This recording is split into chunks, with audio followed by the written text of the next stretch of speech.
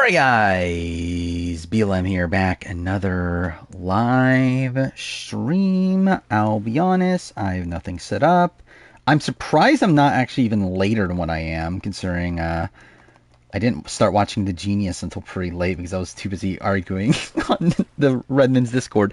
Okay, there's that. Actually, I need to check audio. Let's see this real quick. Okay, we're good. Alright, yeah. Oh, fuck me, dude. Okay, cool. Oh, thank you, Circle, for 46-month resub. Yeah, this is a shit season. But also it's fucking over. I'm pretty confident, Joe, at this point. Like, obviously, this is a bad episode for everybody. But I feel confidence, Joe, not just on Edgic. If it was just purely on the episode, I would be okay. Yeah, like. I still think Joe's number one, but I'd be very hesitant. And like, I don't know how much I should talk. Like, okay, I just finished listening to the On Fire podcast, and like, there's no fucking way Joe is losing this season. Like, there is absolutely no way Joe is losing this. Like, I just feel so confident at this point that Joe is winning. Like, from an Edgic perspective, I would still say we're pretty much at the same point we were last stream, where I think Joe. Actually, I would probably put Kyle in second over Eva at this point, but still, it's like, it would still be Joe one, but like, not a massive percentage, like, difference between the two. But I think taking all the other factors in, it's like, dude, it's just Joe. I think it's fucking over. But yeah, I think Mary still has a chance to win, obviously. That's exactly what this means. It might, like, I think it's anywhere between 7-1 to, like, I think it depends on who's at the end. I don't think I think the final three is Joe, Shaheen, Eva, is my guess. I think Kyle's out next episode. I think Kyle and Camilla try to make this move. Joe figures it out. They turn it on Kyle. Kyle's out at 6. Camilla's out at 5. And then it really doesn't matter at that point. I think Joe eats everybody left. But yeah, like, Mitch can lose fire. Eva, I don't know. Does Eva lose fire? Probably not. Probably Shaheen or. I think Shaheen's so set up for losing finalists at this point, though. So it's like, yeah. Do they not take the shot at Joe? I mean, what a question. Like, this was such a prime opportunity. It is insane that they didn't do it. Especially if they're gonna do it next round anyway. I guess, like, to them, they don't trust Mary, right? But, like, who fucking cares? Like, what do you think you're doing next round? Like, do you legitimately think that, like, Shaheen, like, who has, like, again, now we hear in fucking confessional him saying that I want to go to the end with Joe because I think I can beat him with, like, fucking Dodo music playing. It's like, it is pretty insane. Like, I don't know what the fuck we're doing with this season. But yeah, Jeff is, like, full on hyping up the loyalty of it all. Like, he was gloating over like, the out loyalty line, like the outplay out loyalty or whatever. Which he was like, oh, I think this should be our new branding or something. It's like, what the fuck are we on? Like, what the fuck is happening? Like, I think, again, Jeff is, like, this season, like, it's been for a while that I feel like Jeff has clearly been on the side of Joe, Eva, David.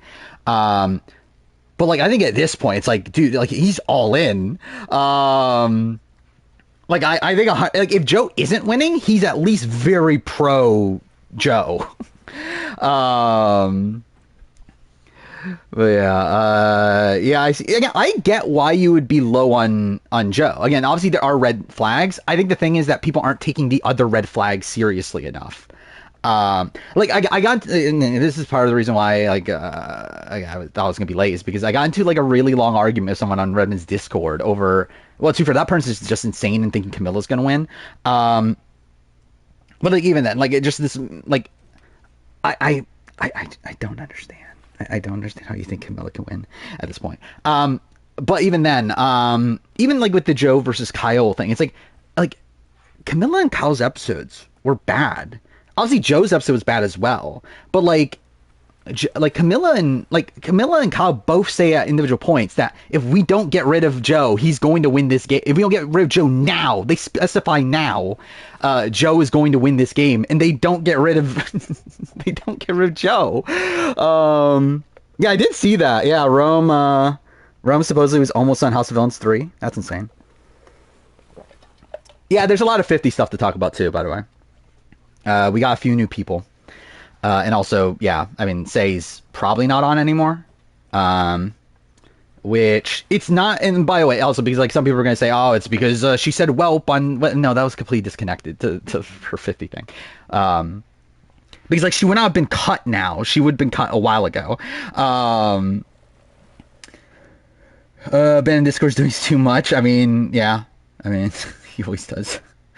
Um, I did like I feel bad because I think I came off as a bit of a dick when responding to him, but like also it's like, dude, I've explained this to you 3 fucking times why it's fucking Jonathan and not Omer. Like, why do I have to fucking explain to you like explain this to you over and over and over again? Did Brian Hikes Wiener release more lore? I'm pretty sure he leaked this too on Survivor Sucks or whatever. But yeah, we got new Redmond stuff. We actually got new. Wait, no, actually, no. Did we talk about that already? I forgot. I think no, we didn't. Right? We did get new Survivors Unite stuff, not on who's on, but who's not on. But yeah, I'm trying to find my spreadsheet. Um, uh, you mean Spoiled Joe wasn't going home? That's what I saw. Is that she? By the way, that's also something in the search lottery that makes it very much seem like Joe, like he's gonna go on the win. The fact that she's so upset, at like how boring like everything is, and like how obviously they're not gonna vote out Joe. What was it? They made sure Joe went home. I mean, they definitely would have. Chat BBC is like this like social media thing that the RHP people are using, like Survivor people, I guess. But yeah. I want Rupert want Rupert back. I'm kind of whatever. I don't really care too much. Oh yeah, by the way, I forgot. So like last stream, I was saying there was no update for 50. I actually forgot there was one update, but it's an update of someone that's not on. Which is that there's a 47 man that Redmond has now heard of that he knows got cut. That is not Andy. So I think it's Sam. But again, it's not really that relevant, obviously, because it's the person that's cut. So whatever. But anyway, that was the thing. I forgot to talk about that last stream. But in terms of new things, what is since last stream? So what's relevant here? So yes. Well, okay. Should I just start with the Redmond stuff because the Redmond stuff's the stuff that's actually like essentially like incredible. Yeah, there's a lot of stuff because like Survivors United also has said a lot of things. Yeah, Redmond related new update, certain people they're on, and whatever. So yeah, essentially again, the 48 female got bumped out of the 60-70% group is now in the unsure group. AKA, I assume that probably means Redmond got a source that said that she wasn't on, so now he's like unsure on it. Which that person say, like it has to be say based on all the clues and everything. So yeah, looking like probably no say on 50 at this point. So that's something. But yeah, one, what is it? So yeah, the other thing, one of the season 13 men got promoted to 90%, which again, the two season 13 men were Ozzy and Penner. One of them got promoted to 90%, along with, actually, was this even out yet? No, okay, it was that. Okay, so yeah, I think last stream or 2 streams ago, it was 2 streams ago. I talked about there's a new 46 male that Redmond had heard about that he did not know if they're on the cast or not. Now, the 46 male is in the 90%.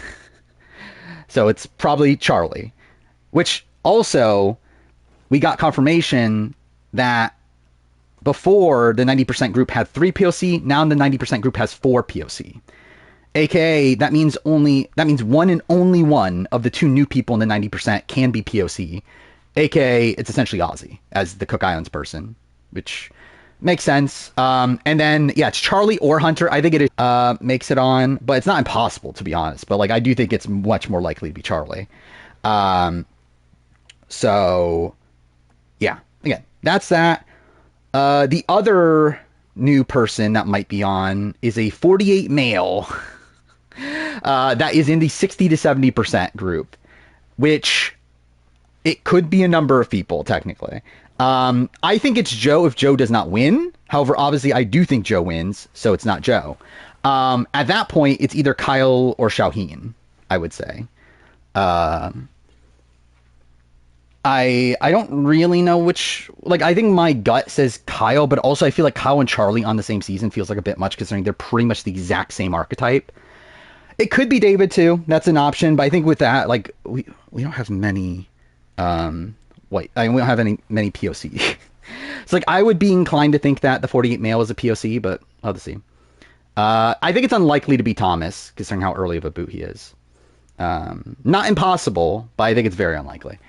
Yeah, and then the last piece of information is an interesting one because it's a 42 female that he knows got called, but doesn't think is on the cast. But also, he did say that he's now not completely ruling out winners, even though he thinks that there's no winners, because he has also heard of a new era winner. Which, considering we now know all the list of new names and that there's a 42 female that he doesn't think is on, it's Marianne. I mean, like, it's clearly Marianne that got called. So, yeah. Supposedly Marianne got called and isn't on the cast, from what Redmond knows at least. She could, like, again, like, he doesn't know everything, so, like, maybe she is on, but, like, he doesn't think she's on. But, again, like, I guess it's a little bit more open for winners, but, like, again, we don't have many slots left. So if Marianne's not on, then, like, I think Marianne's one of the most likely winners to be on. So if Marianne isn't on, then I would assume no winners. But, yeah. Yeah, again, if Joe, like, that is the world where, like, yeah, if they are now open to winners and Joe goes on to win, then I would assume Joe is still on, because I think Joe is just the, like, easiest pick here to put on 50. So, yeah, it's Naoka confirmed, obviously. No mention of Rob C. I personally still have him on my cast. I think Rob C's still on. And I think there was actually, and I posted this on the Discord, I think Rob slipped a bit during his Gabby podcast, where, like, they were talking about fire making, and, like, Rob, like, has always said that, yeah, there's no point to fire making. I never would have learned how to make fire on All Stars, whatever. And then, like, he slipped that, like, I know how to make fire now. To where, like, if Rob isn't on, I think he at least thought he was going to be on at a point and is preparing. Or was preparing. So it's like, I would expect Rob to be on personally. But again, there's nothing, like, actually fully pointing to it. How's 40 going to be in the reality TV? Probably, like, middle of the road right now. I still think the beginning of the season's very good, but obviously now it's shit. Give all the reasons why I think Rob is on. I think he's being very cagey. We obviously know that he got called. Again, there's not much proof. Like, it's just a gut feeling. Like, there's really no, like, proof that he's actually on. Yeah, Survivor Night stuff. It's not, like, the Survivor Night stuff. Yeah, it's Ozzy in the 90%, I'm pretty sure. Yeah, Survivor Night stuff is nothing confirming who's on. It's more so confirming who's not on. But there was a lot of stuff there, too. So, yeah, in terms of Survivor Night stuff, confirmed Sierra Easton was called, but does not know if she's on the cast. Which, obviously, like, I'm assuming she's not, considering she's at a casting call on the 31st, where they're supposed to have flown out already by then, but we don't know for sure, so, again, not a guarantee. But, yeah, I would lean towards Sierra not being on. Let's see. What are the other I'll literally just look at my thing.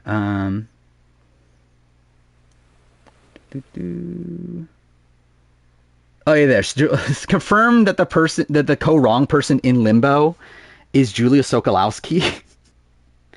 The one that was in Limbo beforehand. So, like, before we had two co-wrong women, one that was in Limbo, one that was outright cut. Survivors Unite essentially said, yeah, the one that was in Limbo was Julia Sokolowski, which means that Sydney has been cut.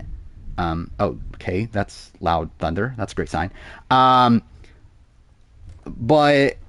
yeah, said that At the time that they last heard Julia, they were thinking that Julia might be on, but at this point don't think Julia is on. But not because of any like new information specifically around Julia. So again.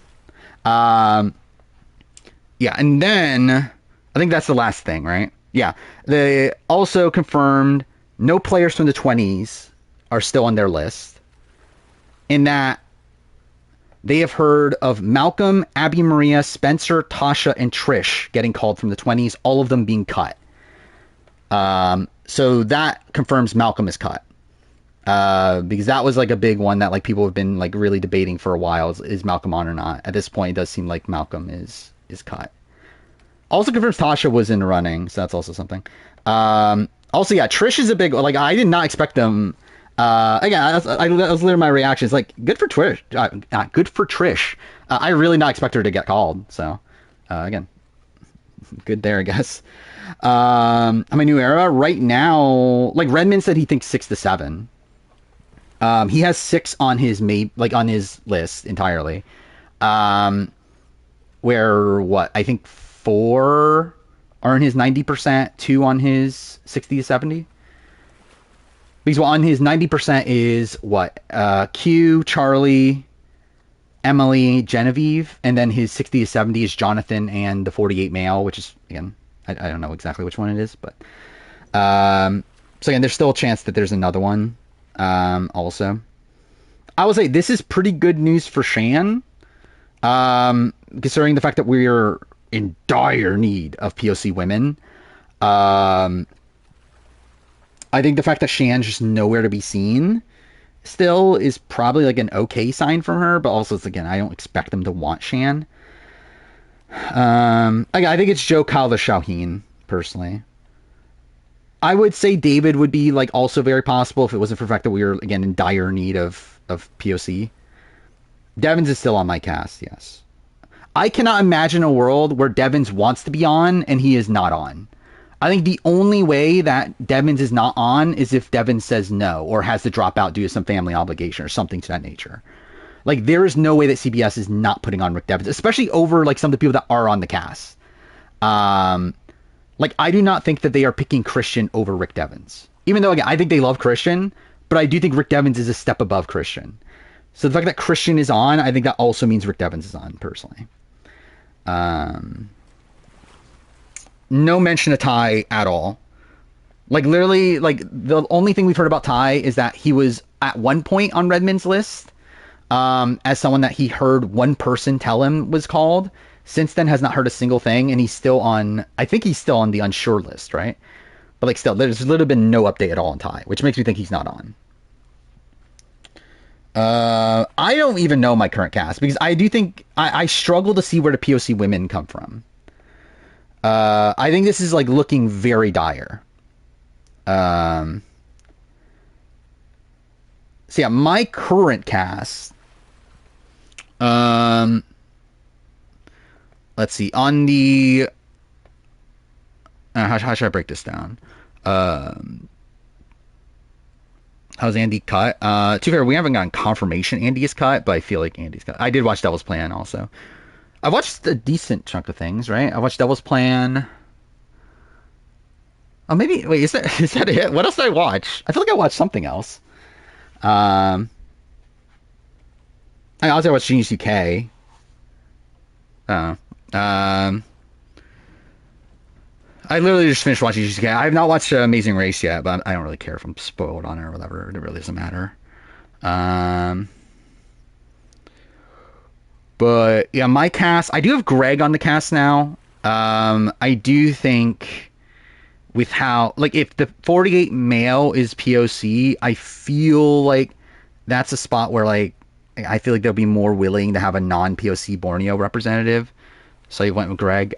Colby, obviously. I still have Rob C., Christian, Rick Devins, Jonathan, Charlie, Ozzy, Q, and I have Kyle as the 48 male, but I'm not really locked into that. I definitely think it could be Shaheen. Obviously, it would be Joe if Joe doesn't win.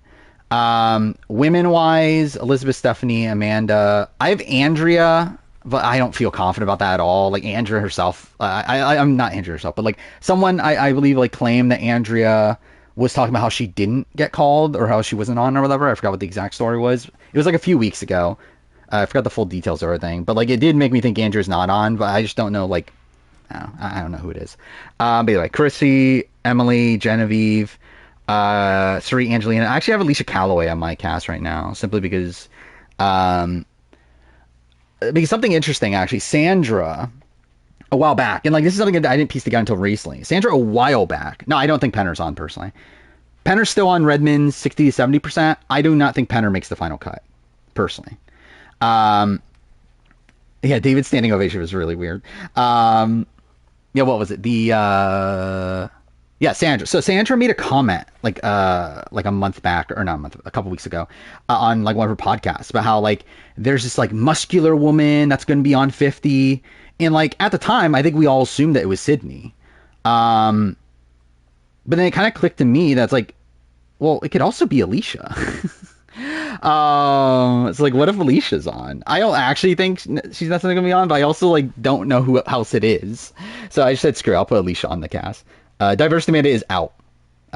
It would take a miracle for it to be on at this point. Like based on the 90%, like just the 90% people, I think literally all but one of the remaining people have to be POC. So it's not good. Steph Muscular. I feel like she would remember Stephanie's name though. Especially Sandra. Like, isn't Sandra going on a cruise with Stephanie? Like, it has to be somebody that she wouldn't necessarily remember their name. Again, I feel like Eva should remember her name. Again, Sydney made the most sense at the time because, like, Sydney's, like, obviously in the middle of nowhere, like, in season 32. So, it's like, I feel like Sandra would probably not remember that. But, like, yeah, I think there's a shot. It's Alicia. Last I've heard, it's probably 20 people. I would expect it to be 20 people at this point. How Sandra know this? I mean, Sandra has sources. Sandra's done a lot of this sort of thing over time. Is Rob fucked if he does 50? It's not the best cast for him, but it's also not the worst, especially with the new era, like more new era people now. Well, I think winners aren't in consideration yet. They kind of, I'm like, yeah, like there's a couple people that like we essentially know Redmond heard Earl at a point, but like doesn't think that might have not been great information. And then now he has heard of Marianne, seemingly, but again doesn't think she's on. So like it wouldn't shock me if they did call winners and just decided against it by the end. I don't know. Yeah, Rob C's on my cast. Yeah, I don't see Joe and Rob working particularly well together. I think Rob and Genevieve, Rob and Emily, Rob and Christian, Rob and Angelina, Rob and Chrissy. Q is a question mark. Rob and Charlie will work together. See Kenzie play again? I mean, Kenzie said she's willing to play again now, but she's not probably not on. Charlie worries you, Anthony? Worries you how? Worries you as in like him being on, or like how he's gonna do, or what? Do you think anyone's gonna work with you? I don't either. I don't feel like it, if I'm being honest. The fucking copy and paste it again and have to find the old one. Also, it's like there's not much new. Like it doesn't really. I don't know. It's like it's the stuff I just talked about. Like everything else is pretty much the same.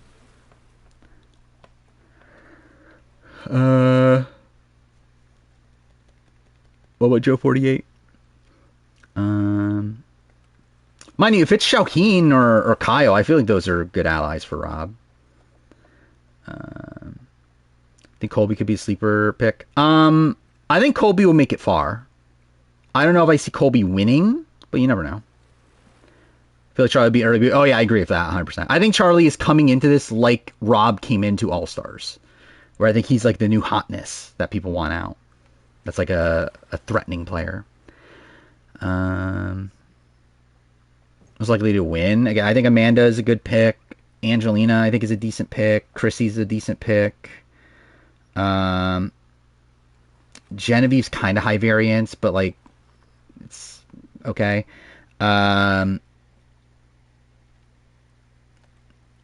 Maybe Steph. I don't know. I do feel pretty good about the women on this season. The new era people will be easy targets. I don't know if they'll necessarily be easy targets because they're new era, but I think just in general they will be easy targets. Could see Colby being like Kelly. No, I think that'll be Elizabeth. Colby's been wanting to play again for a while. I think he'll at least try this time. Elizabeth, I do think, will be aloof in the game. I think she might provide for a good, like, entertaining enough TV in the sense that, like, and she can get into confrontations. Like, she's obviously like a trained TV personality, but like in terms of the like strategy of the game, I feel like she's gonna be like really out of her depths. Where's Mary in the player ranking? Low. Speaking of that, I'm caught up on the Survivor review up until this episode, and I'm caught up on the player ranking as well. AKA, I literally pre-record the entire player ranking, and I'm going to be making changes as we go along. Like, I literally get to, like, when I talk about, like, someone that is still in the game, I, like, get to, like, the finals, like, when I get to the final 7 around Mary, I'm like, okay, now talk about final 7, and it's just there as, like, a placeholder. So, yeah. This is we seeing secret phases. I can't wait. Jamie and Amanda don't make top 3. CBS can keep the season. I mean, I would bet against that. So, I mean, Challenge 41 air in August. Is that confirmed? So that's the same, right? As 40? So, cool. Oh, I meant Kimmy. Like Colby can be like Kimmy. I can see that. I think that's pretty much how I would expect it to go. Oh, Penner's out? Is that a thing? That makes sense. Let's see. What's new? But yeah, I've been spending way too much time in the Discord. I would have actually had my review. Like, I would have probably had more done. If I wasn't like fucking getting into arguments on the Discord for like no reason. Yeah, let's see. I see a lot of talk about Jonathan. When is this? This is like an hour ago.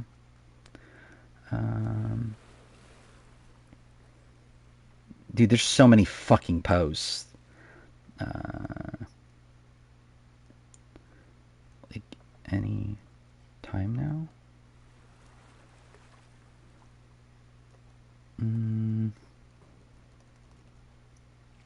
Oh, I see it. Okay. Oh, Penner's at an event. Yeah. It's probably over. I mean, Ozzy we knew was in to begin with, but obviously, yeah, this like further locks it in. Trying us for beers. Yeah. Unless he's trolling, which I don't know if that's something Penner would do. Yeah, Penner is probably out. Which, I guess I'll update my thing for that. But, actually, I should put, I forgot I never put stream on my phone. I should probably do that real quick. There we go. Glad Penner's off. I would like to see Penner again, but also I was not expecting him to make this cut. But yeah, watch Penner. Probably not. I don't know. I mean, like, he'll probably just be on. Like, that's the show that's one that's on after 50. Yeah, it'll just be on. Will I be paying attention to it? No. Showing you as delusional as Caitlyn. I mean, yeah, I guess so, right? I guess it's like literally the same thing, isn't it? Actually, dude, it actually is literally the same thing of like them thinking they're gonna win because they had like better relationships and everything. Yeah, I still Joe won. Is Kyle over Joe in the player ranking? From what I recorded, yes. Do I think it'll last? Probably not, considering where I think the season's going. But I at least recorded it for it, yeah. Or at least like up to this point, I would have said, or like before this episode, I would have said yes, Kyle's number one. But I think that will change. Where I think season's going, I think Kyle's out next. I think Camilla's out at 5. I think at that point it really doesn't matter. But I would assume Mitch at 4, and then Joe, like Joe and Shaheen are first and second, I think definitely, and then probably Eva in third, would just make sense. Number one new era winner. He's on pace to be, but like I think he's around the same level as D. I think again, like D obviously has a like disastrous final 5 rounds, so it's like we'll see if Joe fucks up along the way. Like obviously if like Joe gets to the point where like he needs an idol or something, then like that'll be a big knock. But let's see. But yeah. Is Ozzy on 50 just to balance the tribes? No, I think like CBS wanted Ozzy. I think that's probably their like. He's one of the most popular players ever. You still go to comment sections on like YouTube videos and Facebook. People are like asking, "When's Ozzy coming back?" It's like Ozzy is like legitimately one of the most popular players. I'm not making a review for Genius UK. I just do not have the time. I would love to, but again. I just don't think it's practical. The final player ranking, she's 12. Talking about Mary. Joe sucks in comparison to D. I think Joe's a worse player than D. Like, I think Joe is someone that very much lacks on the like strategic side of things. Like, he's very good socially. In terms of he's able to build these like bonds that just make people feel bad about going against them. And again, if he was doing this intentionally, I would say he actually is a pretty good player. Like he's still a good player in the grand scheme of things, but like in the sense of like, again, he was intentionally utilizing like this honesty, integrity thing as a way to manipulate people into keeping like with his alliance. That's incredible gameplay. The problem is that he's not. I think he 100% believes it, as we literally get him in confessionals like saying it. So it's like, so yeah, I think that's something that's definitely a major knock on Joe as a player. I already have that on my list. I've had that on my list like for a while actually. The what do they call it, or recasting Survivor 50. If I think I put it as like if it was Jeff's ideal season. I don't think that'll be the name of the actual video because that's kind of a weird title. But yeah, that is something I will be doing at some point. So even socially, Joe gets so pissy every time someone doesn't do what he wants. Kind of. I mean, again, like we see like so many points where like Joe just doesn't care, right? Where like he again, like when the vote was like flipping onto Camilla, he was like fine, and like I don't really like care that much. But yeah, like this was obviously a very bad look for him. Is Joe a more effective Mike Turner? Yes, as I think Joe, like Mike Turner's game, I think is a bit overrated in that sense. Like Mike Turner was not this dominant in the game. Like Mike Turner was not like this leader of a majority alliance that's just steamrolling through the game. Like 42 is a much more like fluid season than this is. Like this is just like straight up this alliance just dominating.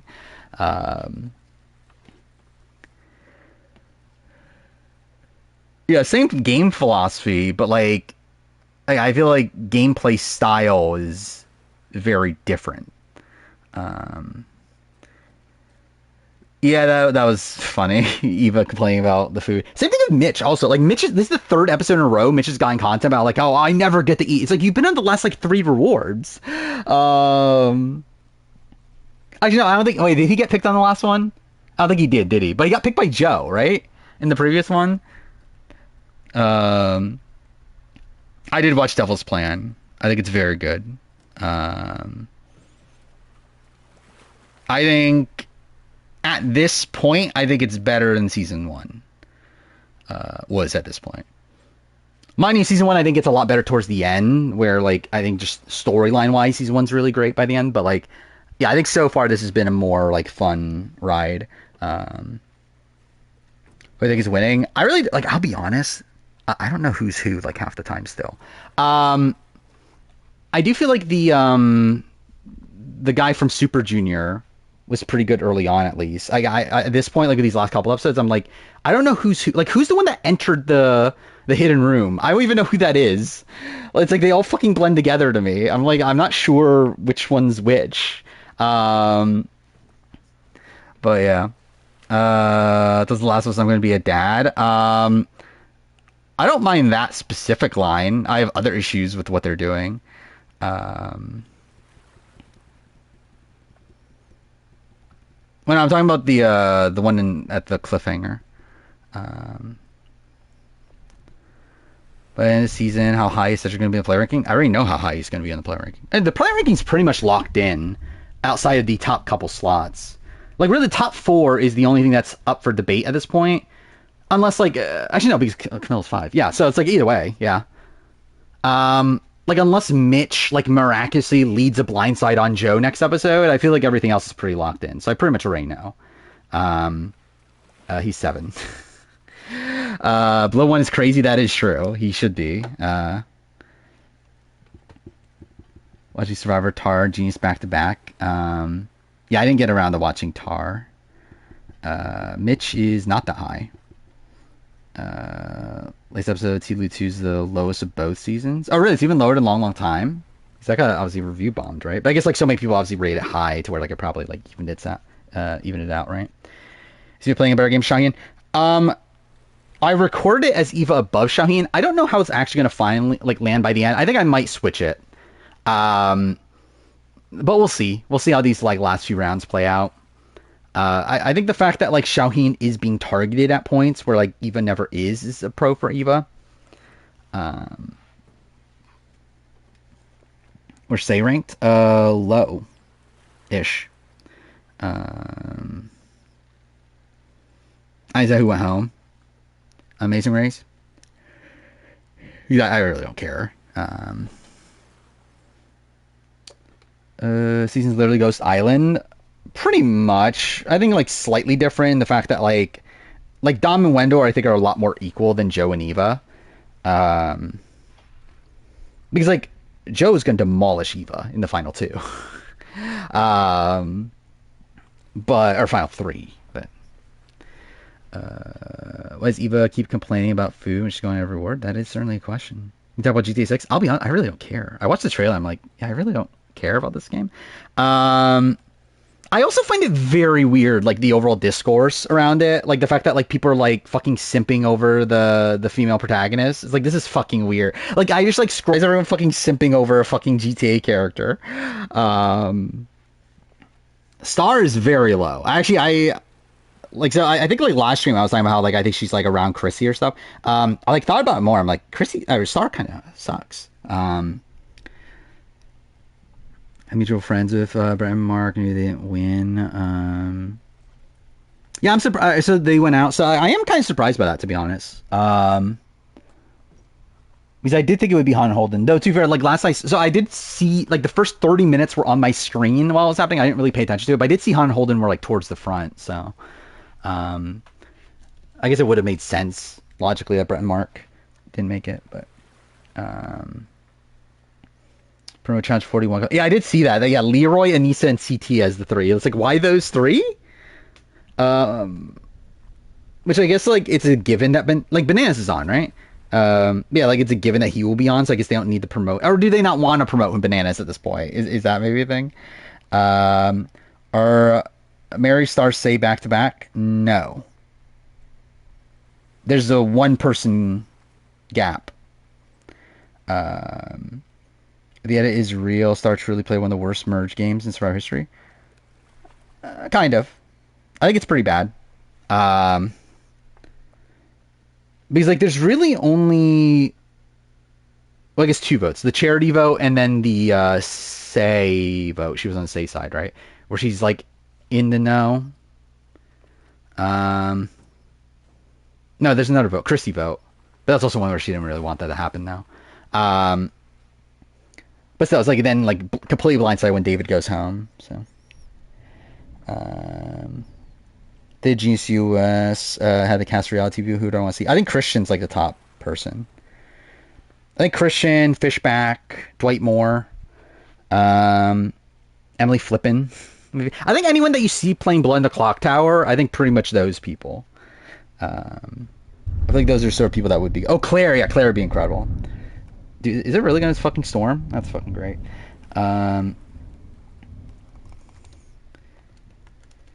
If A vs. the World does well, I think we get season 2. I don't know if we'll get those specific people, but I think we would get a season 2.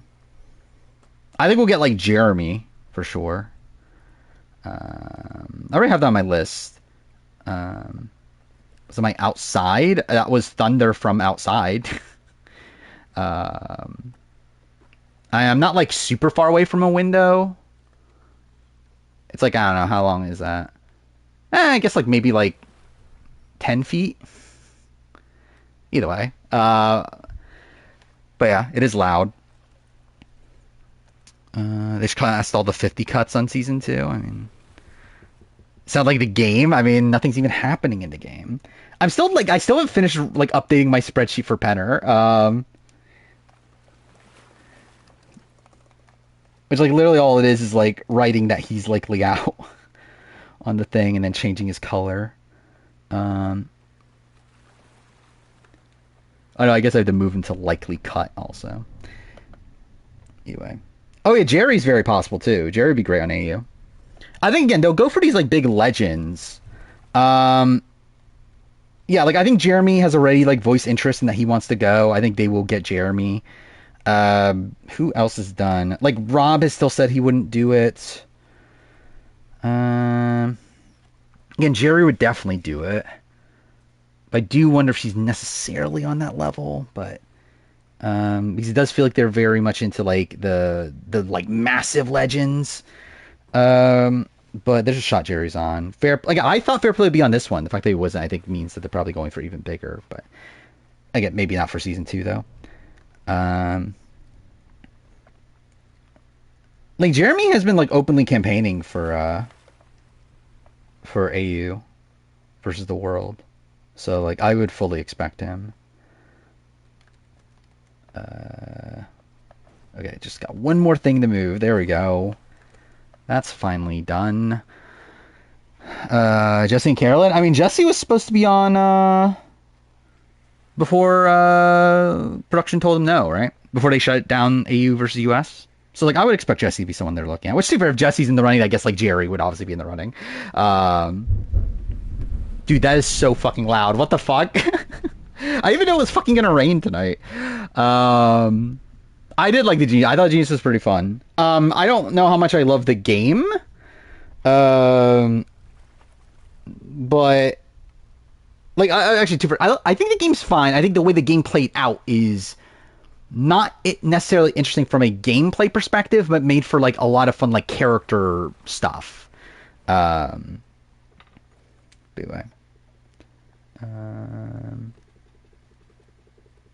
Reveal Redmond's 90% or not? I mean, I've talked about it like a billion times. See if my power goes out. I mean, we'll see. I'm not, again, obviously,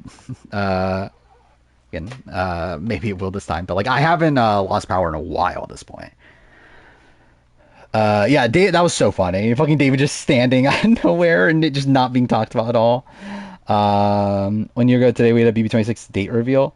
That's probably not a great sign for BB27.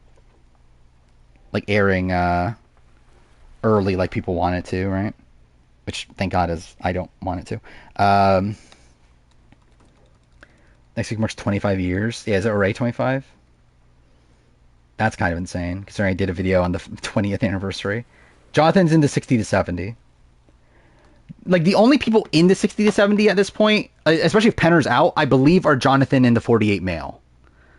Like, everyone else that we've talked about that Redmond has, like, from Redmond's perspective, are in the 90% at this point.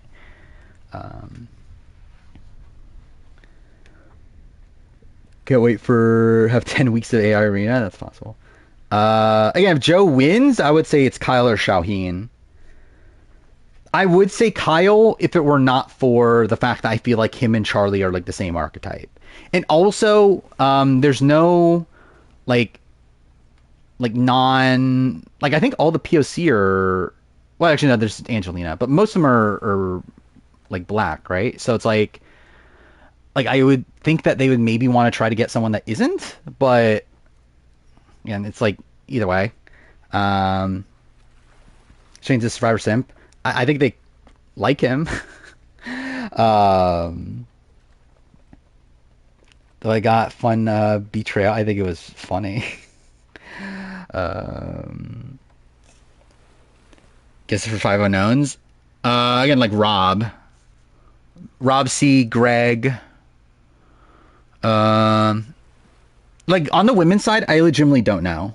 Like I really don't know. It's like I don't like. There's no real clues pointing to really anybody on the women's side. So like my guesses are Andrea and Alicia, but I was like I don't actually think it's them. And then who's the one guy I'm missing? Oh, Rick Devens. Which yeah, I think Rick Devens is probably on. Yeah, I thought Devil's Plan was very good. I think it was. Yeah, I think it's. I really like the. I kind of like the death room thing. I don't love the thing. The thing I don't love is the fact that it's like obviously creating this like massive like house divide essentially. And the fact that it's like incentivizing these two sides to work together and they work together in the next match, and then because they work together, it's like usually a lot of the piece like totals don't change, so they end up being split apart again. Like that part of it I don't love, but I do love seeing like death matches and stuff on the show. Let's suppose the specifics. I mean, to be honest, I probably won't even know people's names to spell specifics. How's Rick Devens not confirmed? I mean, Redmond has never heard about him. Other people have heard about Rick Devens. But yeah, no one has confirmed he's on itself. Yeah, Time Auction. I think all the games have been really good so far. I've liked all of them. Been playing too hard? Yes. But to be fair, he was kind of forced. Like this game forced him to do it. But yes. Alicia said yes.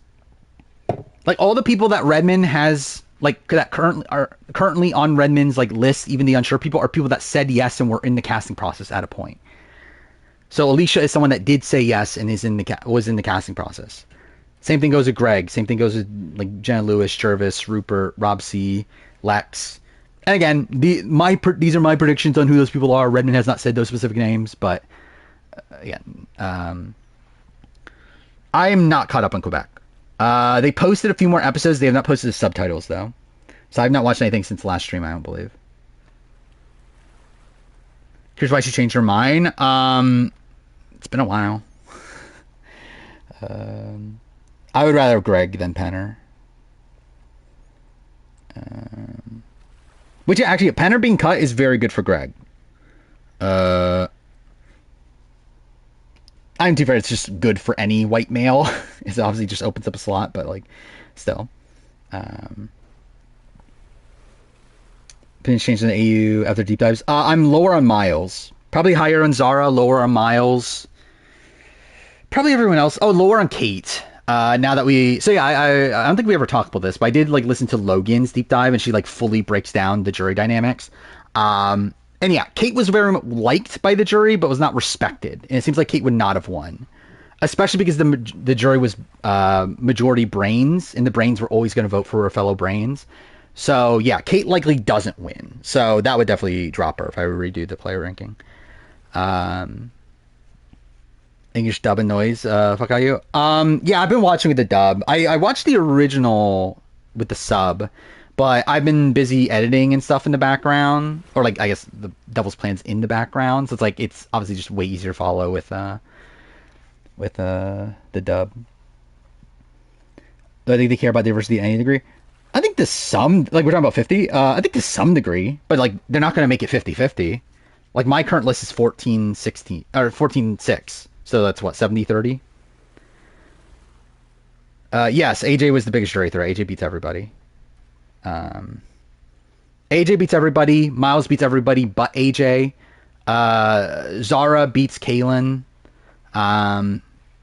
It would have been close depending on how they got there, but they're like both Zara and or both Karin and Logan were confident that Zaro would end up winning, especially based on how Final Tribal went.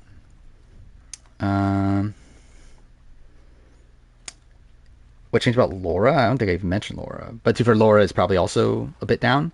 Seems like Laura would have been next to go if they didn't swap, is a thing. And that Laura was like always on the bottom of like the brains pecking order by the time of the graduates forming. Yeah, they do leave it. Oh yeah, I forgot. That is a weird thing with Justin because yeah, it's like they do leave his voice, but I find it weird they like allowed a guy in there that just speaks English most of the time. Like that is like a very strange like thing to see on one of these shows. Doesn't David standing at tribal? I thought it was funny. By the way, I should probably start playing the game because I want to finish this tonight. Which, to be fair, I'll probably only have like an hour left of the game. That is if I don't get stuck, which is obviously possible. Oh,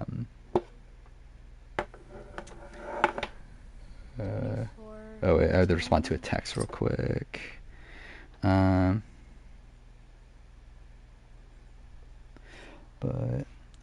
Calling him Ben from Umbrella Academy. Yeah, I knew he was in that show. I watched like one episode, I think. But yeah, I don't know anything like really about his role. Having a social life. I mean, it's actually my parents. But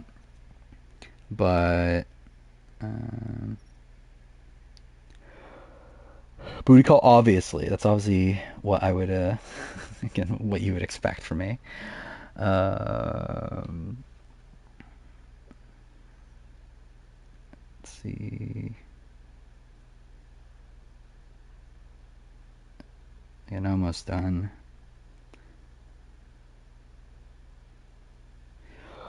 But I didn't finish type. What'd you? What were you gonna type?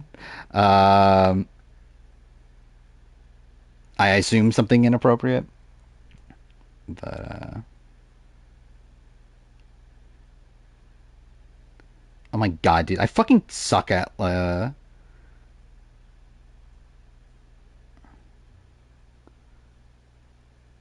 right, there we go. Fuck me. Is Miles above Kate? I think that's tough. I think Zara would be 3 at this point. Miles and Kate, I'm not 100%. I would lean no. That like Miles would not be above Kate, but I'm not 100% on that. Does Kate only beat Kate? Seemingly, yes. By the time of Final 5, he beats Morgan too. It's not going to be on that side.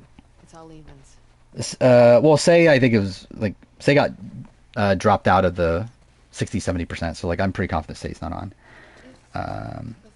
Maybe go down on Miles. The fact that like AJ was never loyal to Miles, and like Miles was kind of just like dangling in the game the entire time.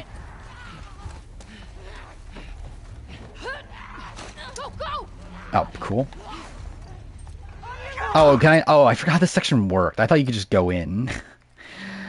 Again, there's never been an update saying Rupert was on. He got called. He was on my predicted list at the time. Right now, to be fair, Penner being cut is good for Rupert.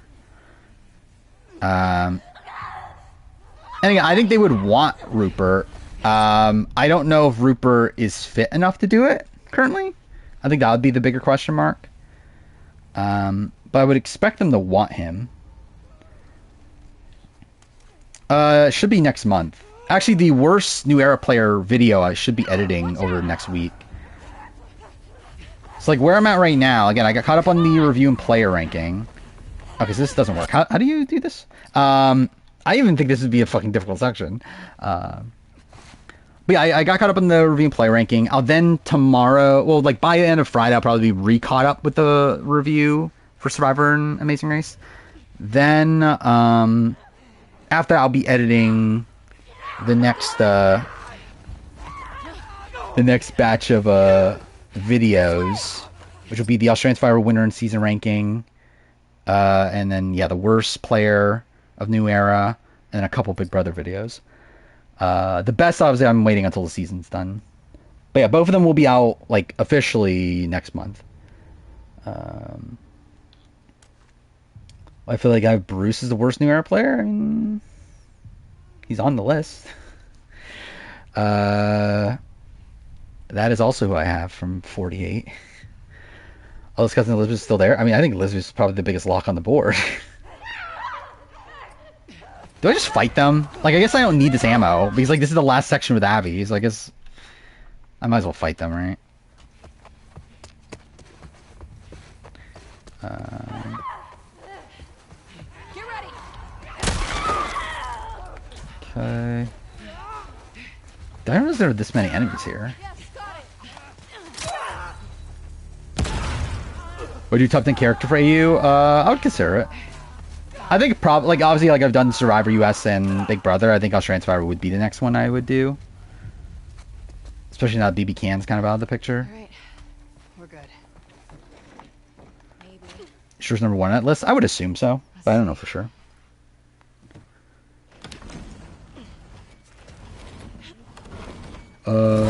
Genius UK 3. I would agree with that, to be honest. I mean, like based on the shows that you've watched, I would agree with that. Like I would have Genius 2K above Million Dollar Secret, which I'm pretty sure I have at 4. But again, we're obviously only 3 episodes in. Yeah, I've also I would put it literally at 3. I think it's only below Traders US and Brains Bond 2. Actually, but then again, Devil's Plan is above Genius UK though, so it's like, yeah. Oh yeah, I forgot that was the thing I did. I didn't talk about. I made the decision to try to rewatch Genius Netherlands the other day, and I rewatched the first 2 episodes, and fuck me, dude, Genius Netherlands is so shit. I stand by my opinion, Genius Netherlands. This place looks abandoned. Should do it for BB Can. I'll probably do it eventually. The other houses. I'll do Australian Survivor first. It's just so soulless. Like it's just so. Actually, why am I looking for things? It doesn't matter. But yeah, it's like no one plays the game in a particularly like interesting way. It's like no one finds like the optimal strat. They all just do the very basic strat. There's no like big reveals. The editing is like really boring. It's really rushed. It's like half the like the length as the normal Genius episodes. And the cast is dull. It's like I don't know. There's a lot of bad things. You find something?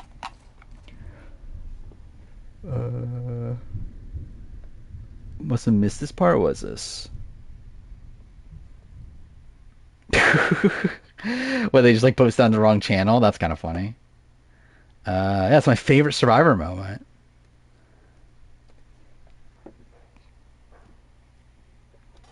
Bro Pum's at 10. What are we talking about? Oh, Corey Wartenberger's top 10 of New Era.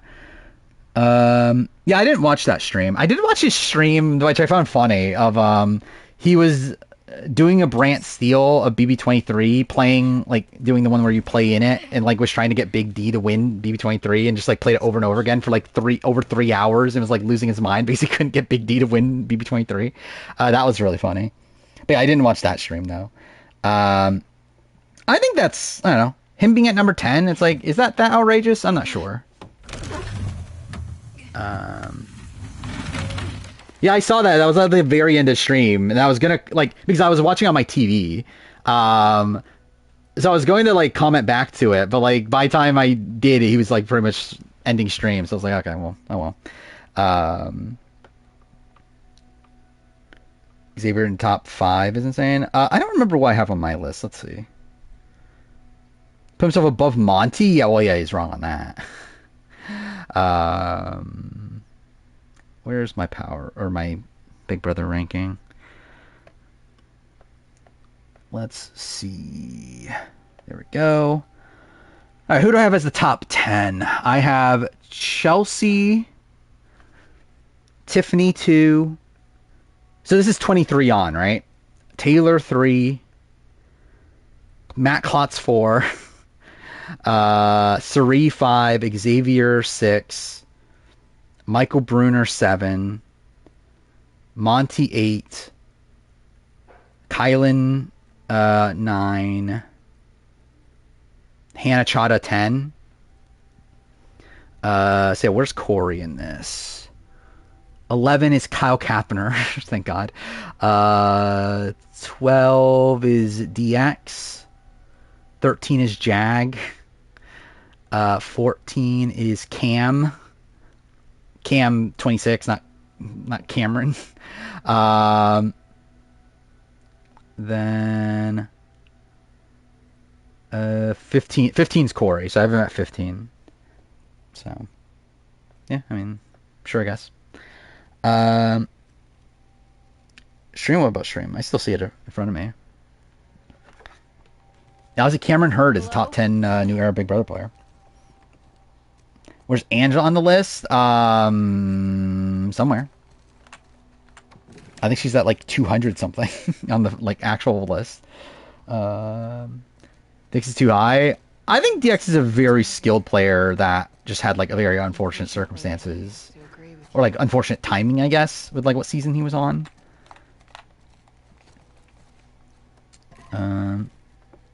He's like Tiffany wanted to take him towards the end. Pretty nice barracks. Lisa not top 10? I mean, again, I'm shocked too. I can't believe it.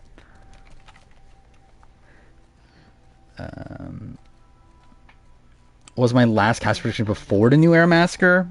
Let's see. I mean, like, it's essentially where, like, all the worst winners are. Like, Jag is in, like, clumped together for all the worst winners. But, like, that just so happens to be 13. Because it's literally, like, I just took my ranking of all the Big Brother players and just, like only read out the, people from 23 on. Where is my spreadsheets? Yeah, before, so are we, okay, so which, I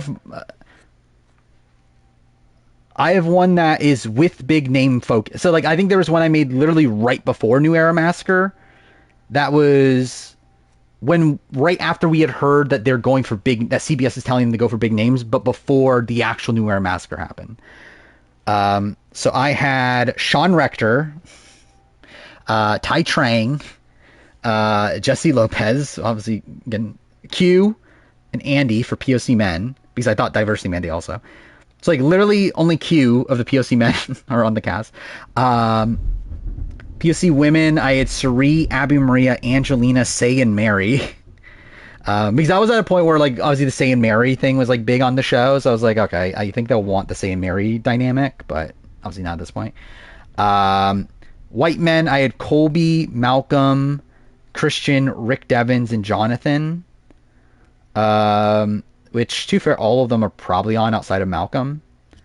And then white women, I had Jerry Manthe, Stephanie Ogrosa, Chrissy. I'm surprised I had Chrissy on. I didn't think I had Chrissy on.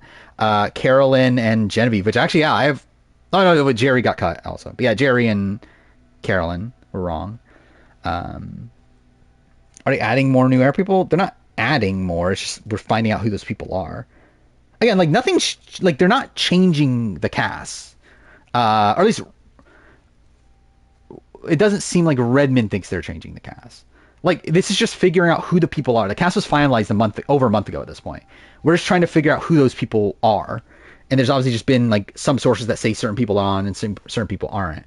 But the 90% people, I think, are people that Redmond has confirmed from multiple sources that they're on. While the 60-70 are probably, like, one person has said they're on, or one person said they're on, like, someone else, or like at least multiple. Like, I think with Jonathan, okay, I saw lightning there, but yeah, with Jonathan in particular, I think it's the one where he probably heard from multiple people that Jonathan is on, but then heard from one person that he's not, and that probably left him in like a bit confused there.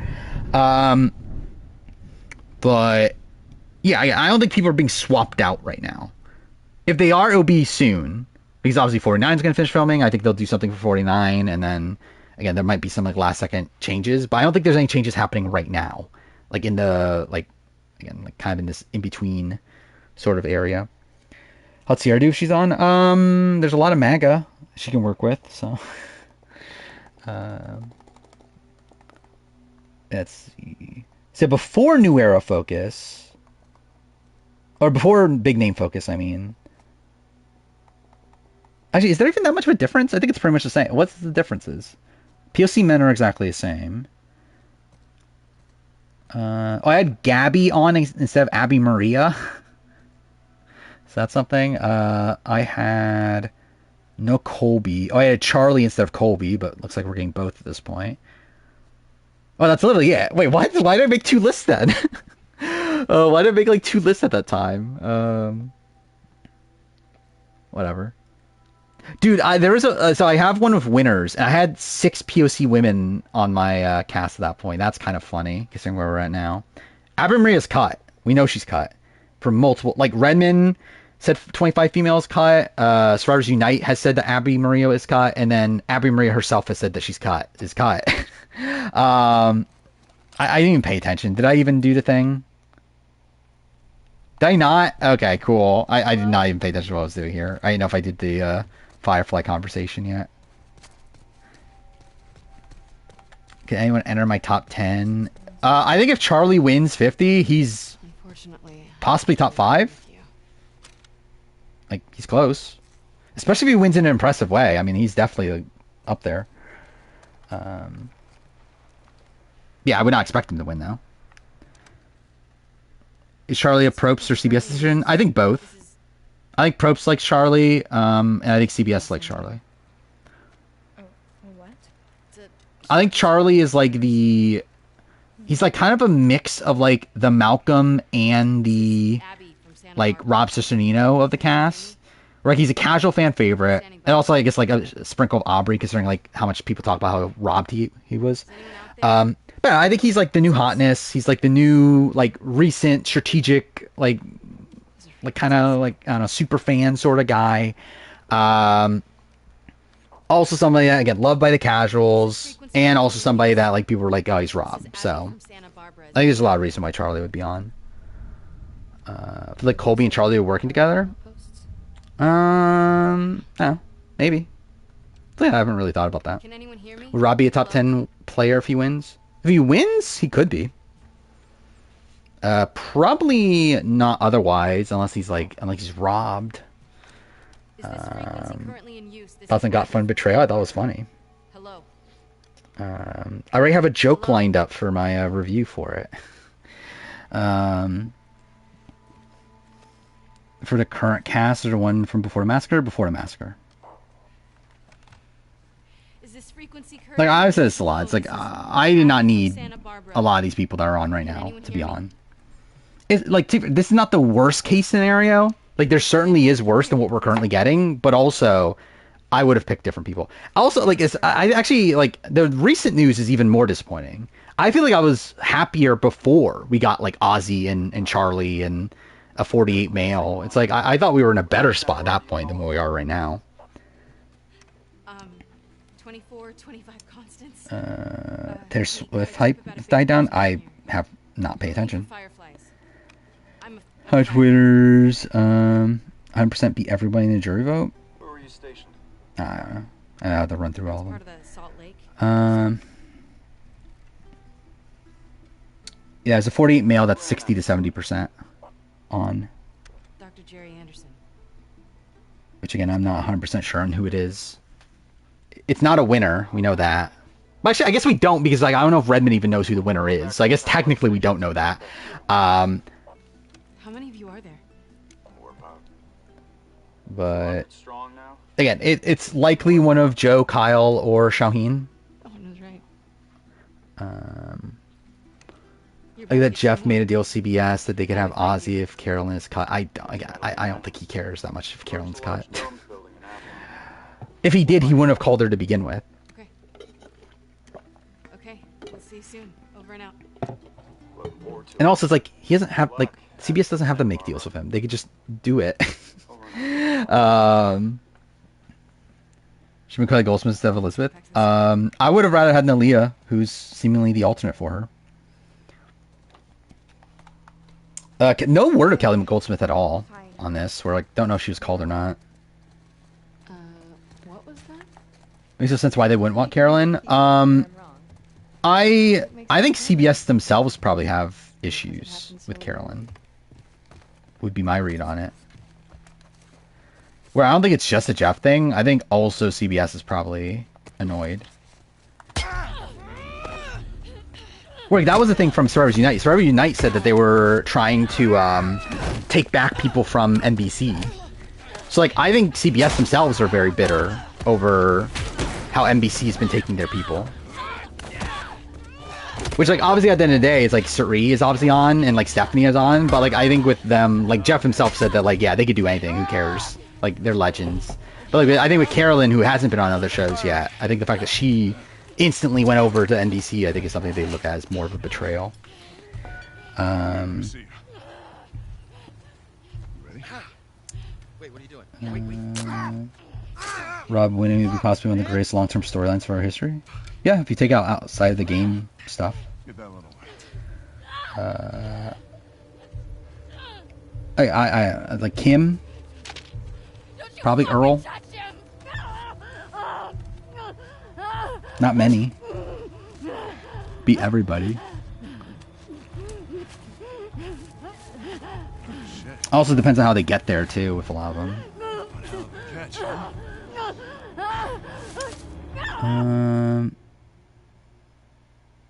They take NBC's people as revenge. Yeah, I mean they should get Phaedra on. That'd be fun. Just literally did not use their people for years and are mad at other. Yeah, essentially, yeah.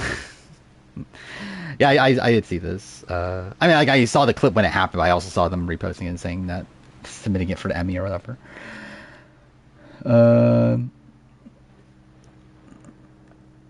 What is this, like a cast that you made for All Star 6? Do we need Esther? Do we need Colleen? Why are you putting Colleen on your cast? 2425 Constance. Again, I wouldn't put Horacio just because I would respect the All-Star name more, but Tom Sandoval, I mean, that'll be funny. Definitely, there's no way that Jeff would want Tom Sandoval, right? Imagine Rob strategizing with Elizabeth. It would be funny. Here we go. Final section of the game. How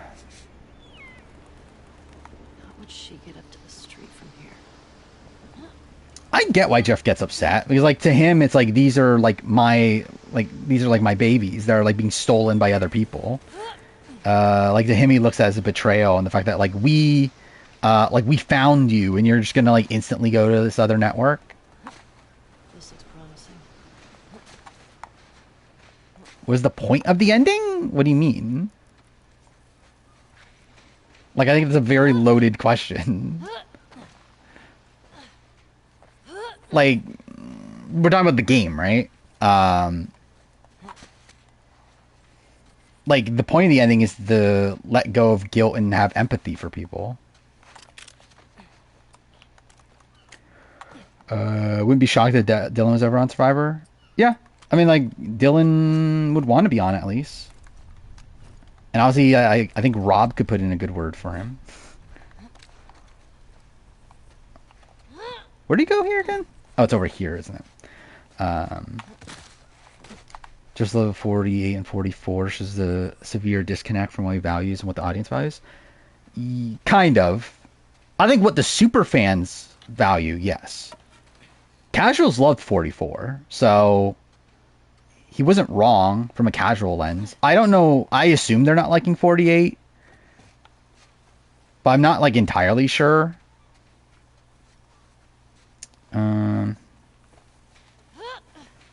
I didn't really give a shit about the GTA 6 trailer, to be honest.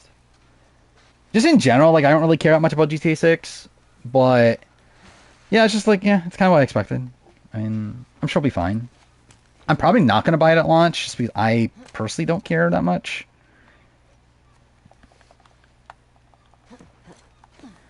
I think Angela would be fun.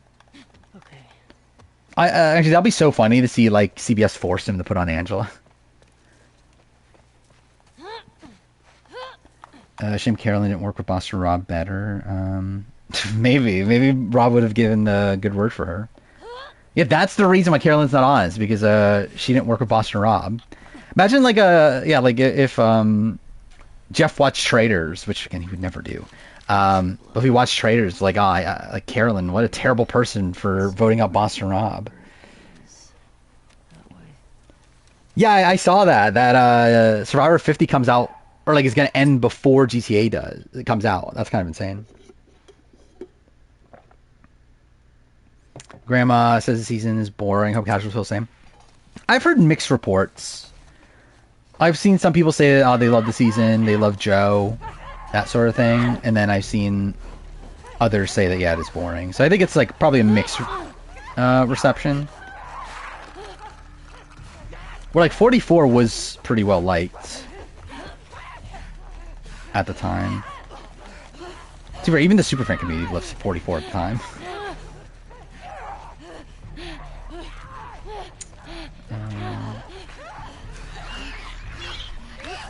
Do I need to get GTA 5 on? Oh fuck me! I forgot that was there. That scared me. You get GTA 5 online before getting the main campaign. I don't believe so. I don't think you do. I remember there is like a weird thing about GTA 5 though, where like it takes forever to like install, right? I feel like I remember that there was like a time that I was going to play it and I booted up the game and it was like, it's still installing or whatever, even though like it was like already installed, so like I needed to do more shit after already installed. But I never like paid attention to like what exactly that was. Big Brother commercial was Angela crying for charcuterie. I mean, that's who they want. Okay, that's great. And they want people like Angela that would cry over charcuterie.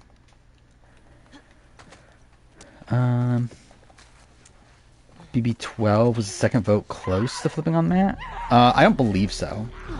But I don't, like, I didn't watch feeds at the time.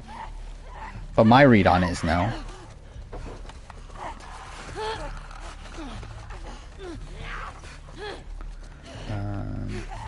I have been listening to some of Taryn's BB retrospectives recently. To where I listened to the BB9 one, which is pretty fun. And I listened to like half of the BB10 one. Because I'm still really far behind on those. Ah, fuck off. Oh, that was very lucky.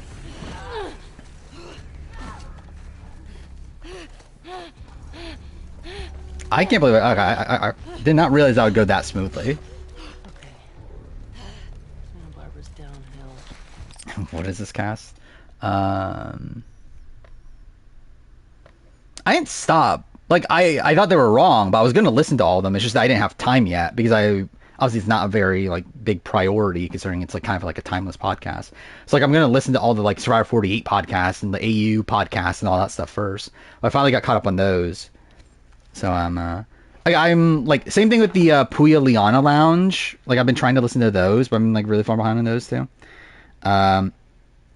So, yeah, like, since March 7th, I have all those downloaded.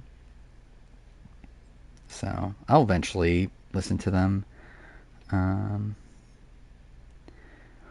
an idiot, dude. I was, like, looking at chat, but it was fucking Redmond's Discord. Is there anything new here? No, right? Just more Penner talk. Yeah, just more Penner talk, I think. Oh yeah, I didn't look at the cast. What was it Suri, JT, Jeremy, Joe, Kim Johnson? Thank God Kim Johnson's there. Todd as a hero, obviously. Sandra as a hero. Villain Carolyn. Christian definitely wouldn't be a hero, or wouldn't be a villain, right? Dominic Earl. I don't think Earl you can even say is a hero or a villain. Wait, Sandra's on there twice?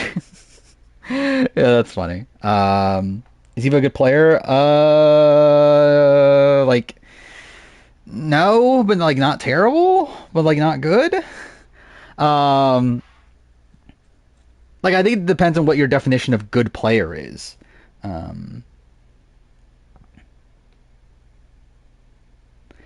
But yeah. I think she's good in the sense that, like, she obviously, like, found her people and is, like, staying loyal to them and they're being loyal back. But she's bad in the sense that like the way like I don't think it's necessarily a consistent game. Like I don't think she'll be able to do the same thing every season. I think she needs like obviously like-minded people. But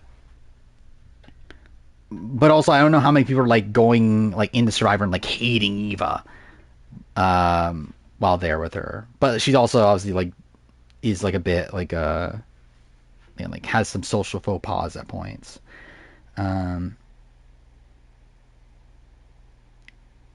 But yeah. Yeah, I mean Todd's obviously a villain. Sri won? Well there we go. She could finally win a season. By the way, I'm responding to another text, but the way she talks to people sucks. Based on exit press, seems like people really dislike her. Yeah. Like I don't think she has respect, I think is the thing. Is I don't think people look at Eva as a good player while out there. I think they look at her as Joe's like lapdog. But I think that's a major thing. I think Shaheen's winning. Well, they're idiots. Dude, legitimately, how can you think Shaheen's winning from this episode? Like, what are we watching?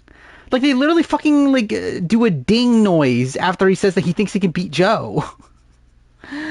like, this episode literally tells you how Shaheen loses. Which I guess, to be fair, like, obviously last episode technically would say how Joe would lose. But still, it's like there's so many other like red flags with Shaheen. It's like kind of insane that they're still super high. What if Couch Camilla make Final Tribal? Right now, I don't predict it. I do think that was an interesting line that was in the show, which makes me think that yeah, I think probably just neither make it. Because like I think if one of them make it, then like it feels like there is a lot of foreshadowing to Asiva winning the game, right? If one of them makes it. Like we got that back in the merge episode, where like I think Mitch said that Asiva is going to win this game, and then now Count Camilla said that okay, one of us is going to get to the end. If one of us gets to the end, we're going to win the game. It's like I think at this point, obviously, considering I still think Joe's winning, that I think it's just more likely that they don't make it to the end. But yeah, I said this before, it's like if Kyle gets to the end, like I think like practically, I think Kyle does win. Like edgically, not necessarily, but like from like exit press and like all that sort of stuff, I think Kyle would like have a good shot against Joe. But I don't think that's actually happening.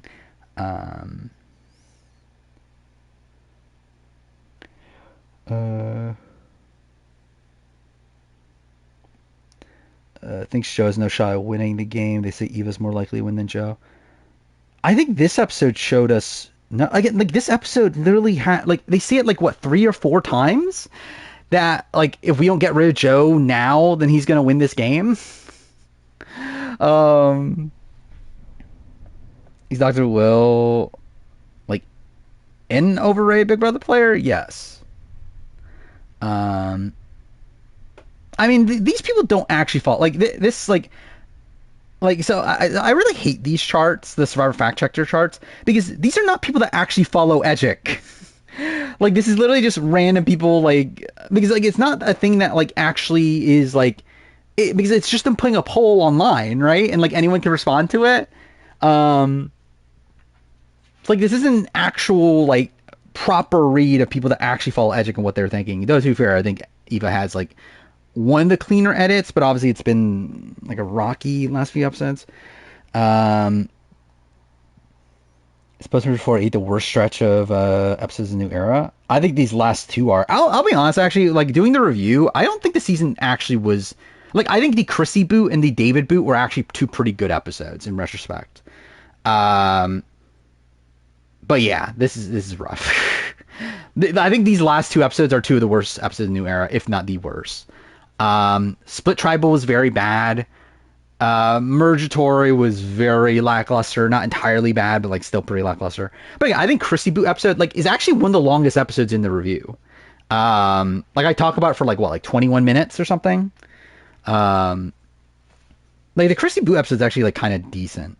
Especially because like a lot of it's like the setup to the David Boot. And then David Boot episode itself is pretty good.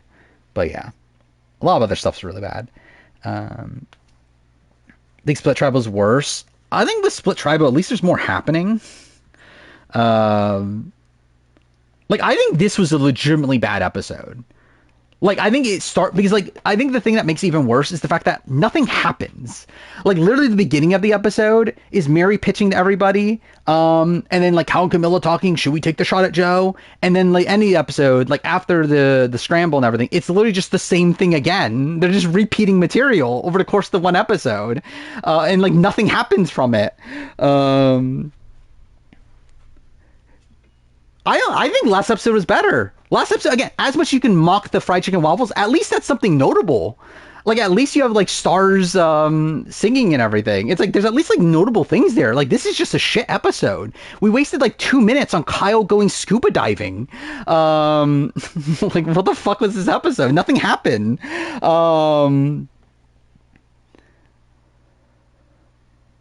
I think it's funny at this point. I actually do genuinely think it's funny, the fried chicken and waffles. Like, I've watched that clip probably like 30 times at this point. Dude, actually, that was funny, though. Yeah, David standing up. Oh, yeah, fuck, dude, we wasted time on the journey, too. That was fucking awful. Like, why was that even in the show? And, like, it was in the show because they, like, that's the point of it being there is to waste time on the show. But, like, what a fucking pointless segment. Like, they could have literally just never shown that, and it would have mattered. I love how, like, Eva ends up having the most confessionals of the episode, too, because of it. I think that's also very funny. Divide coconut etiquette fun? Not really. Yeah, they need boys' night. They needed that on this season. Oh, 100%. If it was 60 minutes, that would not have made the show. Though, to be fair, if it was 60 minutes, they also probably wouldn't have done it. Like, I think that's the thing that's there simply because of 90 minutes. They were like, we gotta have something here. Because that started, right? With 45. They started doing this, like, random journey mid-merge that, like, one person goes on. Which I'm pretty sure that is there simply for 90 minutes. I hate everything involving women, obviously. Oh,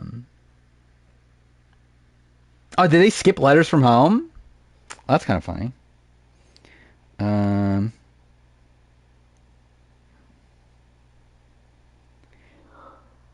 When is good is really good when it's bad, just like this. Yeah, I think that's always been the, like, the what do you call it?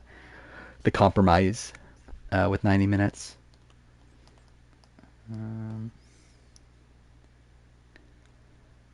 Finishing if anyone else won the journey. Yeah, obviously, I think they got very unlucky at the fact that it was Eva that went. Really, if anyone from the minority went on the journey. But I guess, like, to be fair, it was a pretty difficult task, right? Like, I feel like stacking 8 of them seemed pretty difficult. Like, even at the point that Eva got to 4, it felt like it was, like, very unstable. There's, like, I don't know. Would they have actually gotten it? Because instead, they would have lost their vote, and then it would have been even more pointless. Like, at that point, there literally would have been even less suspense here. Joe still hasn't talked about his sister. I guess, to be fair, actually, it would have stayed the same, right? No, we would have been at 7. No, actually, yeah, they couldn't do it because Xiaoheen was never flipping, so yeah. Which, to be fair, they probably edit it differently and make it seem like Xiaoheen would have flipped, but still. Yeah, maybe Mitch could have done it, maybe. Yeah, Joe still hasn't talked about it. I actually wonder if he ever is going to talk about it. Because I feel like so much of the edit is Joe talking about his kids. Like, his entire, like, the first thing we're introduced to him, from him is, like, he wants to make his kids proud. So it's like, I do wonder if we're just, like, not actually going to see it. And I think if we do, it will be, like, a bookend moment. That'll be the final thing we see. Because, like, in the opening scene or whatever, he's crying over how much he needed this. And I think that was more so related to his sister, obviously, than his kids.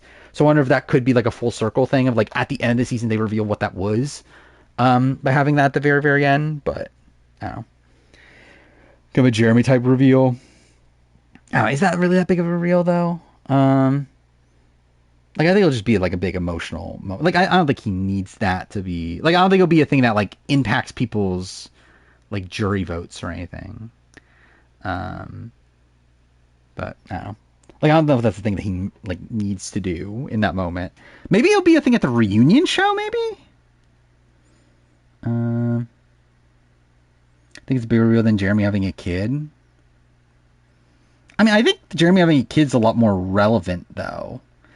He's like, Jeremy having a kid is like, okay, he needs he needs the money because he's having a kid or whatever. Where if Joe, it's like he needs the money because his sister passed away and that made him apply for Survivor, I guess. Like, I think the kids thing makes more sense. Of like, I need the money because my kids. Rank new era final trial performances. I feel like Marianne has to be one, right? Beyond that, I'm not really sure. Because Erica's was like passable. Gabler's was like on the show it seemed good, but supposedly it was actually kind of bad. Jam Jams was fine, right? Like not super notable, but not terrible. D's was like rocky, like good for the most part, but then also bashed on Bruce for no reason. Kenzie's was like passable.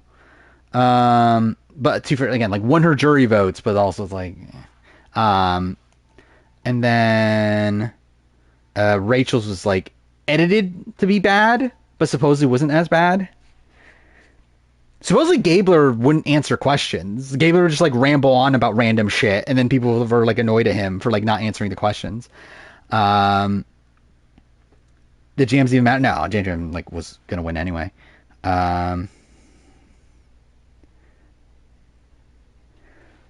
Again, still trying to respond to this text because keep distracted. Marion better than Todd's? No, I'd say Todd's is better. Marion's is up there though. It's definitely one of the best.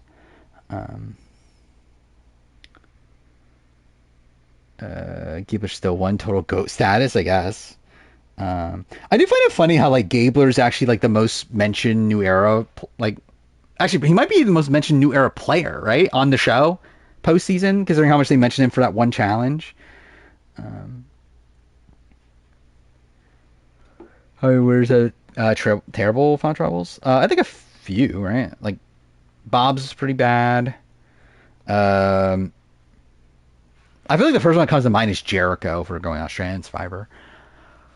But I don't remember. What was my ranking? Probably like a decent chunk of the ones at the bottom. Tony's and Kagian was pretty bad. Yeah, we did get Russell Hantz mentioned. I don't think Jam Jam has ever been mentioned. Kim's was fine. Like Kim's was like middle of the road. Like a pretty passable one. Oh, Rob Bentley's is pretty bad, yeah. Rob Bentley's is like he had a very good final speech though, but everything else is really bad. Well, Rob Bentley, actually, really, like Joe is probably like I would expect Joe's final tribal performance to be pretty similar to Rob Bentley's. Where am I meant to be going? Here? There we go. Oh, who could have bombed and still won? I mean, I think most. Like, I think most times Final Tribal doesn't matter that much.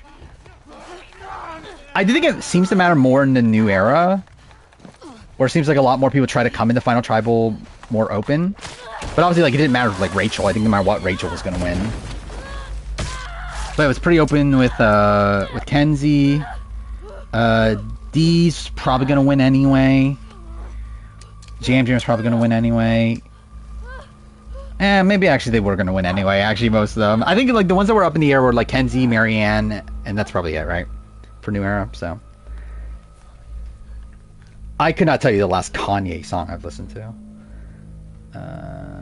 Guys are hating on David tonight? Oh no! He won't be back for 50 then!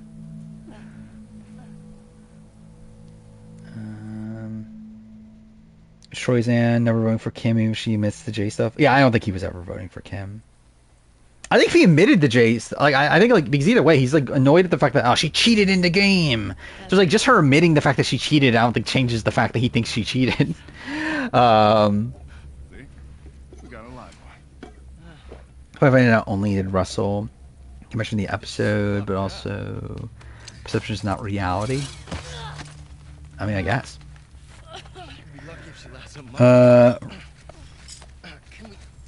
Yeah, when are we getting Eric Cardona mention? Nickelodeon deleted their Door to Explorer post. What? Oh, because it mentioned Sigmas? Okay, cool. Did Kim cheat? I mean, depends on what you're consider. Like, technically, yeah. Do I care? No. Something funny?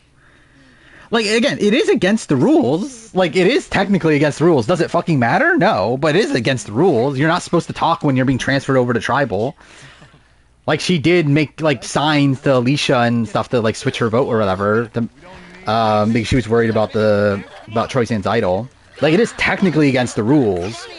But also, it's like, I don't care. And also, it's like, she could have just done it at tribal.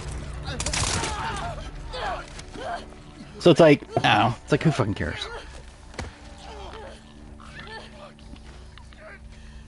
50 Elizabeth on her way out is going to vote for a person who has an OnlyFans. Imagine.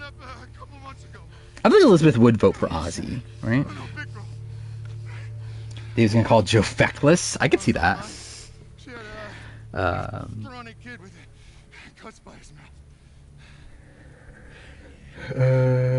Only player I like is a cheater, obviously. I love cheaters. I love Wendell. He's my favorite player. Oh, the only one that's a woman? I mean, what other women are cheaters? I feel like most of the people I know are cheaters are men. At least within the reality TV sphere. Are there actually? Jared, I'm trying to think of this. Like, are there any like known cheaters? Like, talking about like in like relationship wise or whatever. Like, I don't think I can't even think of one. Like I can think of like people that were like, obviously you have like D, who was the like person that the person cheated with. But I can't think of like a woman that was actually the one cheating.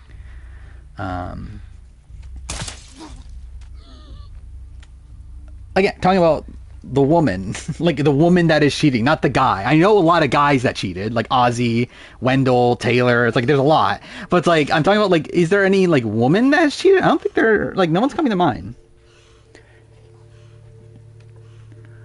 Tried a new brisket sandwich from Arby's. Shit's so nasty. Yeah, I feel like that wouldn't be my top pick.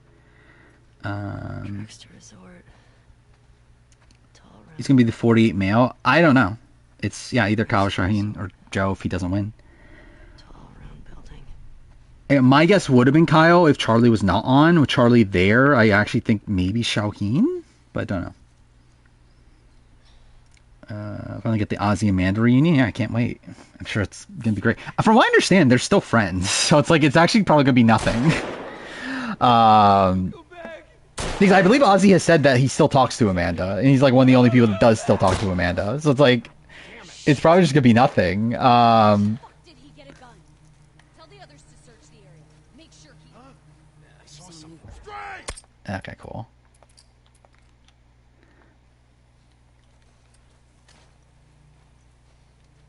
I don't remember when he said it. I know that some people were saying that he did say that.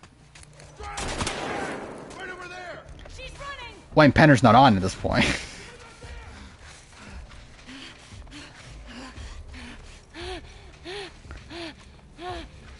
I don't know how I'm gonna do this section.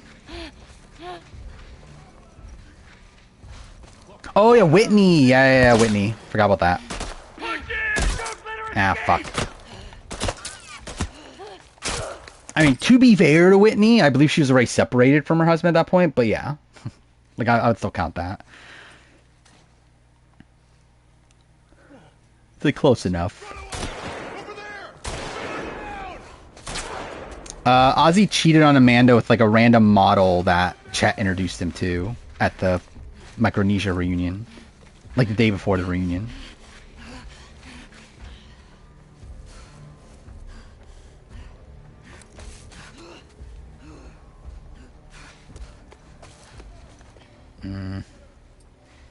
How should I do this section?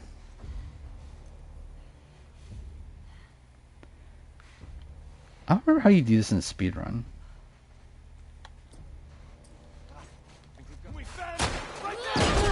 Okay, well, cool. 3, not like Amanda. They just not keep in touch. I don't know anything about Sri and Amanda. Like, I know Parvati and Amanda don't keep in touch. For all I know, like, Sri and Amanda do, but... Like, considering how off the grid Amanda seems to be, it's like, I doubt it. But I don't know. Last I've heard, they're on like fine terms. Say is unsure, but I think she's out. She's running! Right over there! But from Redmond's perspective, she's just unsure. Ah, fuck off. Do I have a health kit? If I have a health kit, I'll probably try to still run through that. Nah, I don't. Well, that's annoying. Saw something. Quick, let's check it out. Go, I'll watch your back. Yeah, I guess that means that information's probably not super credible. Okay, fuck me.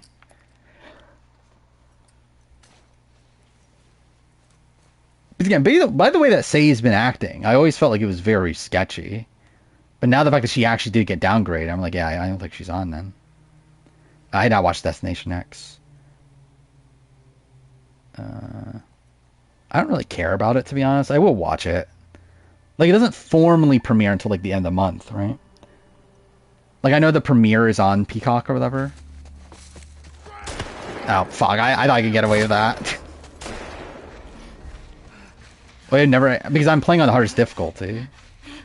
Like, that's the entire point of this playthrough, is I'm playing on the hardest difficulty. That's also why there's no HUD outside of when I do the weapon thing. That's also why I die in, like, one hit or whatever, or 2 hits. What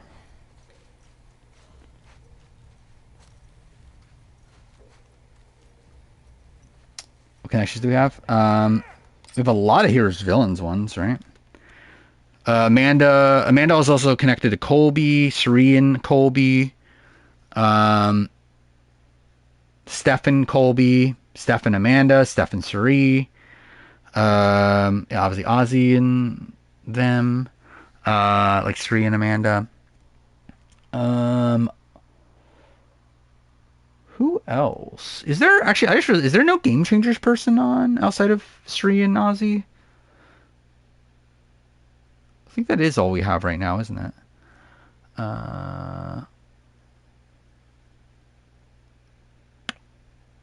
Oh, we're talking about Ben? Yeah, I think that's insane. But again, like, Survivors Unite did say that, like, Julia is someone that last they heard was still in limbo. But again, like, Julia's not fucking on 50. And yeah, Ben, like, saying that he thinks that she's, like, in the 90%. That is insane. Like, that is legit insanity, that you think that, but whatever. And again, even if she is, you have no reason to think that. You're still wrong for thinking that. Julia Sokolowski from Survivor Co. wrong. What was she, 19 or 18 at the time?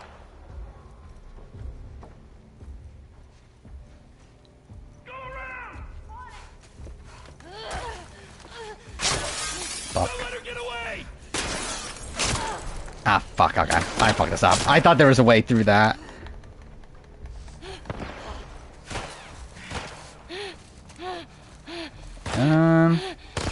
I don't know if this is worth continuing.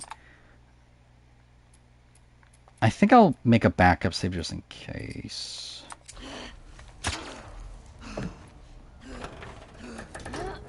There we go. But yeah, I'm probably fucked, but... winning Genius UK. I think Charlotte and Bex are like the top 2 from Genius UK. Charlotte's the one I have the most like confidence in like actually being able to win. But I think Bex probably has like the more like complex edit. Also Ken I would say would have a shot if it was not for the fact that Ken's like premiere was pretty bad. But who knows, a Genius UK.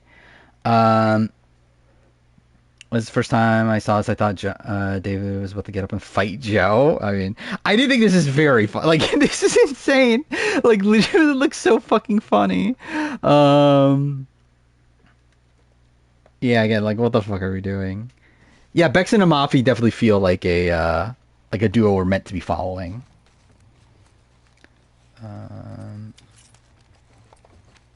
Dude, I wish I had stuff to get a med kit. I don't think Ben. Like, you never know, but, like, I don't know. I don't know if they would portray him that way. But I guess you kind of have to, don't you? And at the end of the day, it's like, edge kind of doesn't matter because we don't know how they would want to edit the show. Yeah, I did. Okay, this is also. I wasted way too much time getting this fucking fight with a person over Charlie. Well, actually, it wasn't even like Charlie Kenzie. It was actually originally Charlie Maria, which is the insane part. But that's the only reason I jumped in because like if it was Charlie versus Kenzie, like on its own, it's like whatever. But like the fact that this like again, there was a person on the Discord claiming that like Charlie played Maria's game and that Maria did everything for Charlie and Charlie is a shit player because Maria did everything for him. It's like, what are we watching? Like, what show are we watching? Not even show, like, how do you view the game of Survivor if that is your take? Like, that is an insane take. I don't even like Charlie. I don't want Charlie on 50, but also, I think that is insane to think that. But obviously, the conversation later turned into Kenzie versus Charlie, which I also think is insane. Like, some of the takes, yeah, but still. The fact that he was like talking about like, oh, Charlie deserves like no credit for like all these moves. Yet like for some reason Kenzie deserves credit for the Hunter blindside when like she didn't want Hunter to go. And then there was another thing too he was playing out with Kenzie. Want Charlie on 50 to make the haters mad. I think it would be funny. This is what's gonna happen. Kyle 6, Mitch 5, Camilla 4. I would switch Camilla and Mitch. Oh wait, this person has Xiaoheen winning. Yeah. How? I don't understand how. Like, if you don't think Joe is winning, that's fine. But like, to think Xiaoheen is winning? Like, how? Like, what are we watching? Is that the perception Charlie wants? Yes, that's the argument I was making. Like, literally, like, that is Charlie's game. Like, the point of Charlie's game is to make Maria be looked at as the person that is doing everything so that she is targeted ahead of him. Like, he talks about, oh, that was the thing. He was like, Charlie deserves no credit for getting rid of Maria. Like, again, like, that was Kenzie's thing. That was, like, Kenzie and Liz was the one to do it. It's like, no, what are we talking about? It's like, even if you're in this world where, like, Charlie had no influence on that exact vote, he sets up the entire game for that to happen. That is the point of his entire game, is for other people to vote out Maria over him. I think it's just an insane take. It's like, I think, like, it's a similar argument that I would have if it was, like, a Lauren Ashley Beck versus Tommy debate. But even then, I think Lauren's better than fucking Maria. Like, I think it's just insane that someone genuinely thinks that Maria is, like, this, like, elite Survivor player and Charlie's shit. Like, I think that's insane. How do Kyle end up winning? I think it's fine. Again, like, with Kyle, it's like, the edit is there. I think for me, there's more red flags with Kyle than there are with Joe. Especially considering I think his introduction is very shallow. In a spot where, like, even with, like, Gabler and even with Erica, their, like, initial intro sets up their storyline. Like, Kyle's is, like, I'm on the journey and I can't lose. That's literally his introduction. And then he goes on to lose. Yeah, and it was also debating. Oh, that was also the fucking debate too, dude. Okay, yeah, I forgot about that. That was also the thing. He was like, "Oh, Charlie deserves no credit for getting rid of Jem because, like, it doesn't matter to Maria." It's like, it should matter to Maria. That's the fucking point. Like, the fucking keeping Ben in the game is awful for Maria. Like, that is insane. Like, again, to say that that's a move that shouldn't matter to Maria, that's literally what cost her the game, and that's also what almost won Charlie the game. Like, Charlie literally almost wins a jury vote because Ben is there, and also is taken to the final 3 because Ben is there. Like, to say this is like a nothing move for Charlie, but and also like not a negative against Maria is just an insane take. But whatever, it's fine. So the season feels like how either Kyle or Joe lost, and Xiaoheen to a degree, yeah. It's more obvious where Miles or Joe. I mean, like, Miles. Like Miles like was winning from like episode 11 on with like almost no doubt. Like Joe, there's still doubt, but I feel like everything is piecing together to where like there isn't. But yeah, if we're taking just Edgic, like the show itself into consideration, there is doubt.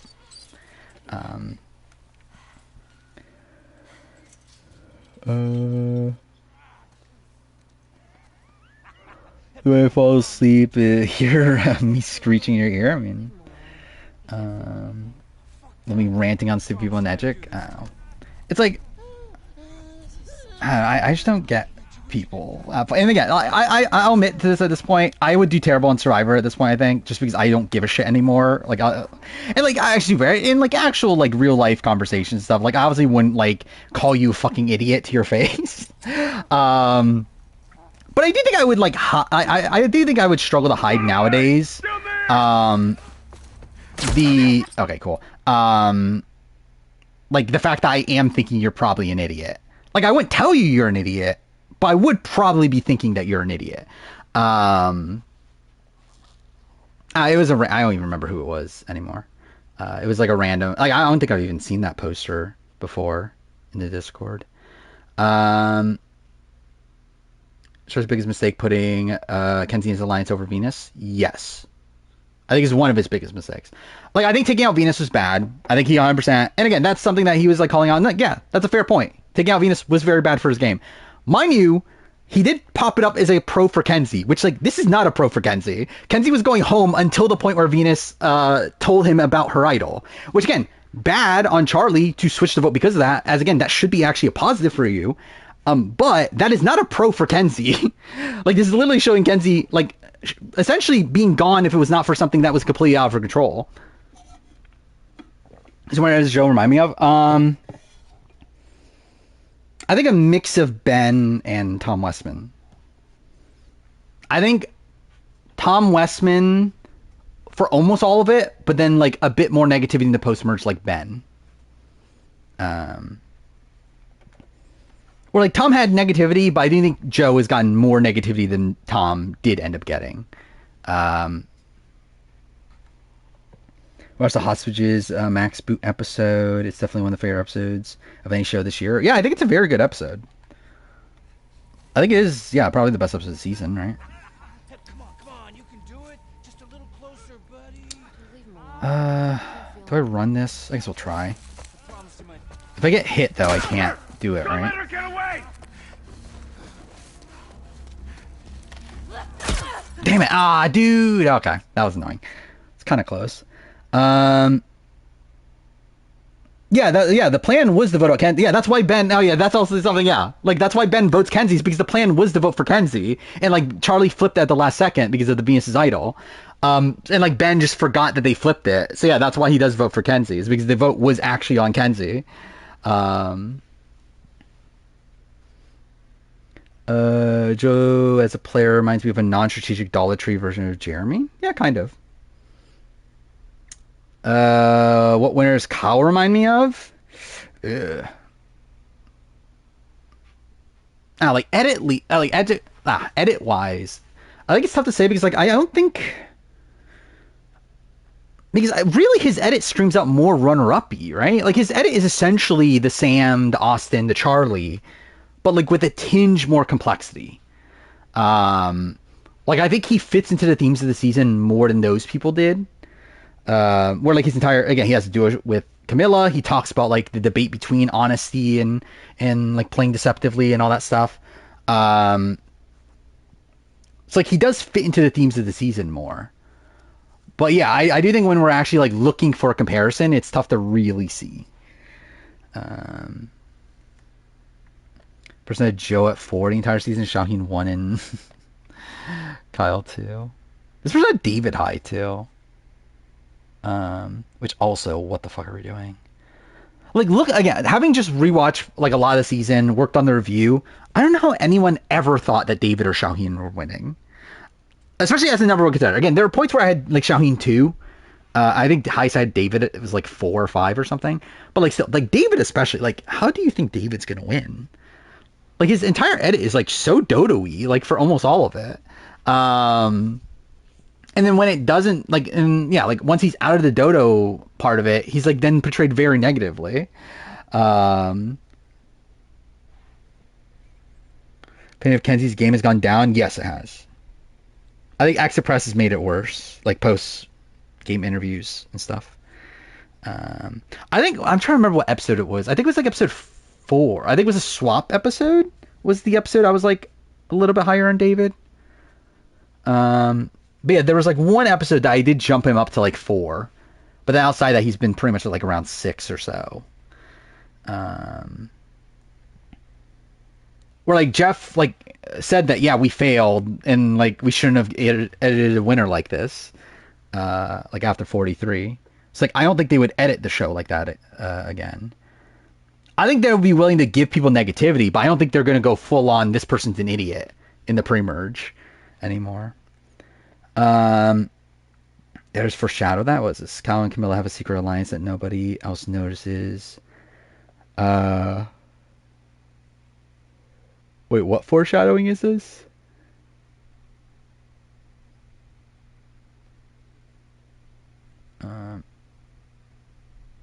Like, what part of this is supposed to be foreshadowing?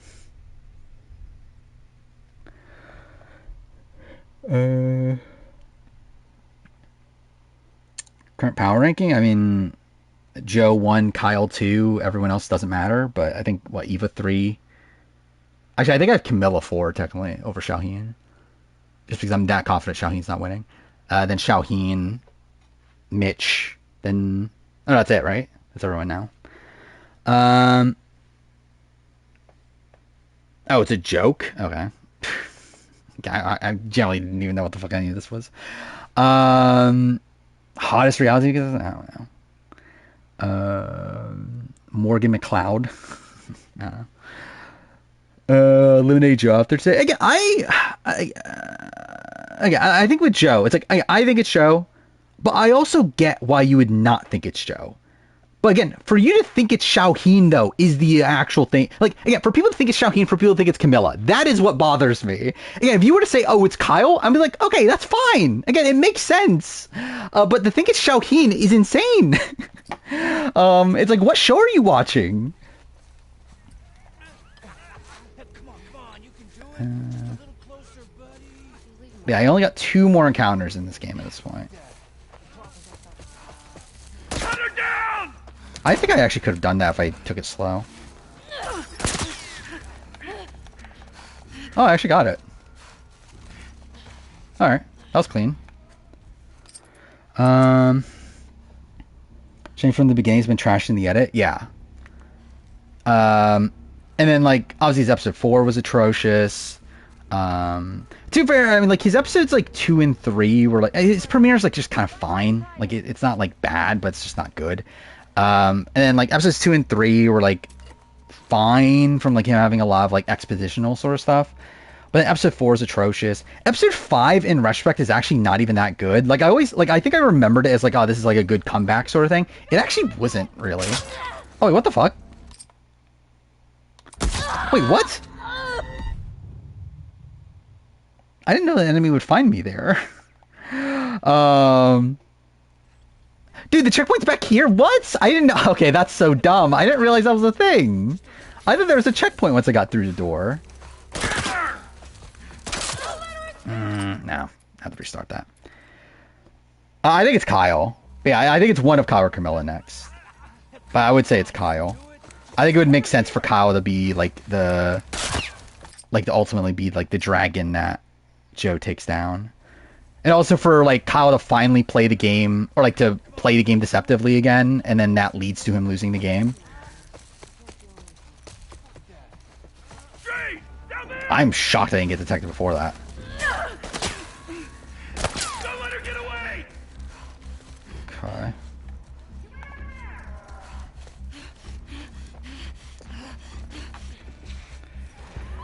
Alright, final encounter. This is literally the last part of the game. I think what happens is I think obviously Cal and Camilla do this like plan to get Joe to turn on Xiaoheen. I think Xiaoheen and Joe like obviously piece it together, realize that Kyle and Camilla are actually coming after him, and then they decide, well, we take the shot at Kyle then. I think is what happens.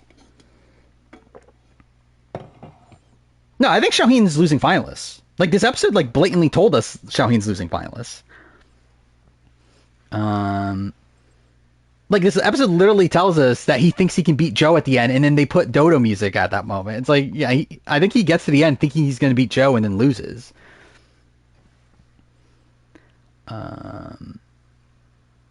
Would Joe, Mitch, Eva be an ableist final three? I guess so, right? It's definitely not a good look. But yeah, I would say at this point, I think final three is probably Joe, Eva, Shaheen. The pass will be, I don't remember which one the pass is. Shaheen Xander? I actually feel like that's Eva.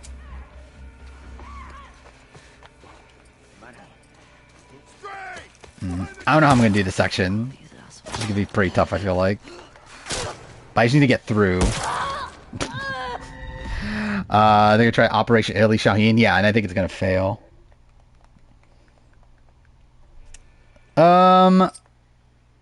Could. Like, I don't know. It's like, if it's Shaheen, Eva, Joe, does Joe win unanimously? Is there a shot at that? Because, like, David... So, again, I think, like, looking... I mean, maybe Eva gets 2 votes? I don't know. Because, like, obviously, like, David and Mary...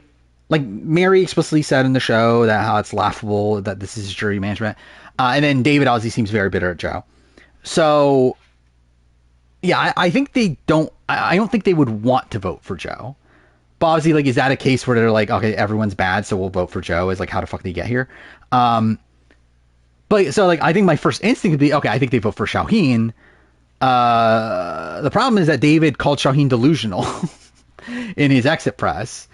So I don't think David's voting for Shaheen. Like, maybe Mary votes for Shaheen. David votes for Eva. Then again, Mary also has a close relationship with Eva from the Swap Tribe. So maybe they both vote for Eva, and all the other votes are Joe. Joe, Eva, Shaheen's a boring final three. I mean, that's almost like that's the entire season. Was the immunity challenge how Camilla win? It was the one that at the end you have to put together the arch, like the word arch, which is like Joe like was a second, like Joe essentially like finished it first, but he had the like there's end pieces that one side's black, one side's white, and you have to align it with the like the color of the end of the arch, and he put the wrong ones on, which I assume they told them that, right? Because like that wasn't clarified in the like in what we saw, I don't believe. But I assume they must have told them like on island that was a rule. But yeah, so like Camilla beat him on the puzzle at the end. Shame California Girls ended so early. Yeah, I mean I think it's just a shame that we lost Thomas so early. Imagine we get a vote where 3 people get votes for only 3 times in our history. I mean, there's a shot of that.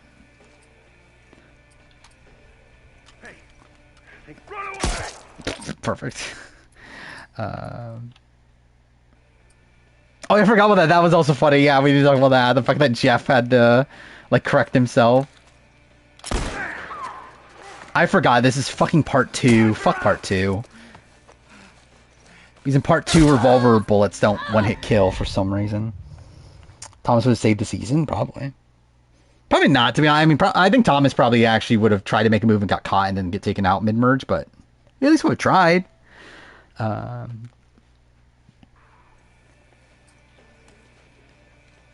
Yeah, I think Jeff loves Joe, is my read.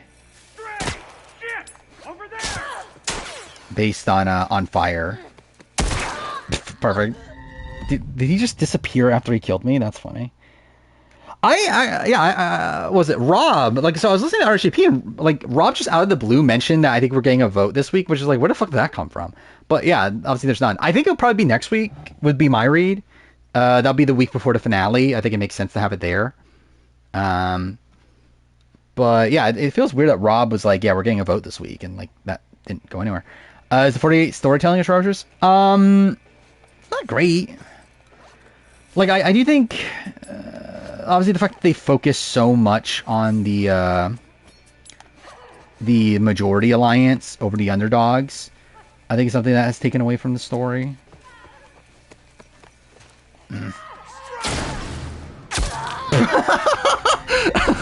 So fucking funny. Okay, yeah, dude, that was a funny fucking death. What the fuck? Double pass is essentially a yield, but it's where one team has to wait for another team to pass them. So yeah, like the yield doesn't start until the other team passes them. Yeah, I don't like that, right? I'm pretty sure I didn't like it.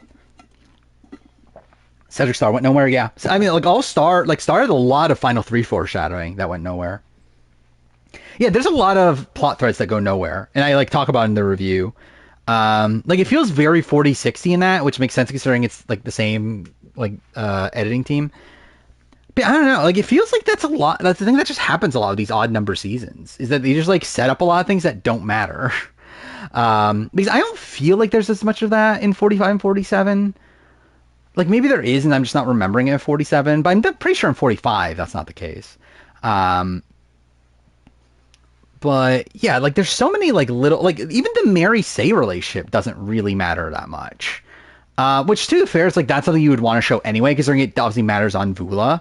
But like they set it up as if like this is like going to be an alliance that like does something, but it doesn't. Like we literally see him get back in the merge, and like Mary's like, yeah, I want nothing to do with Say. And then like Say goes out with like nothing to do with Mary. Like it's so weird. I've always liked the odd number seasons editing team better than the even seasons. I think the odd number seasons seem to have more complex edits for the most part. Where you have like Erica's, you have Gabler's, and obviously they've since then said it was a mistake, but even then you had like Ben, Adams. Like I think it like I think the odd numbers is always like a team that's like willing to take more risks, where I feel like the even numbers outside of like Edge of Extinction have been like more traditional recently.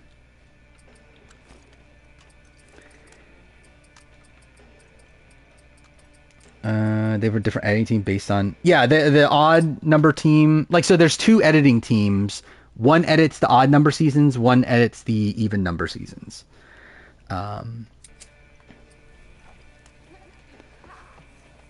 Because they're being edited around this, like, essentially at the same time.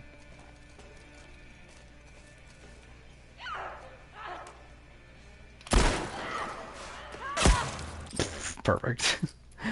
This is gonna take me forever, isn't it? Because, like, this is also a massive encounter. Well, actually, what am I doing? I should be crafting. Yeah, this is a team that's gonna edit 50. That is a thing to... Yeah.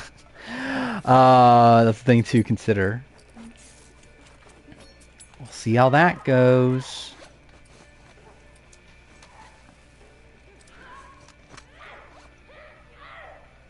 Yeah, that's probably fine.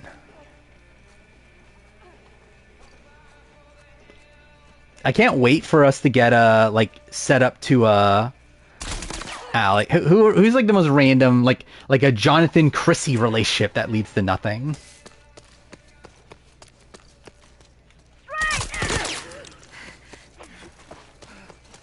Okay. No, I had the wrong gun selected. God damn it. Yeah, we're gonna get so much talk about how I'm gonna be in the final 3.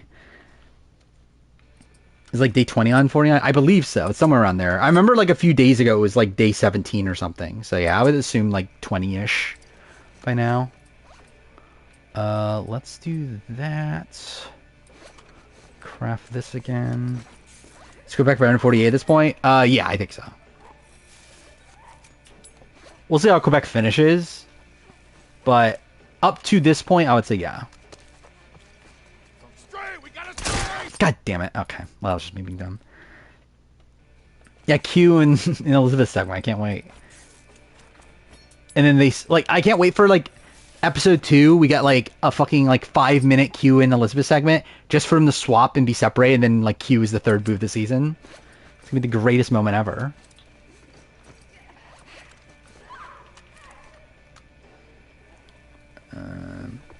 Merger's airing on Sunday.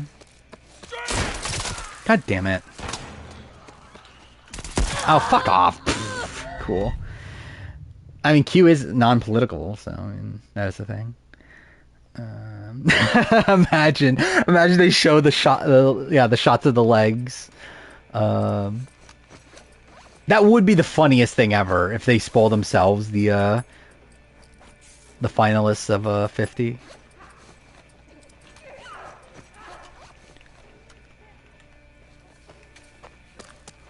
This is annoying. I do this setup every time, dude. Okay, that's actually fucking annoying. Cool. There's a recap. They're doing a recap episode. That's kind of dumb, right? I don't even remember. What was the last episode I watched? I think the last episode I watched was the last Thursday episode, right? I don't think I watched the Saturday or Sunday. I think it's Sunday, right? But either way.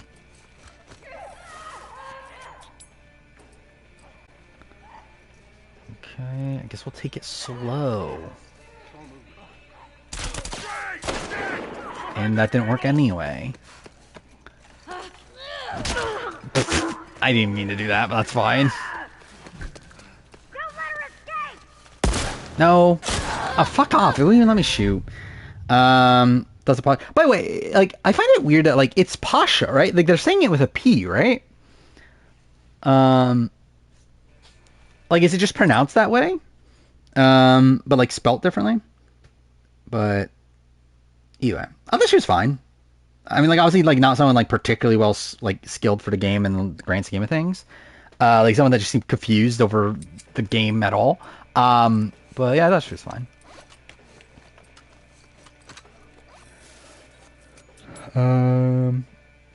Find edge clues on the recap. I don't fucking... You think I remember the recap episodes of Quebec?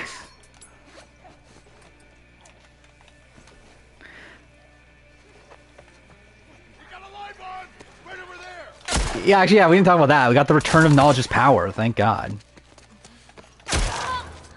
Dude, I find it funny how the fucking enemy disappears. From a season by Legacy on the challenge. I mean, like, I don't know if anybody. Like, they're all old. And old as in 30s. Nah, I don't really want anybody, to be honest. Like, obviously David would be fun, but, like, also he's, like, almost 40, so it's like, eh.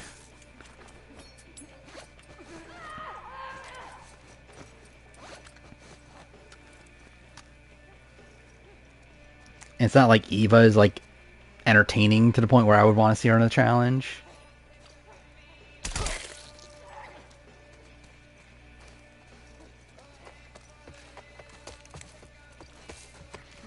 Okay, that's an interesting path. Don't let her get away! You're Cool. dead, fucker! Damn it, I should have thrown the bomb. Rome would have been fun. I wonder who they did get for House of Villains. If Rome ended up dropping out. Would I say Philippines be a top 3 season in the 30s? What is my top 3 in the 30s? It's what? Ko-Rong, there's Gen X, and David's Goliath. I lean towards no, but I feel like it's on like a similar-ish level to my current opinion of Ko-Rong. But I'd probably say it's below it. When Quebec's better than its Survivor US season, the bar is extremely low. I mean, yeah. Yeah, I think that should be more indication of how bad Survivor 48 is. Then again, yeah, this is legitimately like a pretty decent like Quebec season. Like it's nothing like truly special. It's not like Titans vs Rebels or anything, but like it's a pretty solid like middle tier like Survivor season. Okay, fine.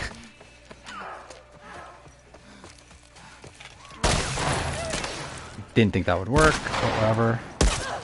Now I'm dead. I should have thrown the bomb. Okay, cool. Jerry should be on Hospital. Like, she seems like a perfect pick. Is Danielle zero vote finalist code? I think she's very, like, Susme coded, so yeah. Of all the English Survivor seasons this year are bad, I think that'll be funny. I mean, Brains Brawn 2 is like fine enough. Like Brains Brawn 2 is still one of the best seasons of the year. I think it's like kind of just a middle of the road AU season, but it's still like it's not bad. Oh, perfect. Cool. This is gonna go great. I'm gonna be stuck here for like 3 hours, aren't I?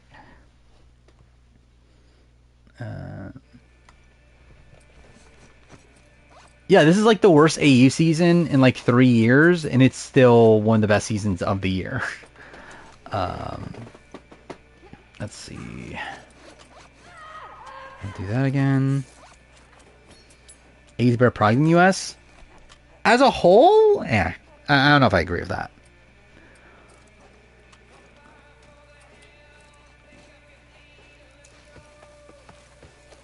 Let's try this, actually. And I still got shot, so I didn't do anything. I didn't even fucking hit him. Dude. How am I alive? Okay, cool. What if I don't finish the game tonight? That'll be funny. If I don't finish the game tonight, I think I'm just like not gonna do this on stream. I'm not gonna fucking waste another stream on just the final fight in the game. Like I'll probably just finish it on my own time then.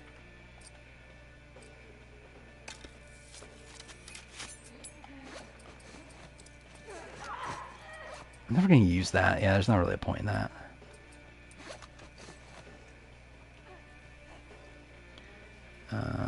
AU better than, I think modern AU is better than New Era Survivor. Cool. We'll see how it goes with the new. Oh yeah, I forgot that was something I learned too through listening to the AU podcast. So David Forster didn't do AU versus the World. I didn't know that. Like he supposedly was still with the show, but he did not produce the show. Like he was not executive producer. Like he was not showrunner. Which I didn't know that. Which, like, considering they still like AU versus the World, then, like, maybe, hopefully that's a good sign. Because it is, I believe it's the person that is going to be running the show, like, moving forward. So, I don't know, maybe it's a good sign. It's only one of yous. Oh, it's only one of yous can win. What kind of fucking title is that?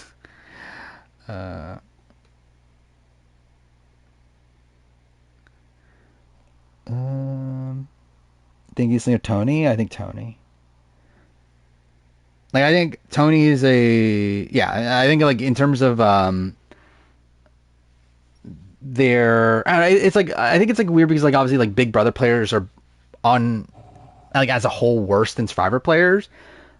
So like I think like it's probably actually no, I wouldn't even say. I was gonna say it would be easier for Tony to get overtaken, but I guess not necessarily. But anyway, if we're just talking about social strategy as a whole, yeah, I'd say Tony over Dan. Watch AU vs. the World be shit? I mean, I think it'd be funny. Ben's situation didn't happen. Brains Run 2 would be a lot better. Maybe. I mean, like, to be fair, we actually don't even know what the Ben, like, yeah, I think it's the Morgan, like, the Ben situation is like, okay, we just got, like, a shit episode. I think we still have to see if it's, like, fully connected to the Morgan situation. But I think George, has the same success on AU versus the World. For me to say they don't have faith in them repeating. Again, I mean, that would be a big decision maker. He is like, I think like just looking at the cast and everything, he does seem really fucked. Casuals on Facebook, hey, I mean, again, I don't think like I had this debate on Discord too. Like, Facebook aren't casuals. Like, I think they're probably more of an indication to casuals than like Reddit and Twitter. But like, again, like if you're a casual, you're probably not talking about the show at all on social media. But yeah, hey, 48 reluctantly rooting for Joe. I know Rob Cisnino's mom loves Joe, right? What is this? Let's say. I think Facebook means more for Big Brother. Probably. I mean, like, I think with Big Brother, I think it's because there's such a, like, what is it, like a disparate, like, because like with Survivor, it's like obviously you're all watching the same thing. With Big Brother, it's like, okay, there's like a vast difference between like the live feeds and people just watching the show. So through that, like the different takeaways, like I think like through seeing the reaction to the people that just watch the show, it's like easier to get like the takeaways from the casuals. Um, because they're like seeing just a complete different product than what we are typically seeing. Can already see Twitter saying that Tony's winners at war. Wait, saying what? They like, oh, fluke? I mean, I think they're already saying that. But yeah. Um,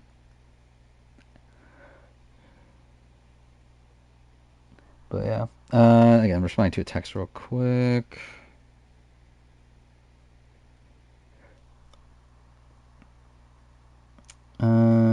Yeah, Tony's done it twice. It's like I don't think, like I think no matter, like, it's in this like Sandra spot to where like he's fucked no matter what. Like whenever he goes into anything at this point, um, we're like I think the thing about Sandra that I wish we had more like natural games from Sandra where she didn't come in with like this massive target on her back to like truly get to assess her gameplay. Um, but yeah. What's next game? I'm playing Squirrel with a Gun. I can't wait. I did install it already, so that'll be funny. I was gonna do Death Stranding, but I bought Squirrel with a Gun, and I can't not play Squirrel with a Gun. Also, it's like only like a 5-hour game, so it's like, yeah, at worst, it should only be 2 streams. We'll see. Tony has to lose 1 season for each one he wins, I guess. I mean, he does like kind of. I guess it's like, are we including the traders as one of his seasons? So maybe that means he wins Eve versus the world. If he like wins one then loses one.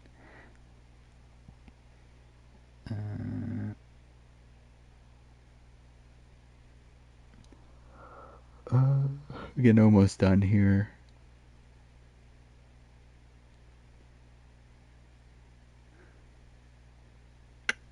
All right. Yeah.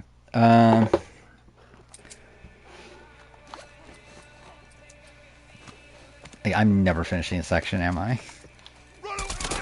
God damn it. Cool. See, what's annoying is I don't have full health. Yeah, I'd love it if Tony won, obviously. It will not affect the US ranking.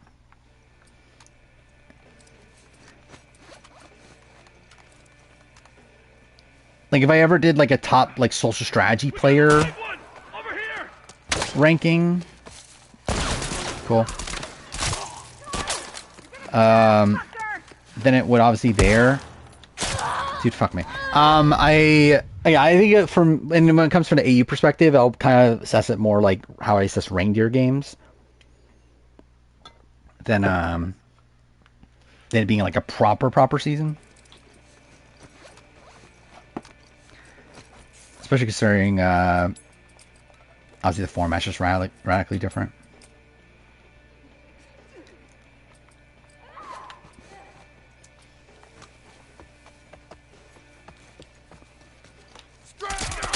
Cool.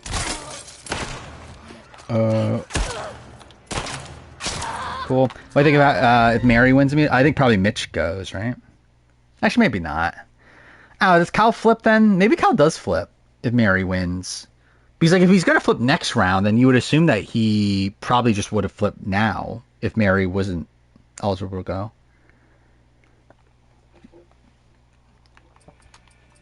I mean, it wouldn't be looking good.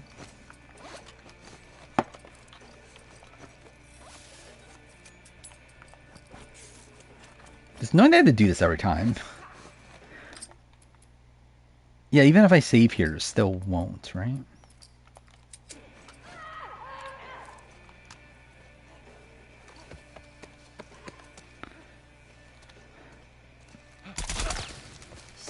I mean, the sense like it seems like so what I think is happening, right? So we got in the preview that the plan from Kyle in Camilla is to turn Joe against Xiaoheen, right? So like I'm assuming what they're trying to do is take out Joe, but do it through getting Joe to go after Xiaoheen, which would make Xiaoheen have to go after Joe. I think is what they're trying to do. Now again, why would you do that instead of just flipping and taking out Mary now? Could not fucking tell you. Don't know why. But it seems like that's what they're going to be attempting to do. Cool. I'm dead. Or not. Okay, I'll take that. No, fuck. Dude, it takes forever to pull out the fucking gun. Okay, that's why I think it's going to fail.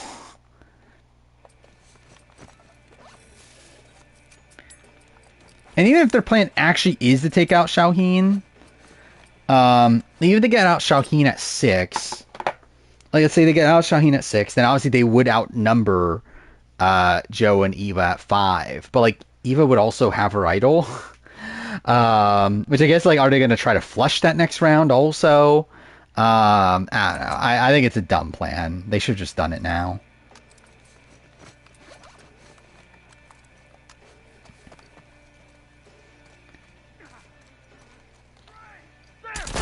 I think it'll be so funny if that actually turns out to be the reason. Is legitimately because of the coconuts. Because that would obviously be insane. Again, Mary is so untrustworthy because of the coconuts.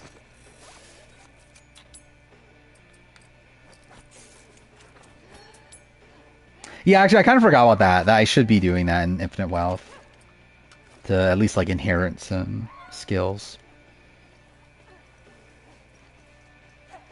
Yeah, I still have Joe 1. I'm actually confident enough to say I think Joe's winning.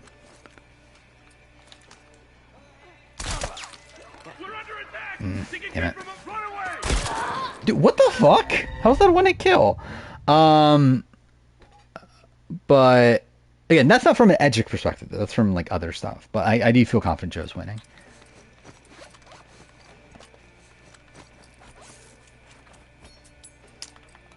Depends on how exactly he gets there. I think up to this point he would be a top tier winner.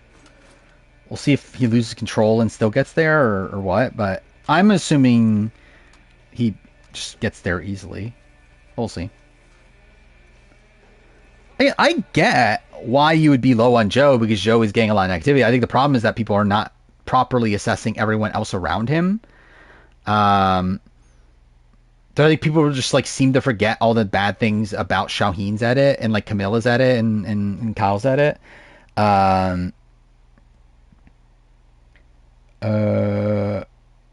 Yes, but also I've never like I'm on that Discord, but I've never used it.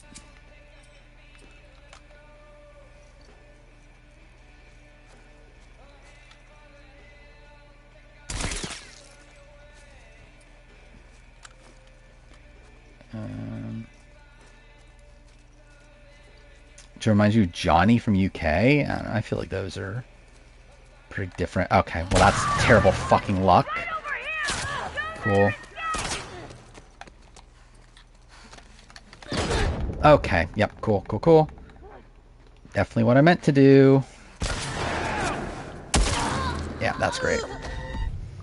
There's a lot of 50 news. No Sierra though. I don't think I have it in me to run a fucking Discord.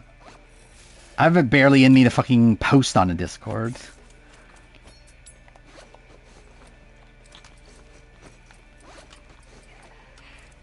Straight up, I've been wasting way too much time getting the arguments on Discord.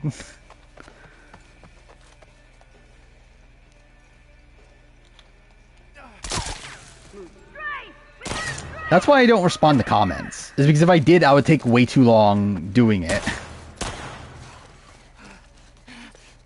No, no, no, no, no, no, fuck off! Dude, fuck that. Yeah, that's fine. Nothing about 49. Redmond knows some people, supposedly, or like he has leads on names, but he has not revealed anything.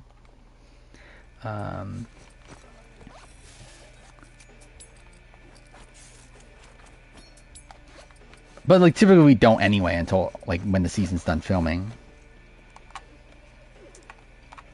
Was it 13 male? That's likely Aussie is in the 90% now. 90% on the cast. A new 46 male. Well, the 46 male that we technically learned about a week ago, but like that person's also now likely on the cast, which is Charlie. So it could theoretically be Hunter, but I think it's Charlie. There's a 48 male that is 60 to 70%, which I don't 100% know. Joe would make with like an off chance of David if they really just want to make this a really white cast. And then Say is out, or like Say is into unsure. She's out of the 60 to 70%. They made a TMR Discord. Oh, thank God.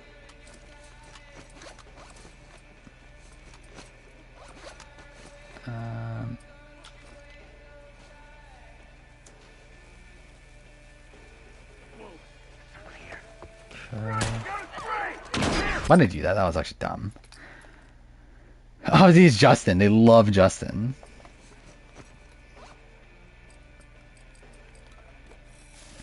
Like, I can't wait for Shaheen to do fried chicken and waffles on 50. And just everyone be looking at him as like a fucking lunatic.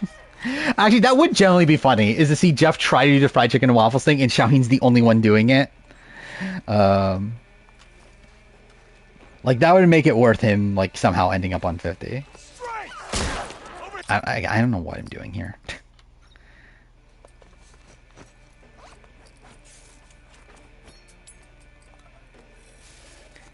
The party combos.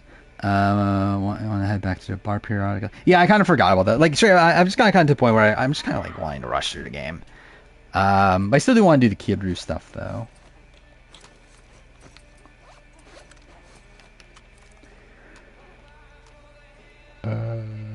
How he Charlie does with this cast? Not great.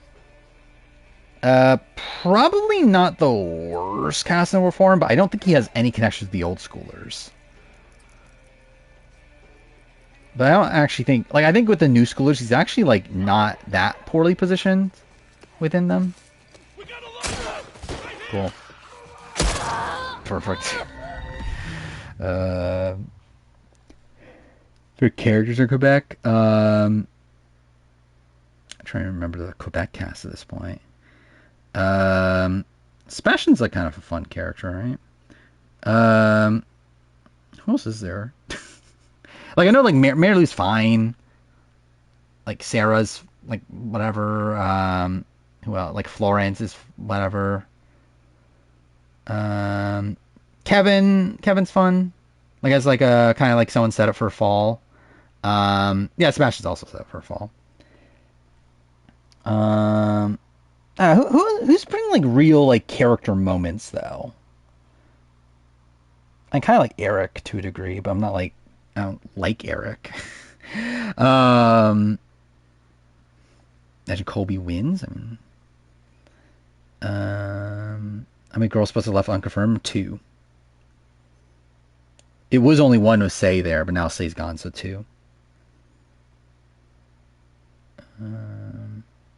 Marilla's fine. Like, she's, again, someone that's like a fine narrator. No.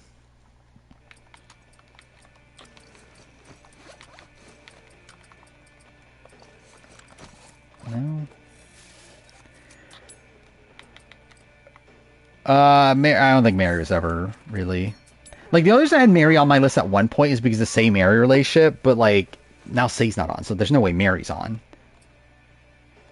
Ryan doesn't bring much.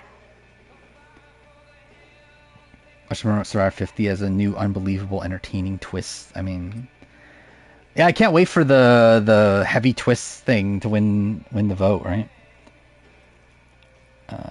Yeah, 48's the bottom tier season. It's not like the worst season of all time or anything, because I think the premiere is pretty good, but yeah, it definitely would be a bottom tier one.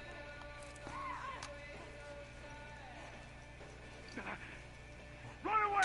Over here! Okay, cool.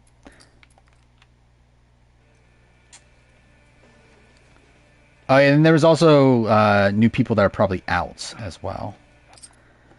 Not from Redmond though, from other sources. But I mean, like midstream, found out Penner's probably out because he's going to some film festival mid filming. So Penner's probably out, which Penner's still on Redmond 60 to 70%. So I think that pretty much confirms he's out. Then Survivors United confirmed a lot of people that are out. Which, yeah, did say nobody on the 20s is on their list. And that they heard, so like confirmed Malcolm is cut, which that was one from Redmond still has not heard that Malcolm's cut, but Survivors United confirmed Malcolm's cut. Also Abby, which we knew, Spencer, which we knew, but then also Tasha and Trish, which good for Trish, the fact that she even got called. And then Redmond heard about 47 male that got cut, which that isn't Andy, so I'm assuming that was Sam. And then also a 42 female. He's heard about 42 female that is not on the cast, but also said that he has heard of a New Era winner. With the 42 female being the only slot that would fit a 42, that would fit a winner. So I'm pretty sure it's Marianne. Yeah, Marianne, like, was called and was in the running at a point, but probably not on. Which I assume is probably because they're still just not doing winners. But interesting that she was at least, like, in the running.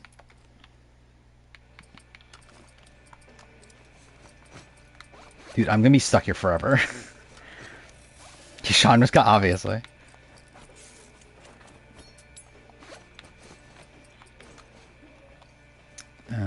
I guess theoretically could be Kyle, but it's not.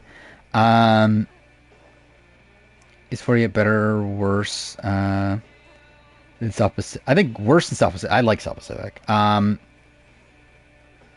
would say it's on par for Redemption Island, but also I like Redemption Island more than most people, and then it's probably better than One World.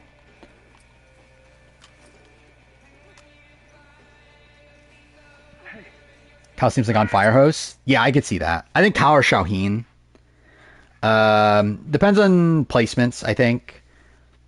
Like, I think, like, whoever's the losing finalists, I think it's probably... So I guess I would probably actually lean Shauheen right now.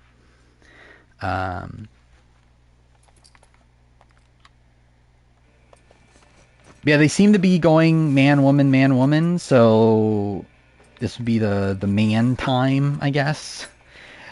So yeah, I think Shauheen, and then if they are going a woman, then I think Eva, probably. But also, who the fuck wants Eva on a podcast? Should start season 1 or season 2. Season 2 is better, but like, I don't know, you might as well watch both. Of Trader Zenzi. So except for MasterChef's Dynamic Duos, obviously. Sharon Alley Bolton. Don't know. It's looking better for Shan. But I still have faith in the fact that they would cast Shan.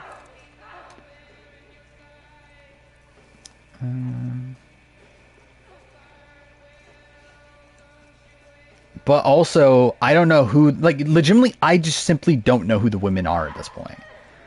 Like, there's 2 more women, and, like, we've heard so many people that aren't... That it isn't. So, like, I don't know who it is, then.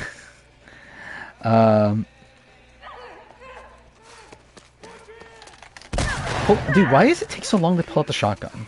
Don't let her get away! Dude, I fucking pushed it! Okay, yeah, cool.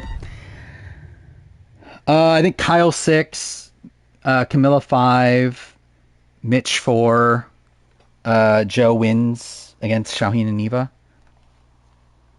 Is my current prediction. From last I saw, it seemed like he was playing well enough. But kind of gets screwed by the fact that the Danielle thing was a non-limb. Was someone from 49 talk about 50? What do you mean?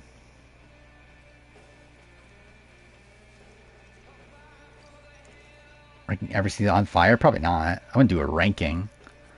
I might do like a retrospective sort of thing of like all the takeaways from it.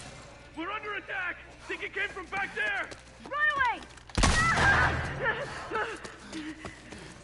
I do have that on my list of video ideas. Is a why Jeff's philosophy on Survivor sucks video. No, I meant to hit the one in front of me. What the fuck was that? Like, why would I throw it to the person behind me? Your Laurel's University crew neck came in. Thank God. That took forever. I think it'd be Shaheen beats Mitch. Because again, like, Joe's thing the entire season is that I'm taking Eva with me. I think that leads to him taking her to Final 3.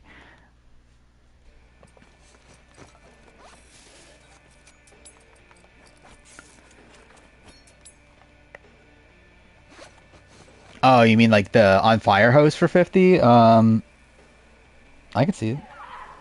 That they still do 49. I think what will be interesting is who they pick for 51.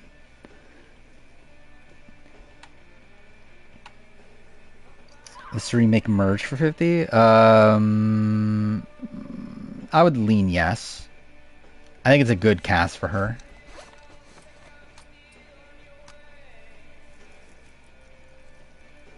See what's even possible. It's been done. Okay, cool. Okay, yeah, cool. It is really long. Like, this is like, I expected this to be most of stream. Because, like, this is the final, like, real encounter. And it's, like, a really long one. Now, should I just be trying to do it stealthy? Like, really, if I did the brewery stealthy, I wouldn't have wasted 3 hours last stream on it.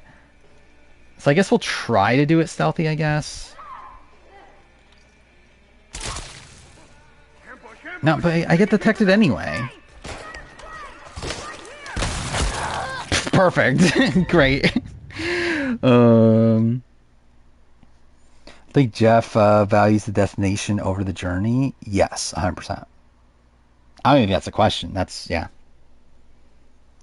I think he cares a lot about the result of the season. Which is, again, why forced fire making is in place. Is he even get any jury votes? I think at best David. That's probably it. Maybe Mary.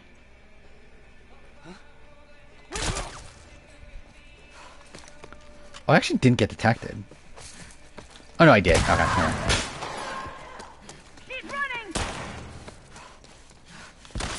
No, okay. Yep, that's great.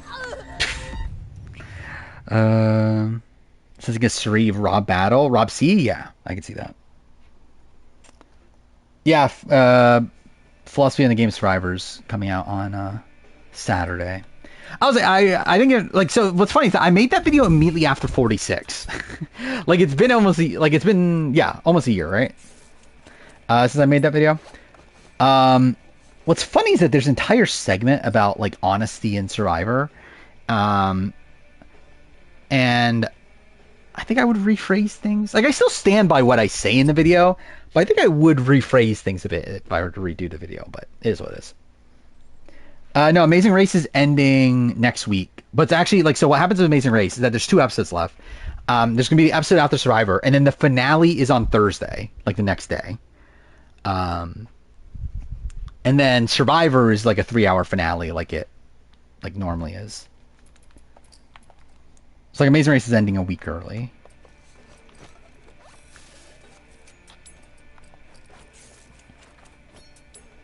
Well, yeah, if Joe ends up on the jury, he definitely votes for Eva.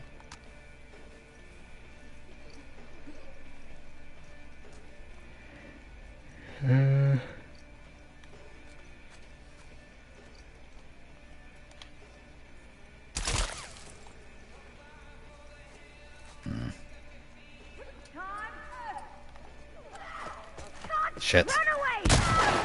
Okay, that's fine, I guess, or not. Damn it. That actually worked like I wanted it to, and it just doesn't work. Arena finale is gonna be so boring. I mean, you don't think there's gonna be a big blind side? Are we waiting on one win for 50? I believe 2. Oh, really? We're waiting on a lot of people.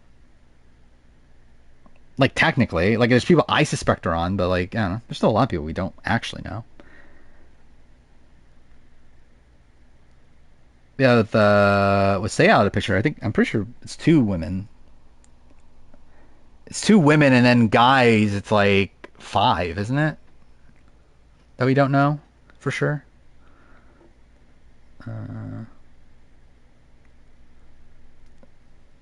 Scheduling on knowing that they're both heading into the penultimate episodes makes me wonder how that would work. Yeah. Yeah, there's doing an extra episode on Thursday. If you went to 48, the storytelling makes no sense. I don't agree with that. I think it does.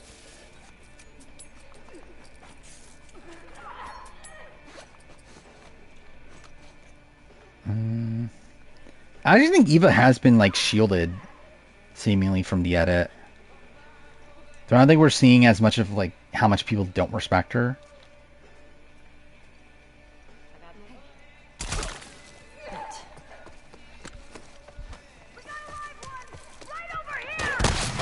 Perfect. Cool. Well, that's great.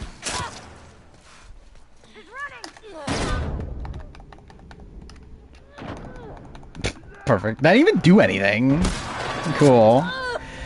Gonna do my best 48 impression. Go sleep. Well, yeah, have a good night. Sue shielded from the edit. Still got 0 votes. Yeah, that's fair. Okay, I see stream is unstable, so that's great. Yeah, Say is gone. Well, Say is in the unsure group. And then, yeah, there's a 48 man that's 60-70%. And then 46 man, then 13 man. Also, Penner's out at this point. Not from Redmond, but from himself. Even though Penner's on the 60-70% grouping for Redmond still. Todd? I'm on it. I got your back. What? That's a one-hit kill? I think it's Kyle or Shaheen if Joe does win. It's Joe if Joe doesn't win. But if he does win, then Kyle or Shaheen. Who do I want the most? None? Maybe David? But, like, I don't really need any of them. Like, I legitimately wouldn't cast the 48 man.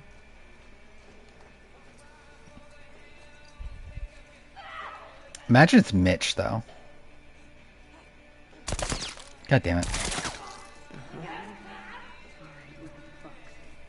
Dude, they fucking detect you anyway. Cool. Thomas is fine, but I don't need him for 50, though. Like, I think it's like, if the assumption is that the person that he knows is not winning, then yes, he knows. Well, no, I think it means that he knows who doesn't win. It doesn't mean that he knows who does win. Wait, it doesn't, wait. Yeah, it doesn't mean that he knows who wins. It means that he knows who doesn't win. With 48. But also, there's not necessarily a guarantee it's not a winner, considering the fact that Marianne supposedly was called now. It's like, for all we know, winners are on the table again. Yeah, it's like Thomas is someone that I would like to see back, but not for 50, though. But to be fair, also, that goes with a lot of other people on the season. Cool.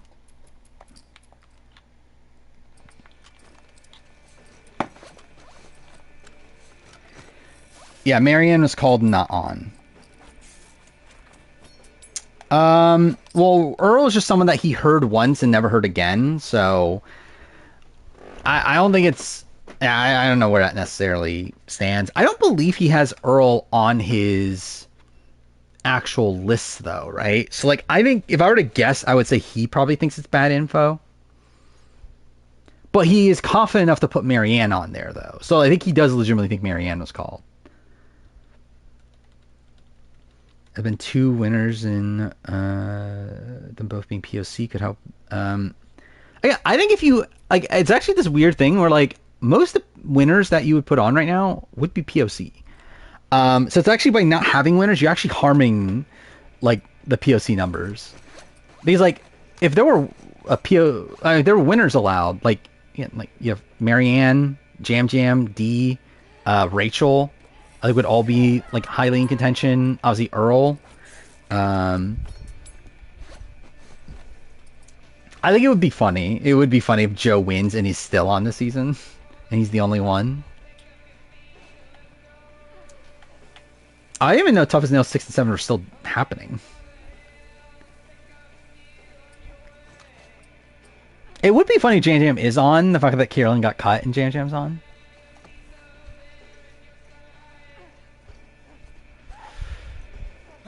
Oh, cool.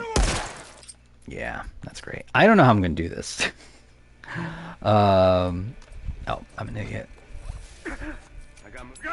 Dude, that's so stupid. Like, I literally moved like 2 steps and that's enough to get detected. Yeah, I think most winners they want back at this point are POC.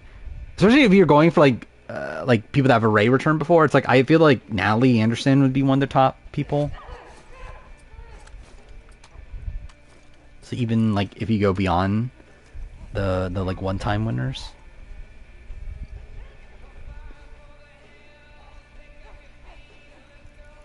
Yeah, 50 doesn't fly out until like the week after 48 finale. Next. Dude, it does, dude. Like you can't even pull out your gun in time.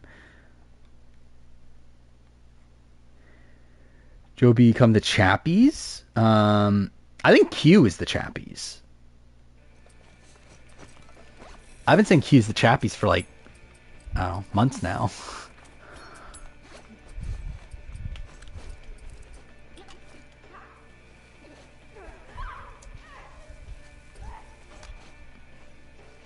Just such an AI generated Survivor winner, I guess.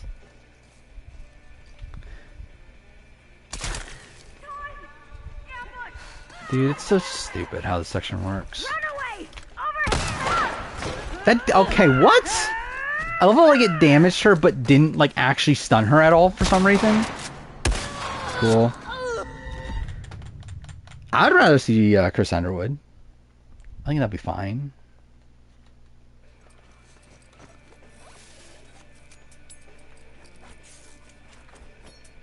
What is over here? I don't think I've ever been over here.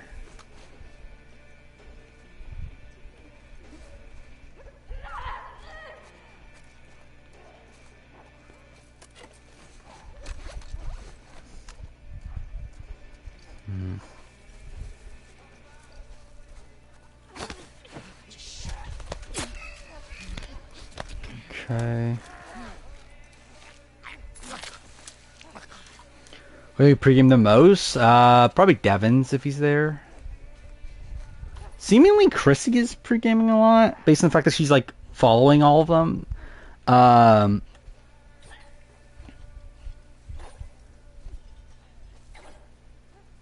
I know Angelina followed Elizabeth House back, which I don't think she'd be following Elizabeth House back for many reasons outside of this, so... oh, fuck. Yeah, damn. I thought I got away with it for a second.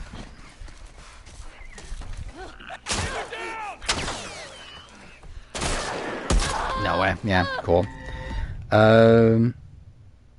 What's the possibility of Joe's on just Mount Rushmore? You never know. I mean, like, you'd have to take Ben's slot, right? Matters where he stands on Ben right now. I wonder if Ben is legitimately on his Mount Rushmore right now. Because, like, in the preseason press for Winners at War, which was after filming, he said Rob, Sandra, Parvati, Ben. But, like, I don't know, I think he would just have Tony on now, right? Actually, I'm pretty sure, wasn't he asked that recently and he had Tony? Because I'm pretty sure he said Tony and Sandra because they're the 2-time winners. So I'm pretty sure he has changed on that.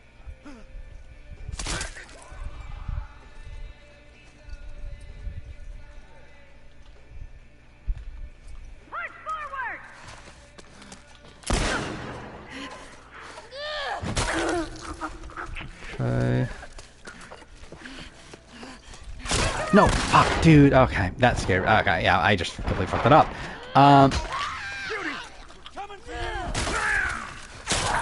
Yeah, that's fine. I mean, the problem is it takes so long. No, Cochran doesn't seem like it. Wonder why he hit Tony at the time. I mean, I think it depends on, like, I think that's the thing that, like, if you have Tony on your Mount Rushmore, it's like, especially like amongst like Parvati, Rob, Sandra, I think people would like start to question, like, oh, is there like a reason for that? But I guess too fair, you would think that with Ben also, wouldn't you? So I don't know.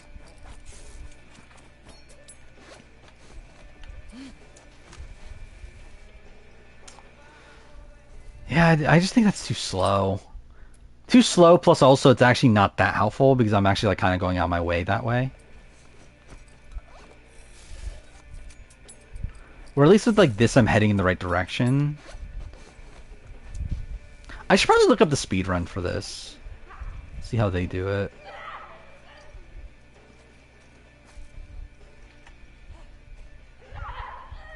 Wait, what? Why was he all the way back there?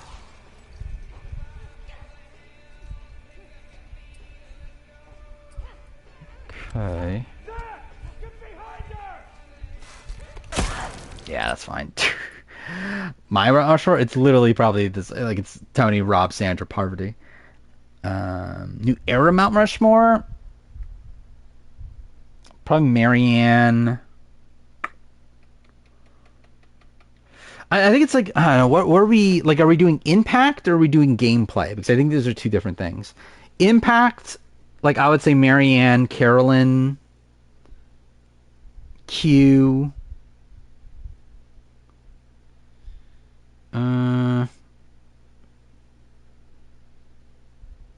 Who should be the last one?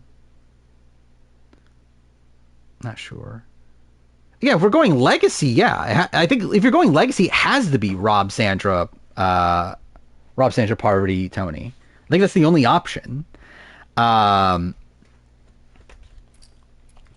as much as I don't think, like, I don't love Sandra's gameplay, like, to say that she's not, like, one of the most influential players in Survivor history, I think is insane.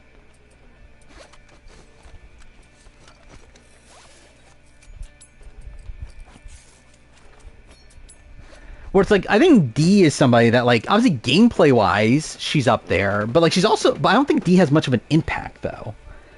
Actually, I also mentioned this on Discord, but like to me, like D, like because people were saying, oh, who's the face of the new era? And like people were saying D. It's like to me, D is not the face of the new era. Oh, maybe Jam Jam. But like D feels very not new era. Like I feel like D feels like an old school player that just so happens to be in the new era.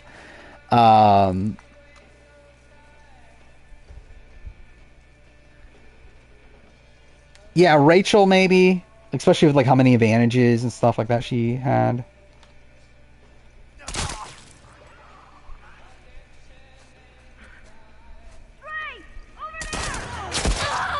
Cool. I think V pre-votes Sammy, if I were to guess. I don't think the jury result changes.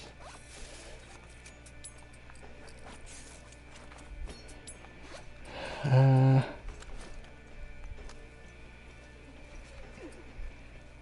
should I do this?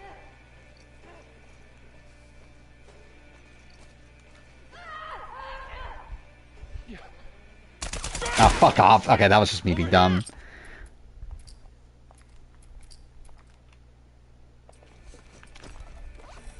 Yeah, she is pretty representative of the new era.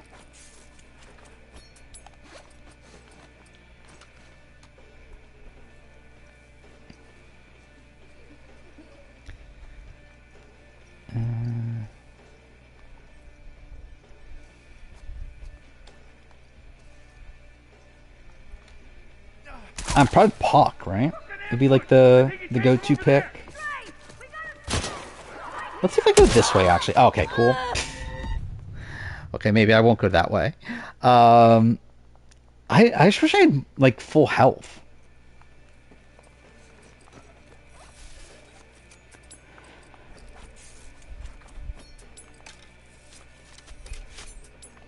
Actually, maybe I try that. No, I can't.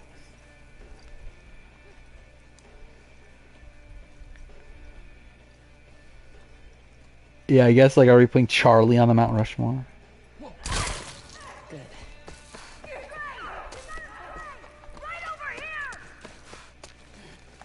No, I was about to shoot. God damn it. I've watched Devil's Plan. I think it's very good.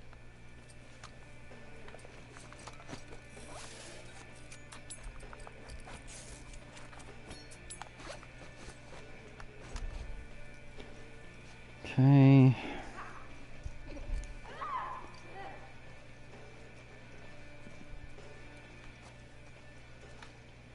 Okay, why are they so far back?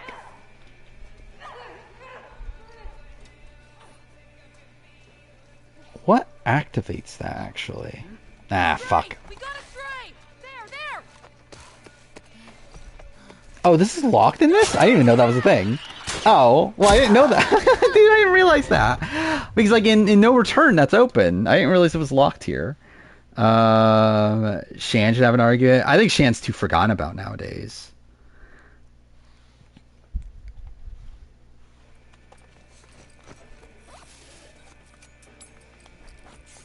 Like, Shan's what, the eighth place from Survivor 41? It's like, I don't know.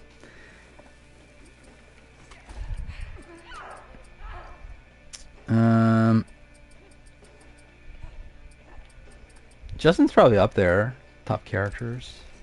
Like, Justin plays Time Auction pretty much the exact way I thought about playing Time Auction. Which, to be fair, is like a way that you're probably never going to win, but at least you, like, are almost guaranteed to survive.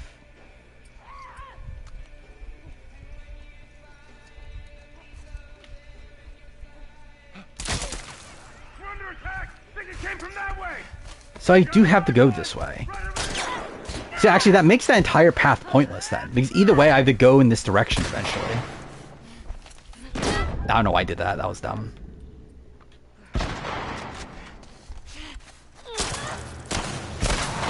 Yeah. Okay. Shan has to face the new era potential if she were to come back. Probably. We knew Era Colleen? Is she? Actually, to be fair, actually, yeah, we don't even know if Shan would even say yes, is the thing. Because, like, Shan, from what I understand, doesn't she have, like, some sort of, like, it's like some sort of disease, right? That made it, like, tough for her to even be out there to begin with.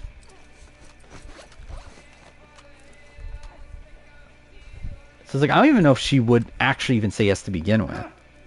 Even if it was a world where they wanted her. But to be fair, she did do the challenge, which is even more physically intensive, so.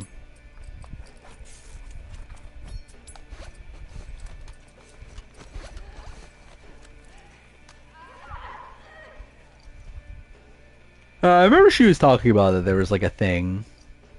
I don't remember what it is.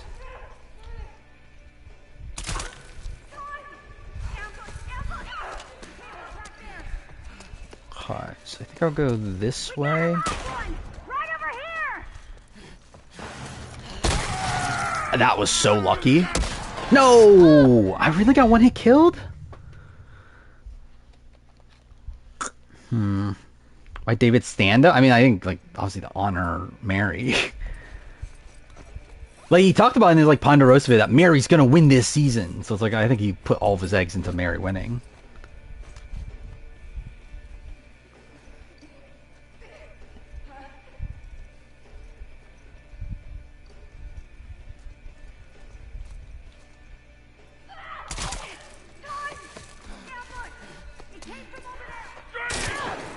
Damn it.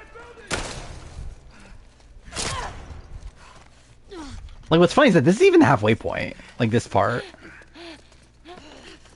Okay, I don't know what the fuck's happening right now, but that's fine. Yeah, that's fine.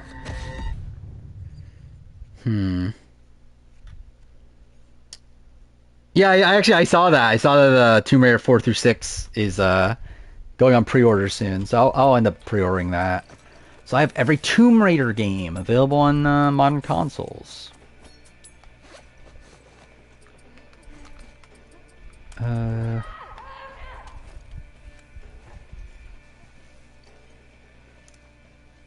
I've not played X8 yet. I haven't played anything but Like a Dragon and this in the last month. We got a live one. I don't know what I'm doing here.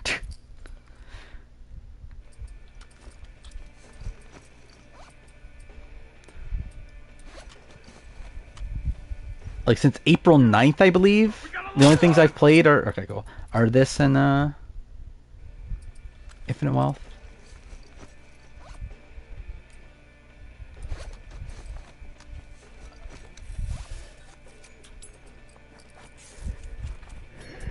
Okay.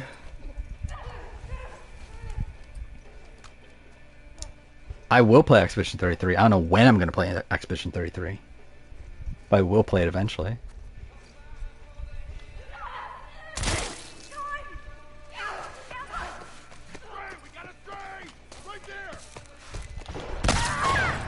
That was probably a waste. Yeah, that wasted too much time. I didn't watch this episode, but I would still assume Carson and Jack. It's either Carson and Jack or Alyssa and Josiah.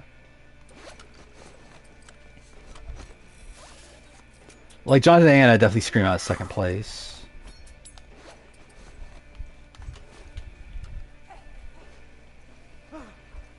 Stray, we got a stray. There. Perfect.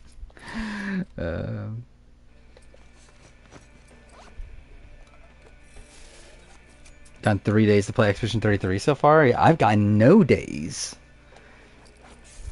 Yeah, I saw that about Elden Ring movie, which why? Jordan Eva top 5 new era duo in terms of what? Likeability? No. In terms of like gameplay, like I guess. Dude, cool. Right there.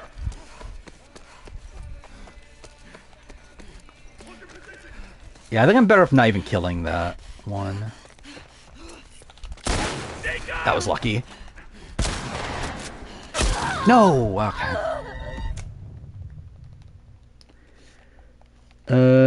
What did Joe think during that puzzle? Well, what did he end up putting by the end? It was something betray, right?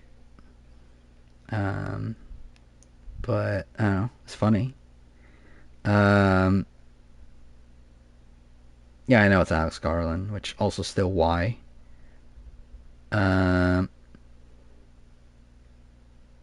Yeah, got fun betray.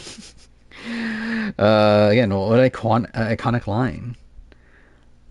I'm doing my 10-part stream series. Is it gonna take how many streams is it gonna take? It's probably gonna take like 5 or 6, right? It's not gonna take 10, right?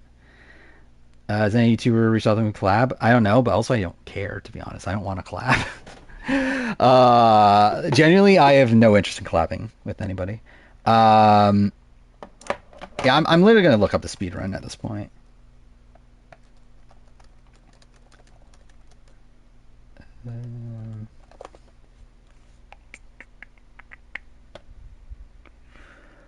Don't hire Joe to write my letters. I don't know if Joe is ever a person I would want to be doing stuff like that.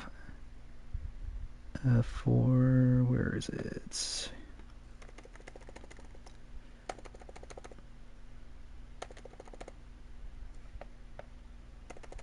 Dude, there's so many fucking encounters in Santa Barbara. There we go. Dude, it's fucking one of these where you have to fucking dive a billion times.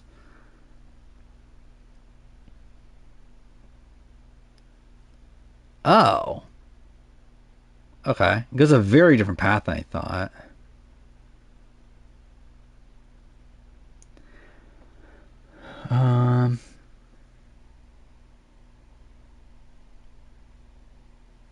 Oh, dude, it fucking involves you killing enemies stealthy.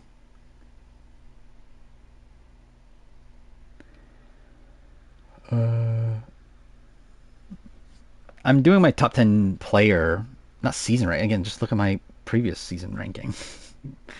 But then just assume 48 is low.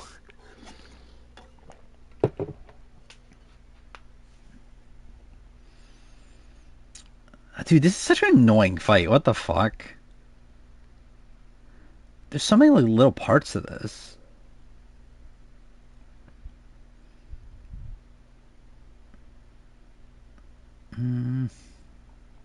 I forgot that your stuff carries over from earlier in the game, actually.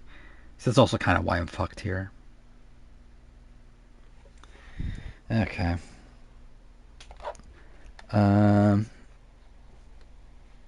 Yeah, it is funny that he actually generally thought that that was like the right phrase.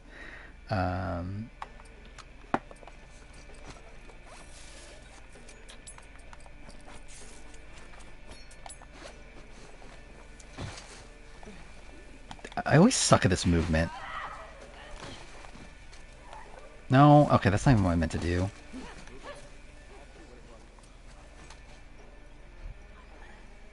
Yeah, so this is the path the speed run goes on. And it kills the two enemies here. I got detected. Yeah, okay, cool. Yeah, that was at least funny. Jeff pointing out, like, Jeff, like, thinking that Joe won for a second.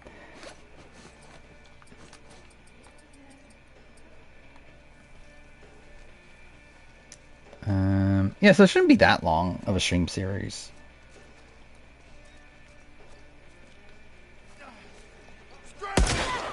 Perfect.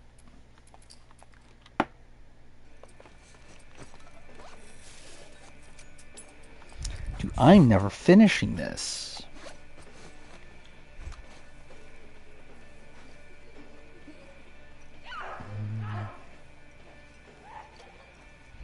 Okay, so I think I still will kill this guy.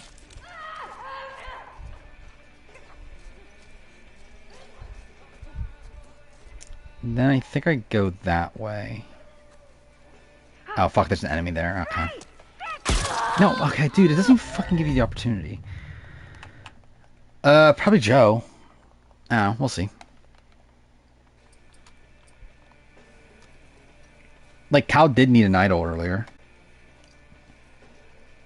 Hey, run away! Yeah, cool.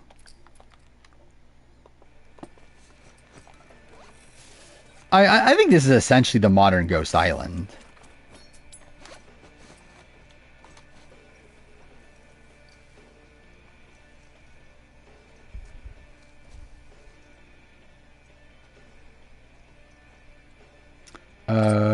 Jelinski's party, same as there. Asked him if he knew any of the 43 people got called for 50. He said Jesse's the only one. So production doesn't really like Carla when I followed up on her. That's shocking news. Yeah, that's interesting. Yeah, because I assume Carla got called but got cut along the way. Okay. Todd?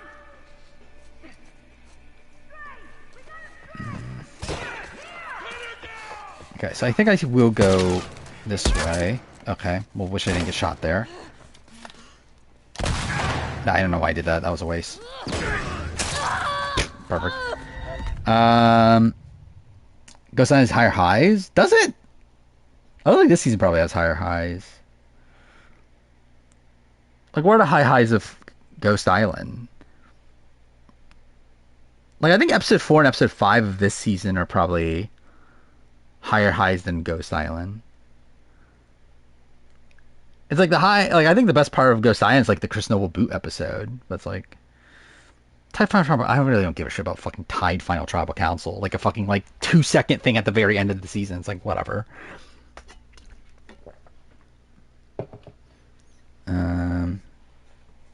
Yeah, I think they're the same. Like for me, they're around the same spot in the season ranking.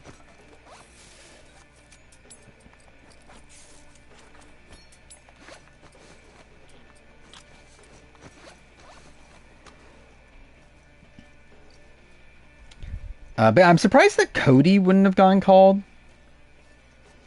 I didn't think Cody would be on, but I would have expected Cody to get called at least, though. We're under attack. Run away!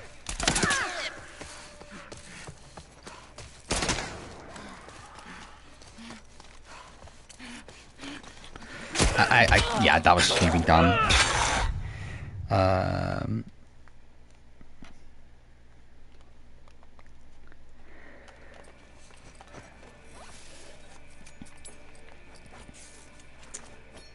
Expected just to be on. Yes, but I'm not shocked he got cut though. Like for me, he was always picked like number 7 or 8 for the men.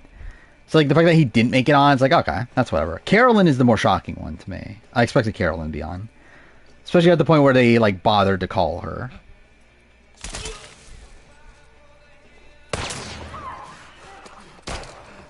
Move in! Yeah, on it! Don't let her escape! That was pistol ammo. I did not mean to do that. Yeah, cool. Last seasons have been steamrolls for history. Just comes down to how entertaining, charismatic the people steamrolling are. Yeah, probably.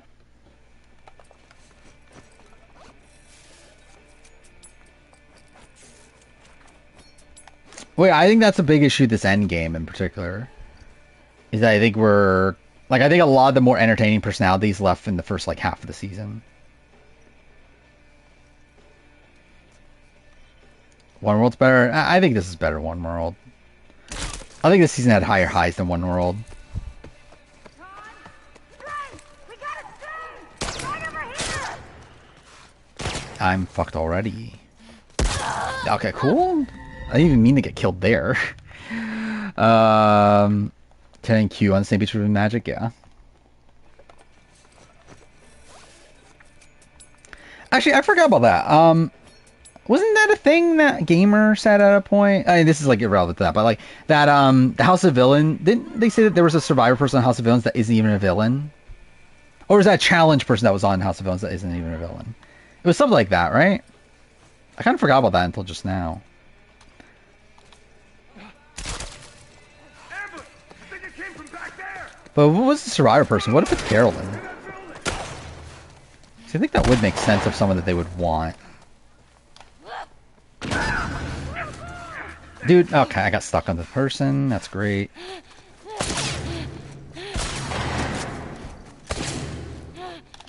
No! Ah, okay, no, that actually worked. Okay. Well, I'm still fucked because I have no health. I am near the end.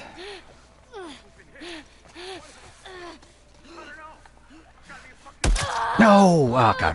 Yeah. Got close-ish.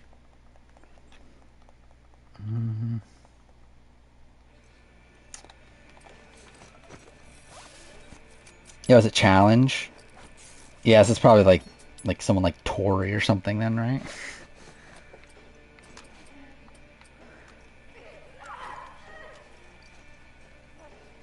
I'm pretty sure I saw a gamer say it. I fucking pay attention to what Jemmy says.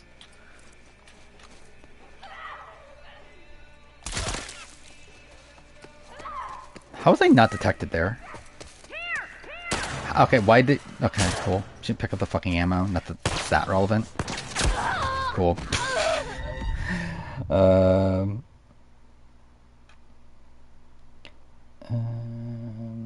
Somebody I'd like to see from each era of the challenge. Straight up, I don't care about the challenge enough. To really think about it.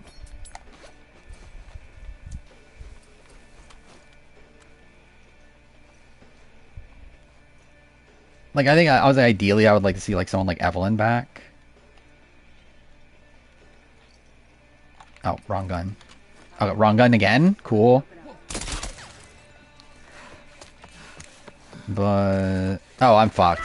Fucking in the wrong spot. Yeah, that's great. Cool. I want to play Blueprints at some point.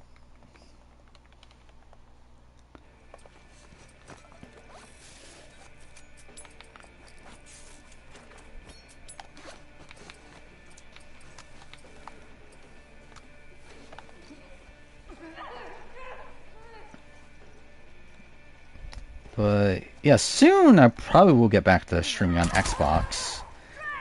So I haven't done it in a while.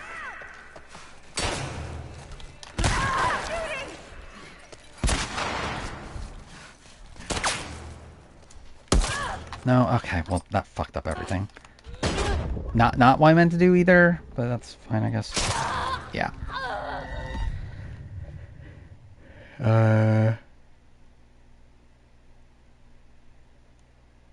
So you get spoiled the narrative of the game.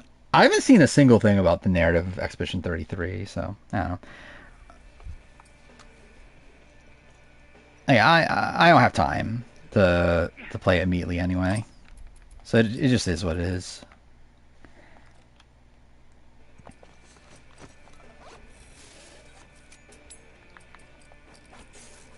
I am pretty sure that's not the case. Like, so again, looking at BB26, BB26, they aired in the fall. They just like took out the Wednesday episode. I think that's just what they would do this time.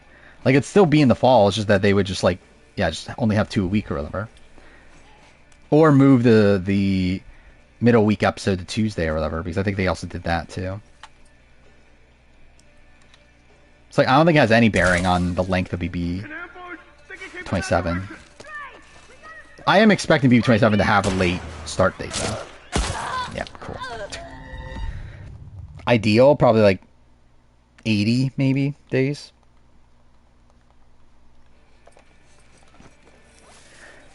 You got spoiled in Expedition 33? Yeah, I haven't seen a single thing. I know people are like simping over certain characters and stuff, but I haven't seen like anything plot related. Like, I generally know nothing about the plot at all. Like, I could not tell you like, I don't even know what the actual like basic like I don't know, concept is. Alright, be careful. We got a live one! Over here! Pin her down! Cool. Okay. Yeah, that's great. Yeah, cool. She's running! I'm shocked I'm not dead. Okay.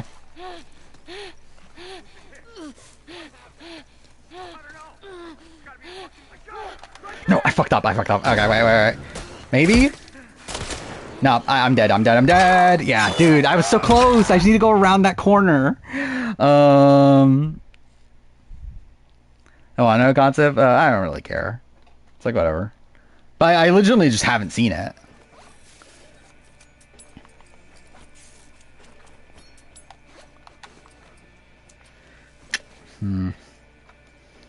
Chelsea actually elite winners on terrible cast. I mean, I think most people are on terrible cast.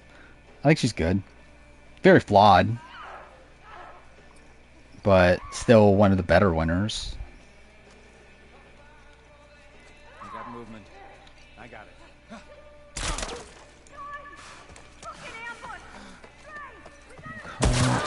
What? What the fuck is that? How'd that happen?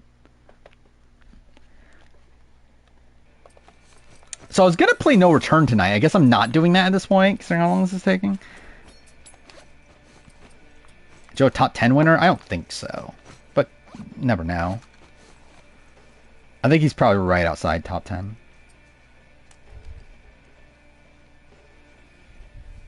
Winner or player? I think June is probably a better player. I think Chelsea's a better winning game. Cool. Should I just do that, actually? I guess it doesn't really make a difference, though.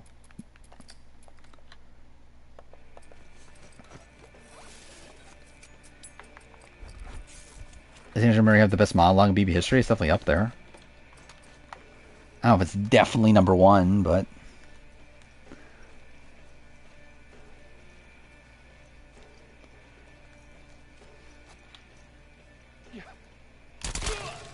Okay.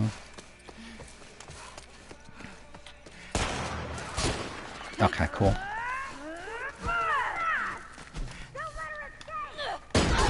I did not mean to do that, but that's fine. Yeah, I'm dead. Or not. Okay, or I am. Dude, fuck me. I didn't read that before. Pisses me off. Shocking truthers are people that understand Last of Us, or probably people that don't understand Last of Us story. Would Joe be around Tom but slightly higher? Again, it depends on how exactly Endgame goes, but yes. But also, I'd probably move Tom down But to be fair, I think like, yeah, Joe would be top tier. But I think like kind of like middle to low top tier.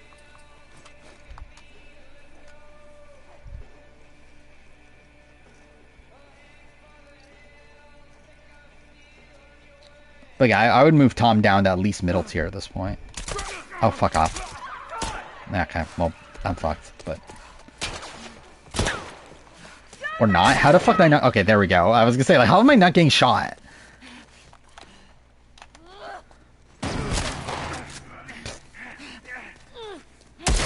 Yeah, that's fine. Joe makes it to the end without winning out. Is there a big difference between him and Earl Cole? I think it depends on what the what do you call it? What the jury, like how the jury receives him and everything.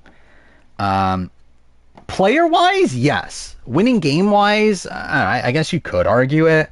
Joe did get blindsided early on, but also to be fair, like Earl. To be fair, Earl was not blindsided when Yao went home. It's just that he did not, or when Yao played his idol, but he technically didn't want it to happen. But yeah, like Joe legitimately didn't know what he was doing, or what was going on there. And then also, technically there are points where, well, I guess he gets his way by the end, right? It's like, I think the thing about Joe, like Joe definitely is not as good of a player as Earl. But I guess like there is an argument for winning game that he would be like up there, I guess.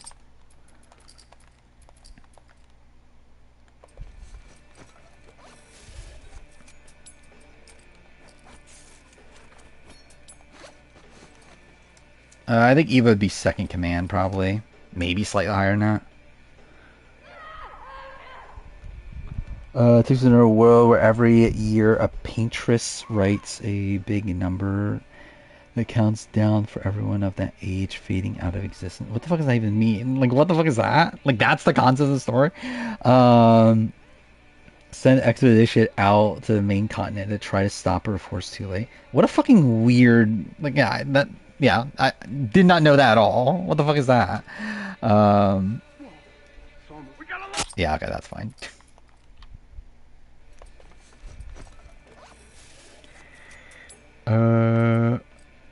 Like we got rumored casts and trailers of the challenge. Yeah, I mean, I think the show of the challenge at this point's just kind of shit. I think woke is a dumb term, so no.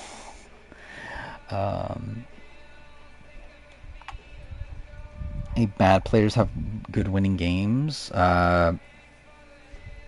Like, I think it depends on what your definition of bad is.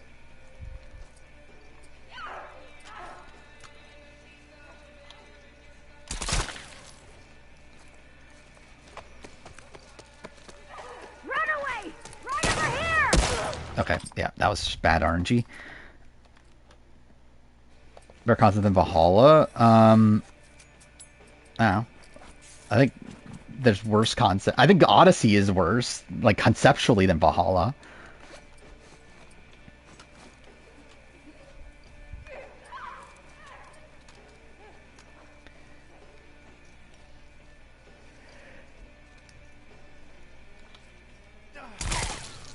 We're under attack! Think it came from back there! What a question. Like, generally, the only reason I do cover the challenge is because it would bother me to not cover the challenge. I don't know why I even continue that. Like, that's really why I do a lot of the videos I do. Is because I've already started and it would just bother me to not continue. Like, that's why I did Circle for as long as I did. Which is actually funny because I stopped doing the Circle when the Circle actually got good again.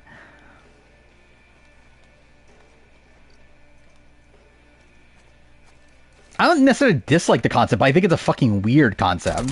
Like, it's not what I would have expected at all. Todd! It's Todd! Someone, we got a live one! Here! Here! Okay, that was good. Okay, cool. Ah, fuck off. Yeah, cool. Hope 41 would be good. Not banking on it.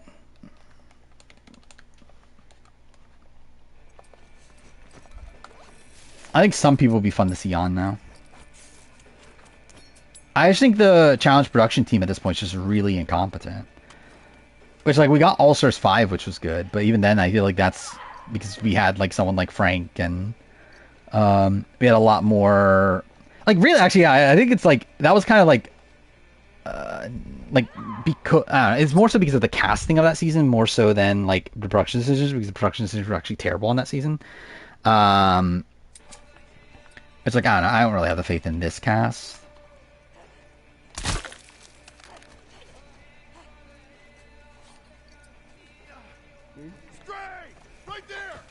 Yeah, legitimately, I don't know if I'm ever finishing this. Dude, okay.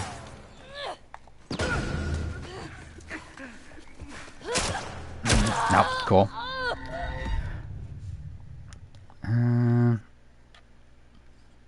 How do they fix the challenge? Dude, really at the challenge, like, one, I think casting, I would make different choices, but also it's like, I think like most of the issues really come from the editing and like how the show is put together. Or like, I think it's just been like so soulless in how the show is being put together nowadays. Or like, it feels like we hear about good things happening, but they just don't show those things. And like focus so much on like the competitiveness and everything, which is like, I don't give a shit. Like, I'd rather see people arguing and like that sort of stuff.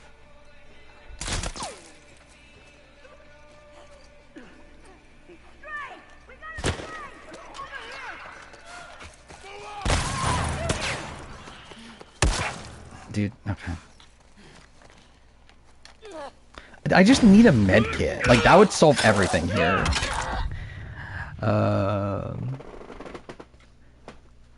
Apparently Paramount wants to edit out the drama. Yeah. Which is dumb.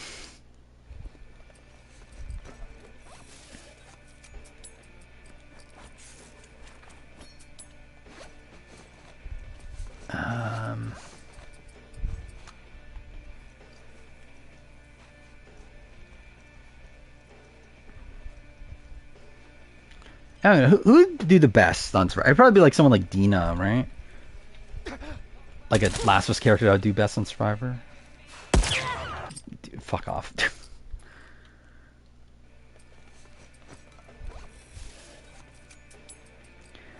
They had the Survivor editing team for the challenge would be 5 times better. I think it would be better. I don't know if it would be 5 times better.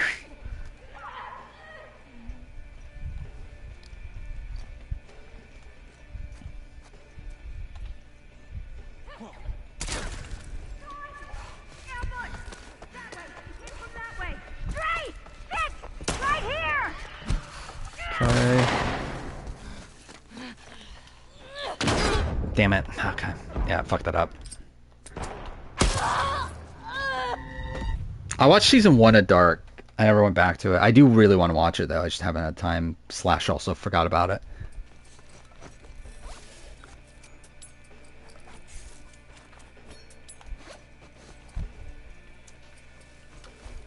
But I watched it probably like, what, like 6 or 7 years ago or something. Like, I watched it essentially when it came out.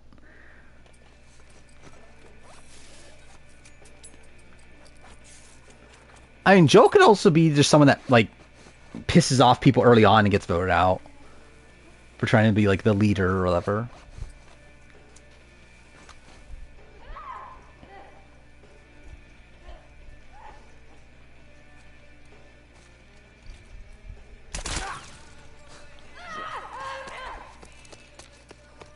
We got a live one! Here! Yeah, okay, that's great.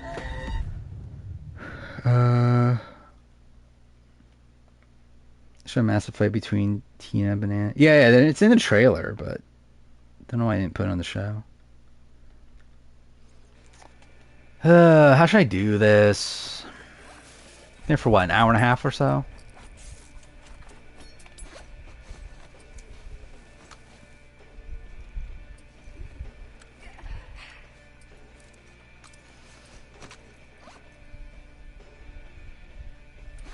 Maybe we'll try that.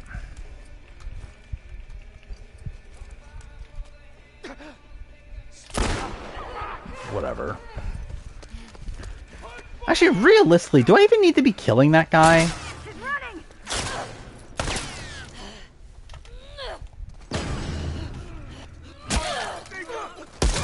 Cool.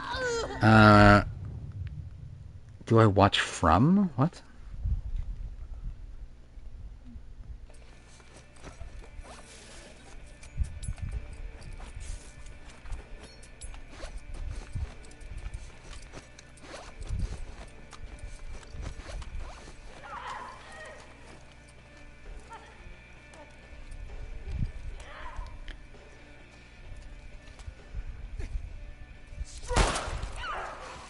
Okay. Pin her down. Damn it. Yeah, that's great.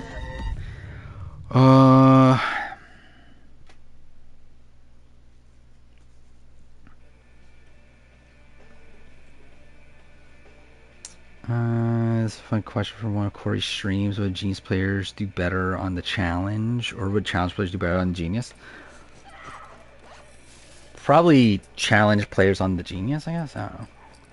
Like, neither would do well at the other, but like, I don't know, like how many people from the Genius would do well in the challenge?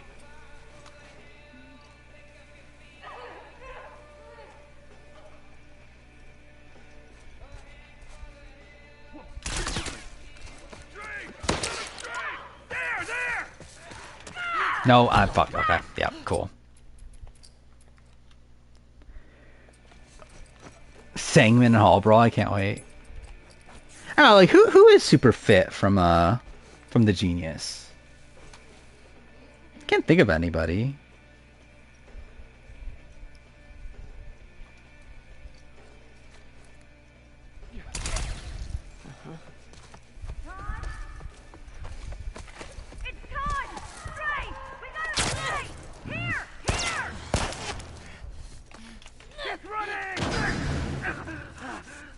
Okay, cool. Yeah. Yeah, it's typically older.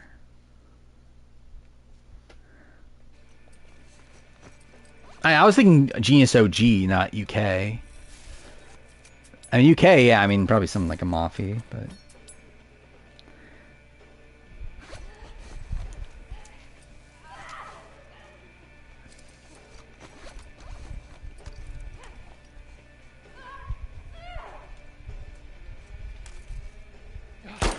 Damn it. Dude, fuck me. It doesn't really matter.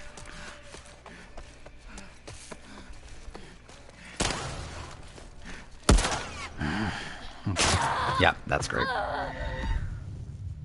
47 are brains run to? I'd probably go 47. But I think they're around the same level. Hail Mary? Probably not. I don't know. Probably just a big target. I wonder how complex strategies were developed in Survivor Korea. Yeah, I'm kind of like, has there been a Survivor Korea? I don't remember actually. Was there one back in the day? Actually, I forgot. They're doing Traders Korea, right? I think that'll be interesting to see how that plays out.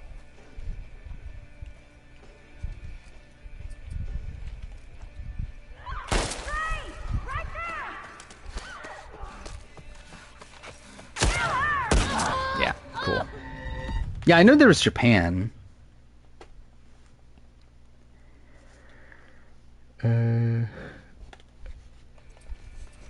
the Sangman?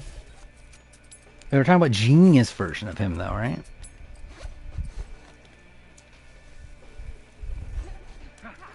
Someone's here. Cool.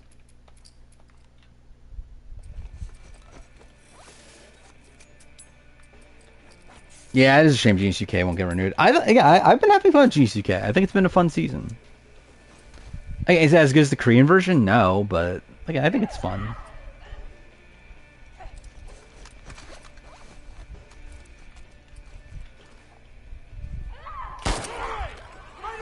I thought I missed. Not that it really matters. I'm okay. Yeah, cool.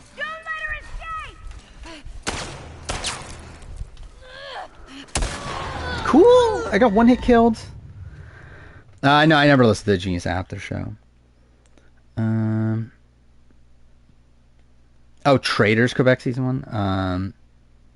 Oh, really? Miriam was under. I mean, like, I think with confessionals though, I don't know how much like does Traders use confessionals that often. I legitimately don't pay attention.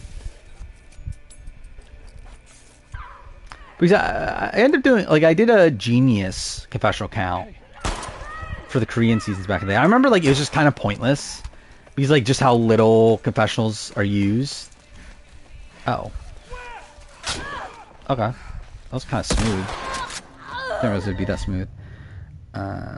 Kim has a most... I don't remember who Kim is. Is that one of the winners?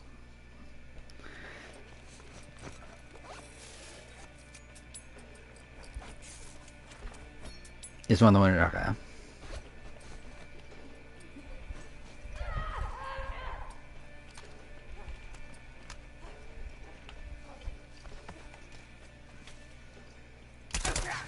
Oh, yeah, that's fine.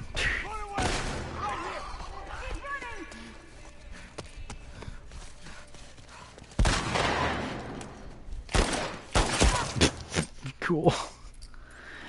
Got 138 that's a fucking lot of confessionals.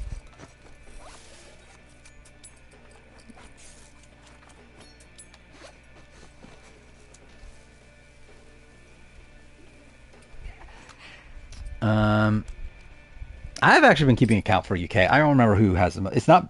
I think Ben is now in the lead. But yeah, the problem with Genius is that most of the confessionals come from death matches. So it's not like a particularly good like assessment of like people's screen time because like essentially it just favors who goes to death matches. And like season 1 was actually a bit more balanced from season 1 of UK or season 1 of Korea. I mean, where like that one like confessionals are used a bit more often, but then like after, dude, fuck me. But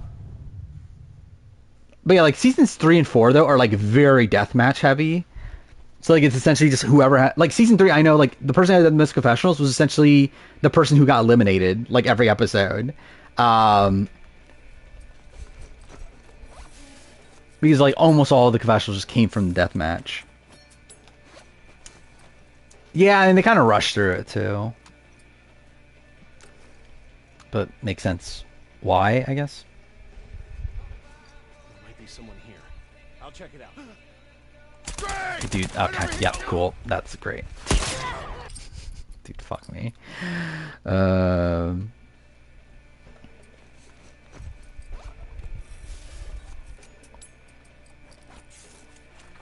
They just put him in a side room, yeah. Like yeah, when they're like filming it like mid, like the game actually happening. Because I'm pretty sure they don't do that for Devil's Plan, right? Like they actually have like a full confessional room and everything.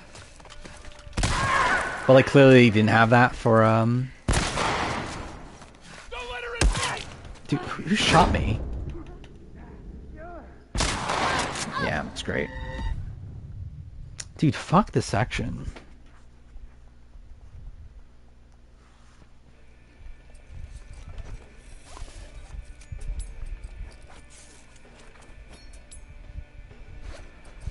I don't remember, how's the bow and arrow work in this game again? Still takes some time, right?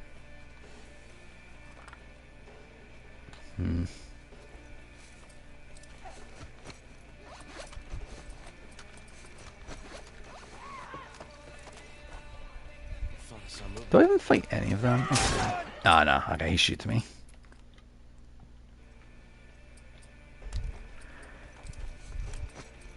Oh, I haven't paid attention to the edit enough. I got movement. Legitimately, I don't think I can name like a single faithful in Traders Quebec. Like I know of people, but like I cannot tell you their names. Cool, that's great.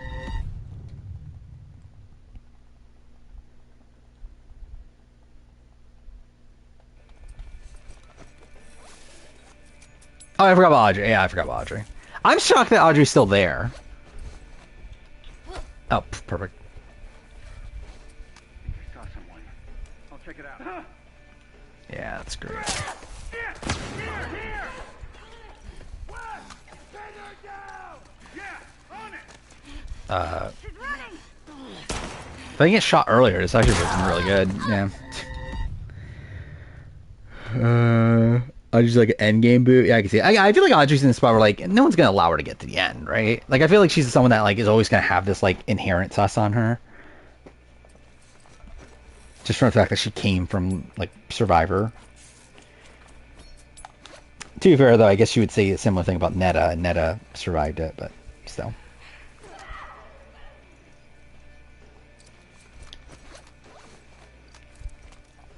Yeah, I saw that. I don't know who that person is though, but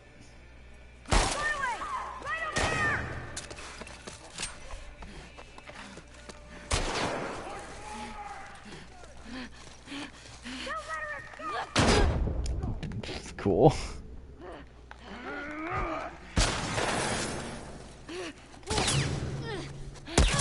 Cool.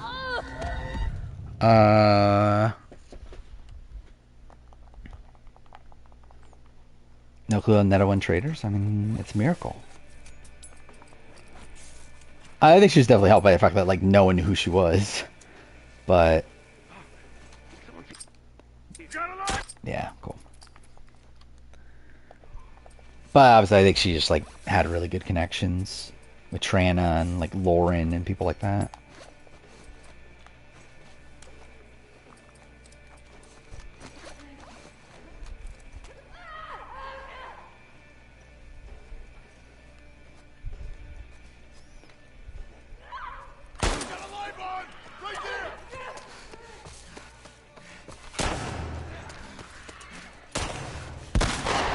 That's good. Ah, damn it.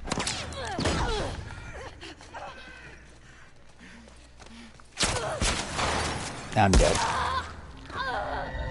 I don't know how I should do this. I got close that one time though.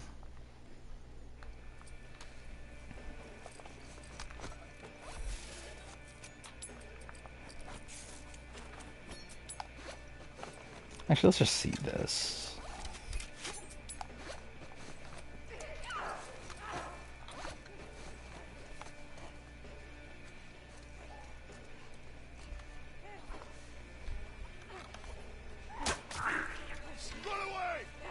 Still.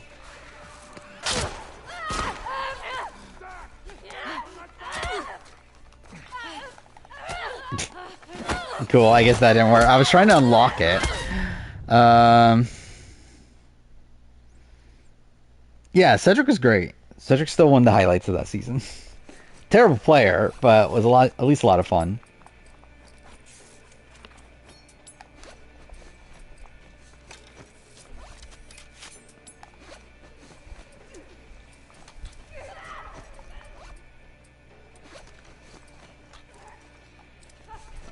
Let's do that.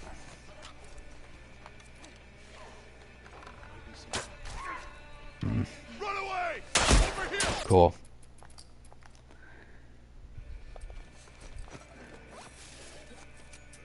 You see a musical come from away tomorrow? I don't know what that is, but that's the thing. I've never been a big musical guy.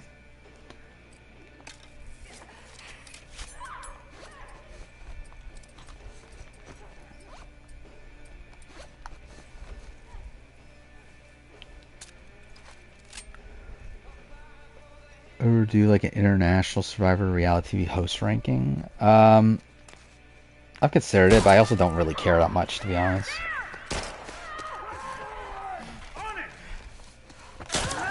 Dude. Cool.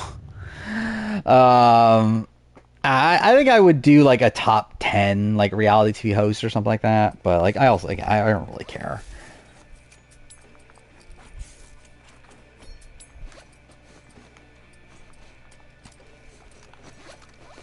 I love how I keep it switching to the rifle for like the end of the fight, even though I'm just never gonna fucking get there at this point.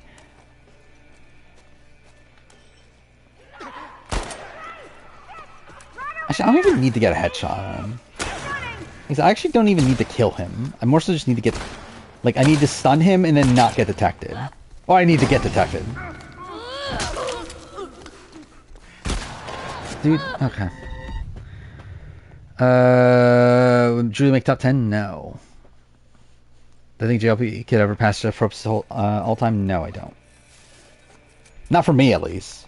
For most people, probably, but not for me. No? Okay.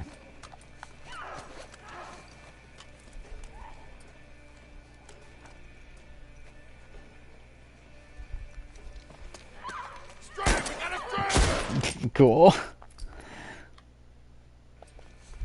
See, Avril Lavigne on something.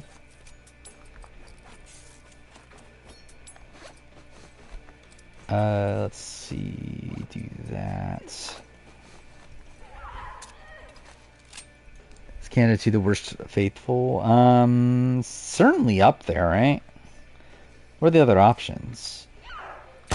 Well, I guess AU, right? Dude, okay. Yeah, cool. But AU 2? Yeah, I would say Kira's like good, but not like great. I don't know the actual ranking of all the traders. Like, obviously gets outplayed by Netta by the end.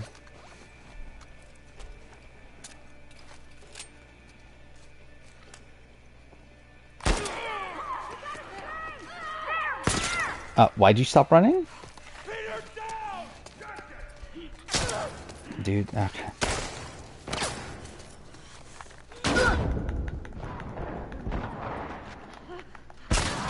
Dude, that's cool.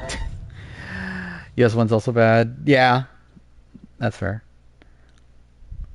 Yeah, I saw that. The Avery was almost a big brother. Said that she was almost on 22, which I find weird considering I believe the story is that 22 was always supposed to be All-Stars. At least from before COVID, at least. We got a live one! Right here! Oh. Push forward!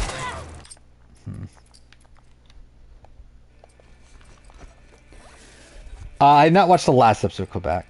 Maybe because it wasn't posted. I looked for it and it wasn't there.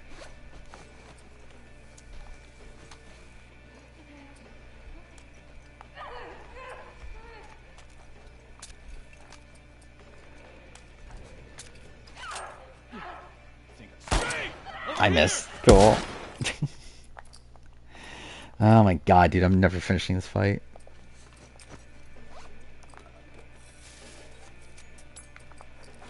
It would be nice if I had a Molotov.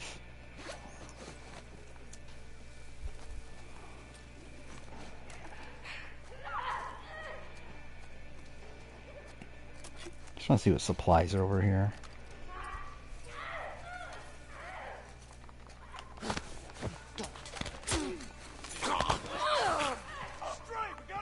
Cool. No, I didn't rewatch it.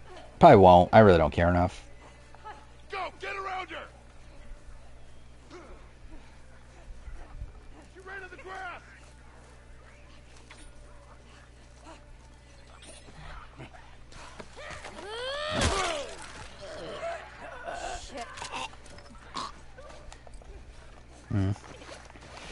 No, hit him! What the fuck? Okay.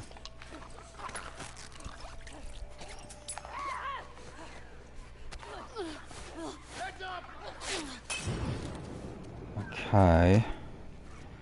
Problem's now getting out of here.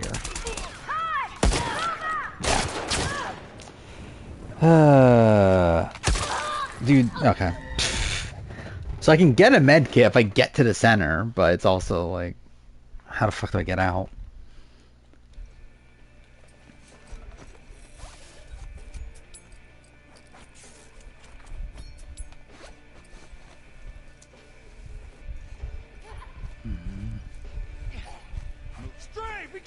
Yeah.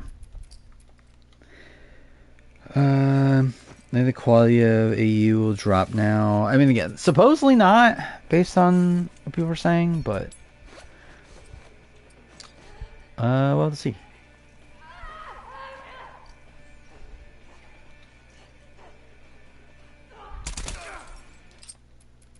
Here's a helmet.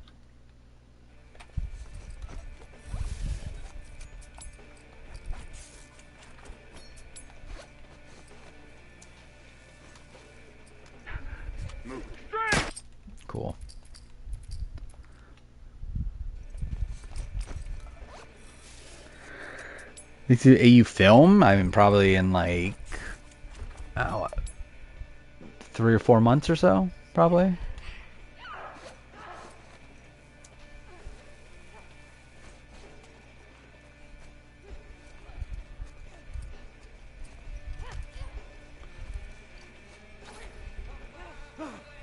How is he seeing me from there?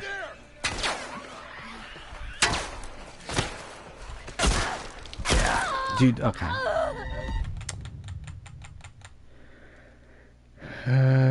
What if they're gonna bother doing deep dives for A versus the world? I think it depends on who says yes. Probably like Lisa Stanger would do one, right? Or Holmes now, right?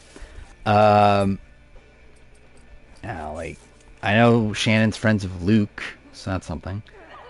Maybe David. Did Sean even do one for Heroes of Villains? I don't even remember. We got a live one! Right there! Move in! Yeah. I'm never finishing this. Well, I guess Switch 2. Probably not launch. And probably generally just probably never, considering I just don't have time. And supposedly, yeah. Like Nina probably beats most people. Simon beats most people. Sean, I don't know for sure, but I wouldn't be shocked if he beats most people.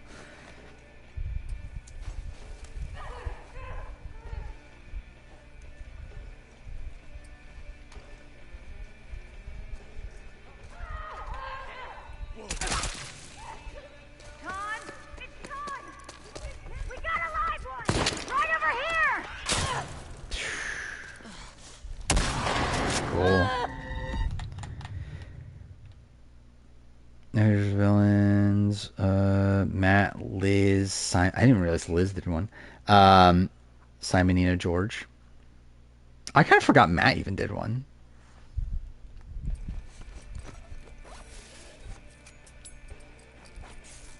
I didn't listen to all the AU ones. I did this time, but most of the time I don't. Yeah, that's great.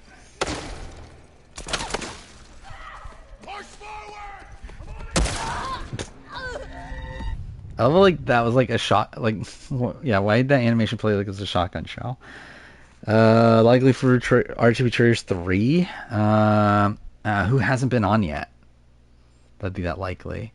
I could see Steph from this season of Survivor. Probably like Trey. Trey hasn't done it yet, right? From Squid Game and Battle Camp.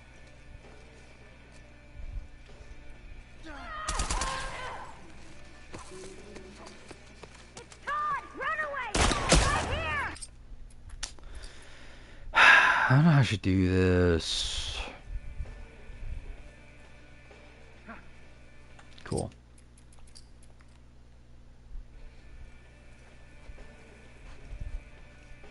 Wait, I craft. Christian hasn't done it? Yeah, that's kind of insane. Christian definitely. Fishback hasn't done it, right?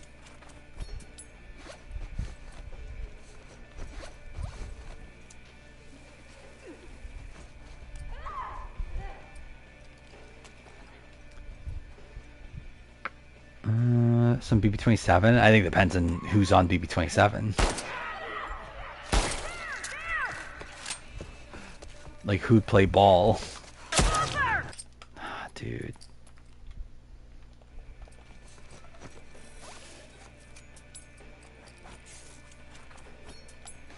Yeah, I feel like Blind the Clock Tower people are the people to expect. I think, like, Caroline, Sam would be on there probably, right? 47. Also, likely people that aren't on 50, right? So that'll be before, like, yeah, right before 50 airs. So probably no Christian then.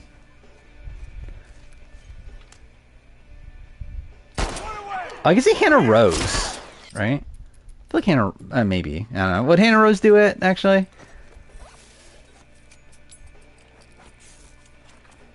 Calendar Bandian hasn't done it yet, right? I think she could do it.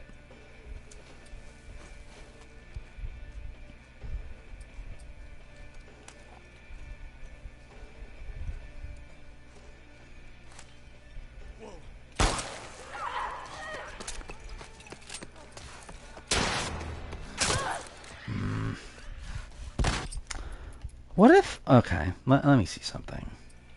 Oh, wait. I need the craft still.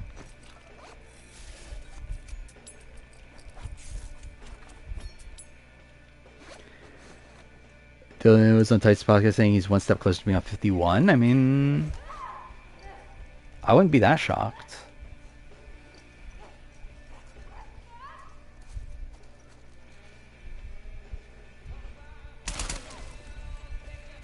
Imagine if he's the celebrity that Jeff was talking about. I'm shocked that worked, by the way.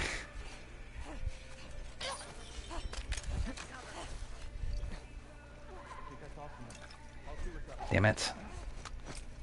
Well, shit.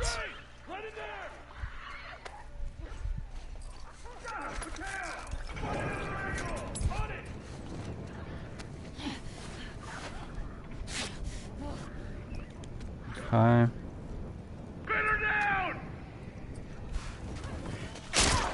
Damn it. Okay, I got stuck anyway. Dude, fuck off. She didn't get Cam's dogs at the crate, I'm sure. I'm sure they would want, like, a like, I think that's what they're going for, right? It's, like, obviously mocking the, celebrities love one thing. Okay, cool. So I assume they'll probably redo that again. I don't know who... Like, maybe, like, Wes's wife? Right? Like, she's, like, an RGP fan? So I can see them trying to get her. I'll look into it.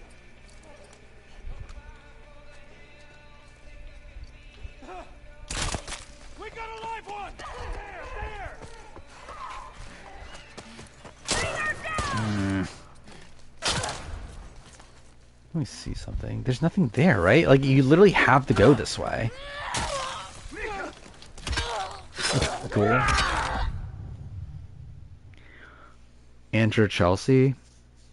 Not sure. Like, I feel like they have no connection to RHAP, right? Like, Chelsea did the deep dive, but Angela didn't, right?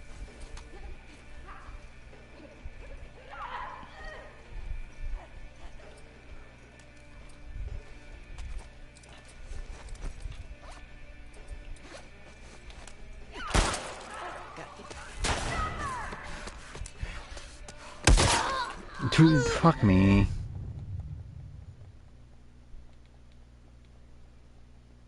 Oh yeah, we talked about that earlier. It's like I could definitely see Boston Rob giving Dylan a recommendation or whatever.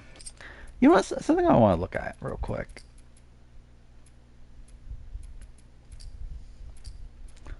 Is there anything here that could help me without like fully turning on accessibilities? Because I know these aren't allowed, right?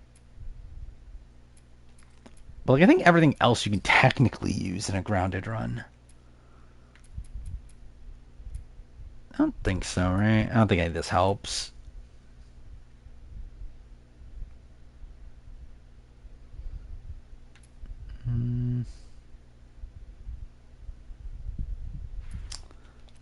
Maybe?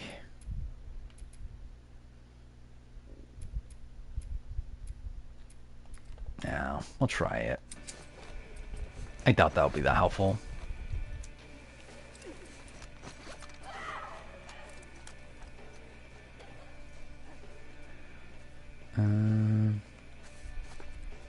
Giacomo. How do you pronounce? Like, I know, like I know I pronounce it wrong normally, but I generally don't even know how you pronounce that. Dude, okay, move. Dude, okay, yep, cool, perfect. America hasn't done it. Yeah, she hasn't, has she? Yeah, America, you could do it. Oh yeah, I forgot she was supposed to be on season 2, right? And then had to drop out or something last second, if I remember right. So yeah, she'll definitely be on season 3.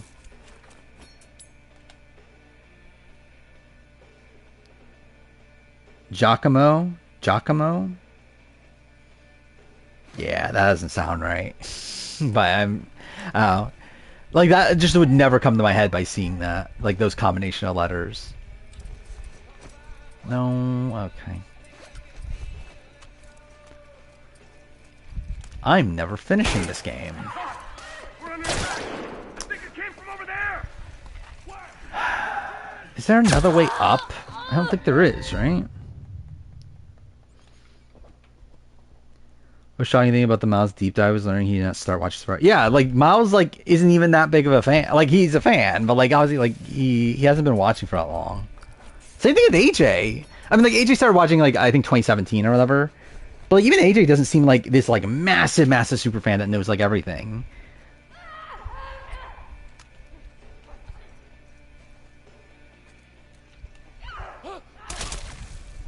Like he at least knows what Rox is, so at least there's that.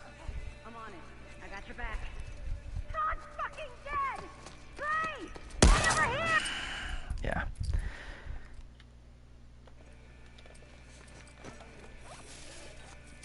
I've been watching for forever, became Superman before the pandemic.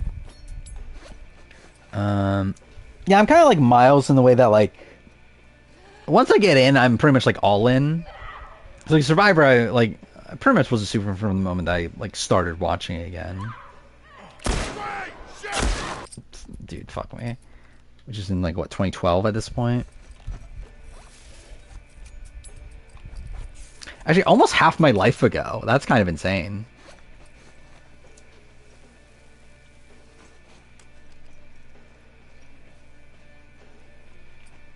You know what, like 3 or 4 years? It'll be half my life ago. Cool.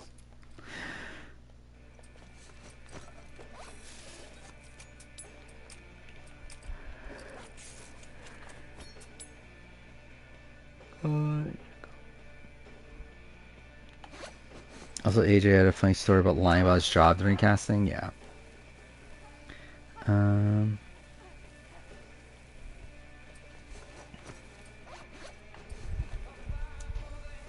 I'm getting close to being like willing to give up on this.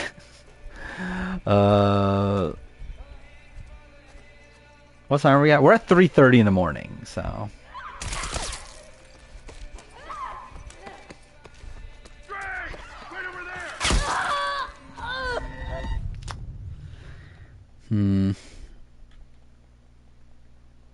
Yeah, I'm only up to BB10 on the retrospectives.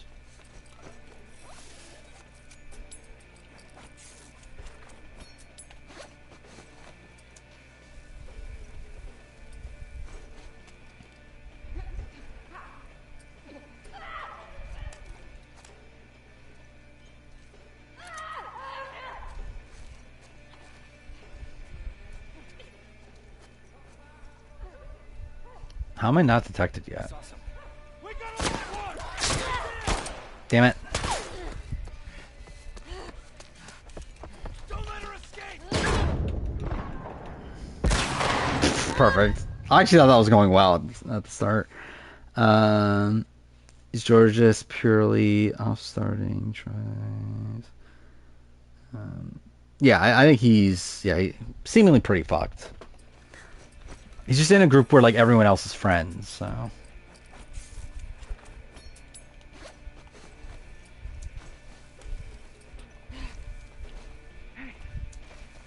Yeah, that's fine. Hey, we got a spray! Over here! Damn it! Move in! You got it! Cool.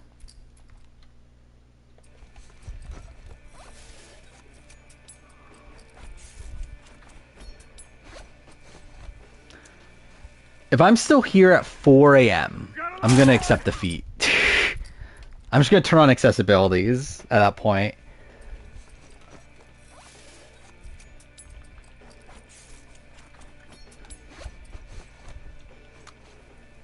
Actually, you know what?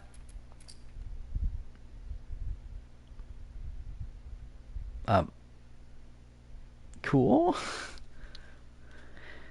Should I just finish the game? Like I'll have a save. This is the right save, right? Which, by the way, yeah, I think that is. So I've been here for an hour and 40 minutes, hour and 50 almost. Yeah, I should have. I think that would have been actually a cool thing to have, is have a death counter.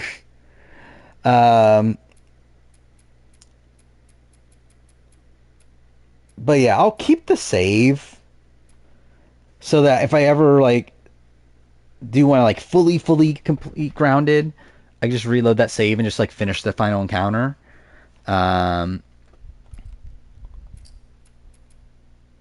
But yeah, I think if I don't finish this soon, I'll probably just turn on accessibilities, finish it, and then do it at some point in my life. Because it's literally the final fight. Like, this, not even fight. Like, this is the final like thing that you just have to run through. Like, you don't even have to kill. Like, you technically don't have to kill anybody. It's just you literally have to get to the final door. Right over here. That was good. Or not. Go back into our history and get one full like 5-hour deep dive from a player. Oh,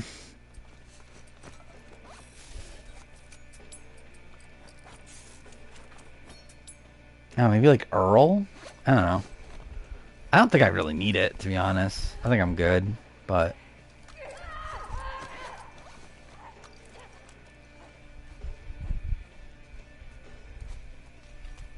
Maybe Tom Westman would be interesting to a degree.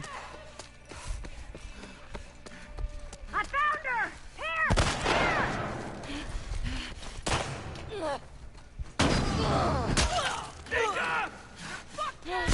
No, dude, fuck me. Okay. Coach after Tiger Chains? I mean...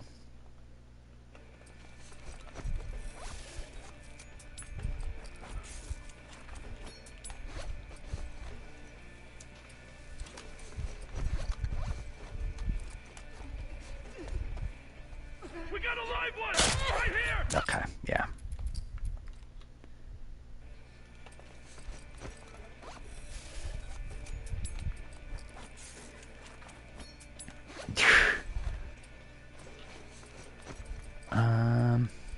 I feel like I've heard Rob talk enough about Amazon that I would have no interest in a Rob C deep dive. Maybe Heideck actually could be interesting. Run away. Cool.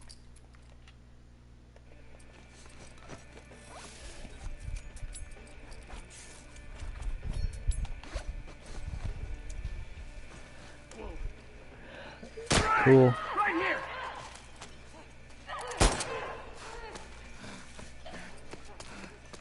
Peter down. On it. Don't let her escape! Cool. Todd? Yeah, I guess. And Chance David, and there's a chance. I would put him fourth in terms of likelihood. There technically is a chance. Ours to be fun. I feel like he's talked about stories on other podcasts.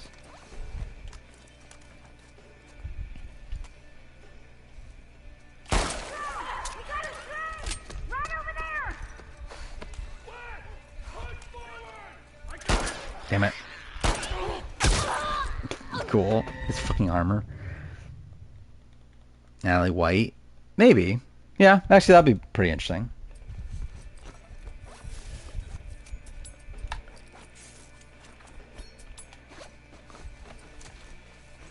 Run away. Yeah, that's my fault. Yeah, Danny, I guess.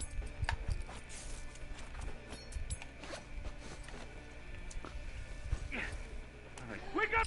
How am I being detected there? I want to see something, actually. No, AI's the same. I want to see if the pathfinding was different, but it doesn't seem like it.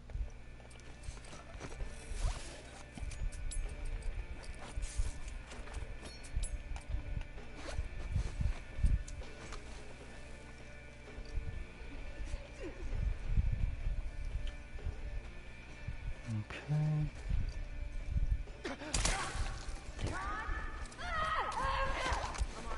I got you. It's Todd! Someone fucking got through! We gotta Here! Nah, that was bad. No, okay, what's happening? Okay, yep, cool. We're talking about RHAP. It was Heroes of Villains. First time they did deep dives, I believe, was Tony and Kagian, though.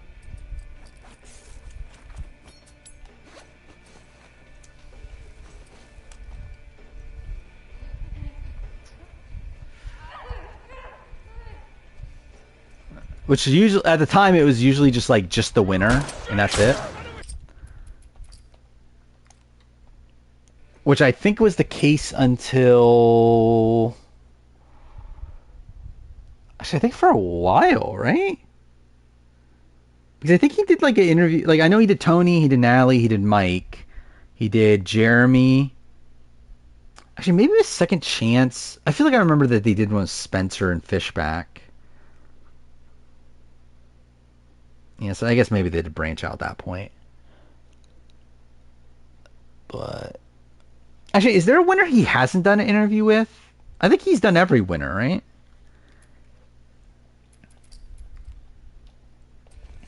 Like since Kageyan, I should clarify.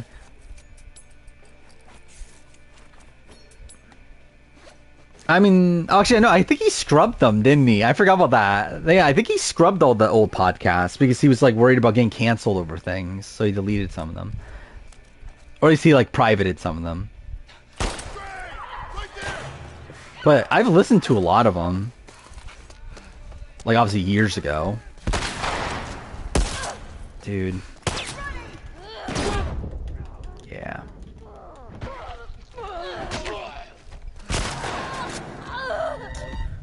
I think he did Tommy. For Terrence Deep Dives, yeah.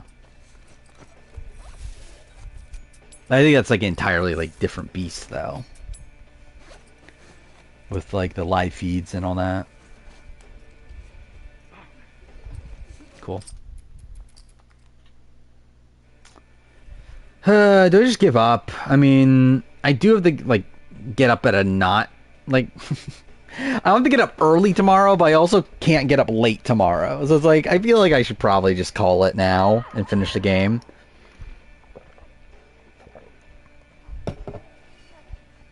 I feel like you're like the third person that's asked that in the last like 15 minutes, but like, I'm up to BB10.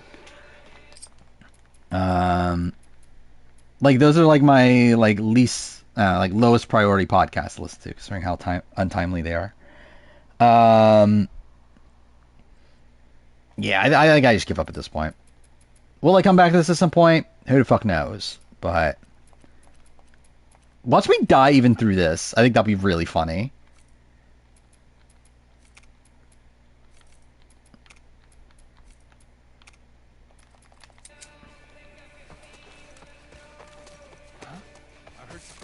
Let's see. Dude, look at this. If only it happened every time.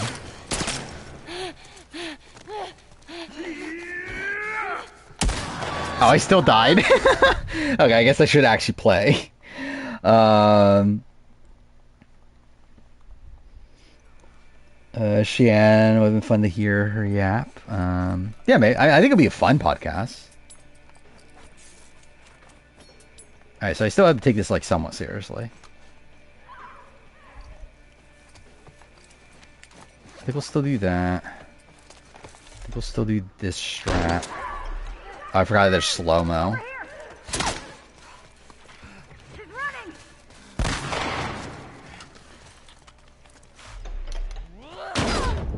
That was bad.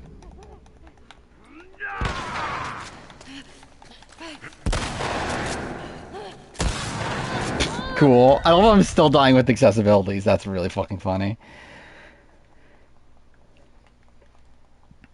Alright, I see Tara on Big Brother, Rob C on Survivor 50. Rob C on Survivor. It's not even a question. Yeah, I could do that, but that'll take forever.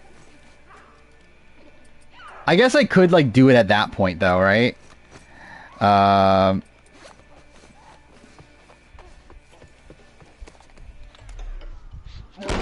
Dude. Whatever.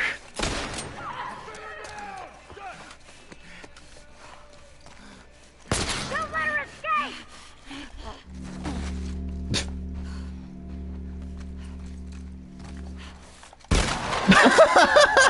That's funny. I did not expect to be killed like instantly there. That's funny. When do you take charge of daily life feed updates? I don't know. I don't know how they would handle it. I don't think they would do it without Terran in the same way, at least. I think they probably would like have people switch off. Actually, I believe that was what the original concept was, right? Is that they were going to have like one person cover each day.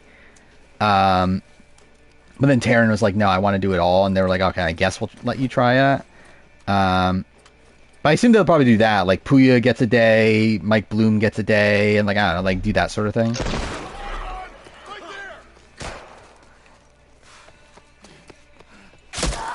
Cool.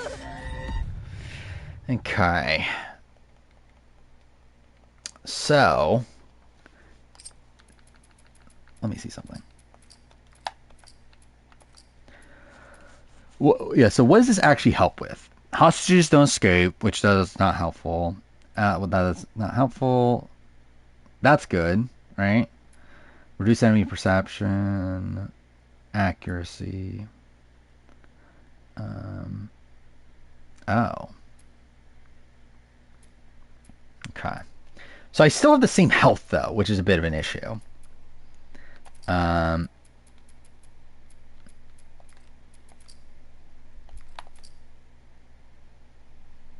none of these are helpful, right? Okay. Wait. Oh, no, I mean, yeah, it's the same thing. I was like thinking, wait, can I craft more shit than I could before? But no. Crawl to... Actually, I didn't think about that. Dude, this is gonna take so long, though. That's like the issue. It's like how long this takes. He's gonna see me, I think. Oh, cool.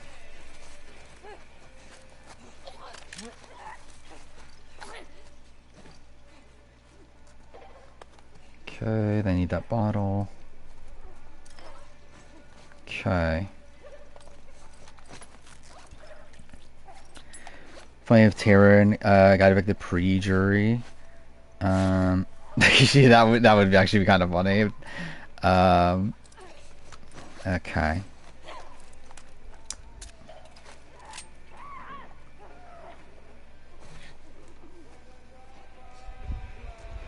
Actually, I just realized that actually doing it stealthy would actually be really easy here, wouldn't it?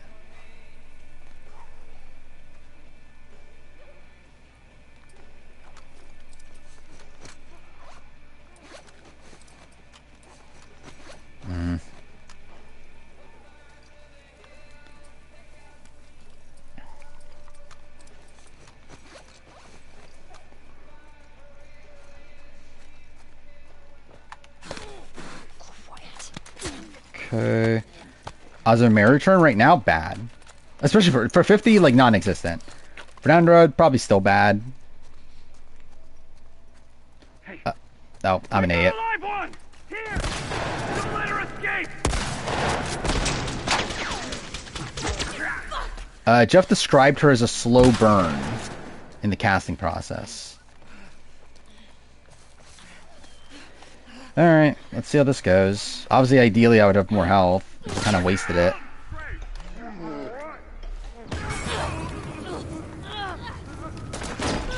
Okay, that was me being dumb. Oh, he didn't even fucking get stunned? No! I was so close! It was right there! Okay, cool. Cool.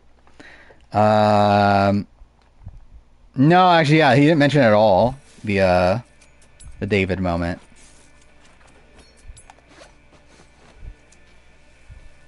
I mean, Say's out, too.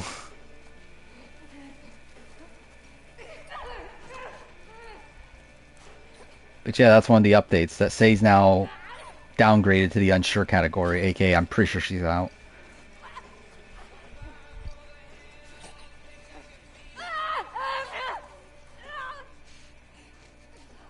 That would be great. Challenge rivals.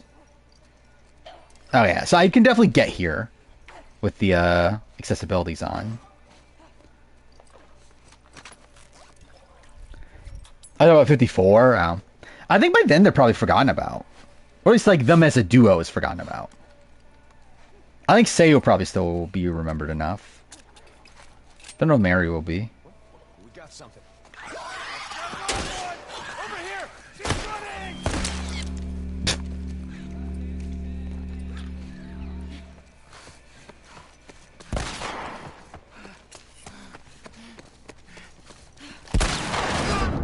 That was me being dumb.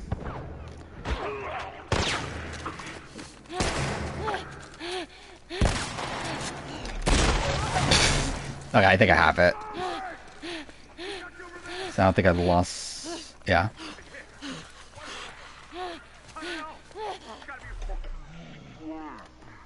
No, wrong one. Nah.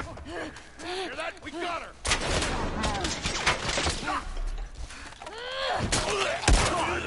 No, no, no, no, no, no, no, no, no, no. I'm almost... okay.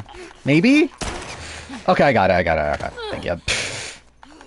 With cheats, but that's fine. I'm fine with that. I'm not gonna fucking be here until, well, like 5 o'clock in the morning or something. Open the fucking door! Okay. Knowing that I could do everything but the final encounter, though. That's what bothers me, but... like, I'm not gonna waste another stream on this. Oh, cool. Wait. Oh, am I dumb? It is this one? Oh, okay. I thought it was the other one. Surprise, so many people want David to sit down. Like that, and they can never win. I think, yeah, I mean, those are two, like, interesting moments, but it's like, that's pretty much it.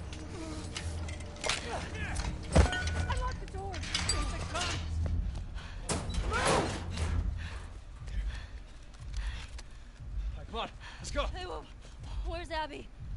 She's bit. Keep back. Hey, don't put that fucking thing in Hey, me. hey, hey, hey, hey. I don't even remember the last time I seen this scene. She's down in the pillars. The pillars? Head down to the beach. You won't miss it. She's probably already dead. How much left the game? Probably like what, like 20 minutes? Come on.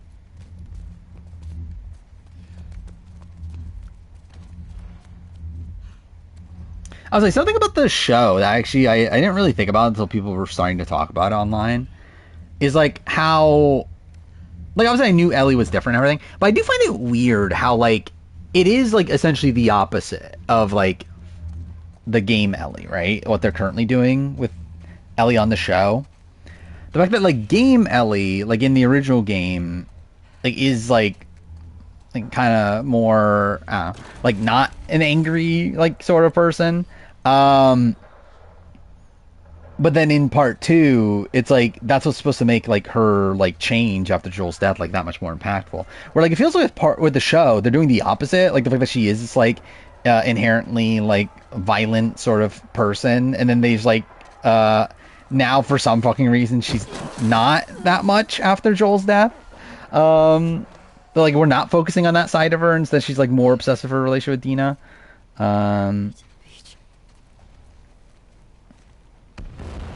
Oh, 100%. I have no faults with Bella at all. Like, do I think she's like the best Ellie? Especially like a 19-year-old Ellie? Not really, but like also it's like that's not the issues with like Ellie on the TV show. The issues are the writing, and the changes that they've made to the characterization of Ellie.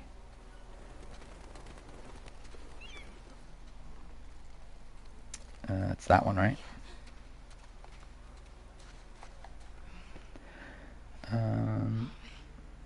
They should have cast a different one. I don't know. It's like I think it's like weird because like she is the same age as like Ellie in the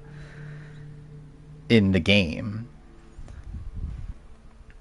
So it's like you would think it should work, and also I do think if you change up the actress, it does feel weird to do that.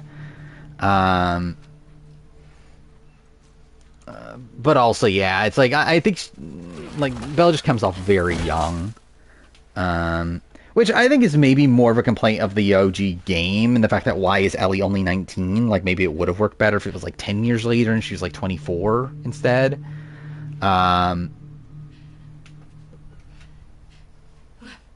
He's like even here she's supposed to be like 20, right? It's like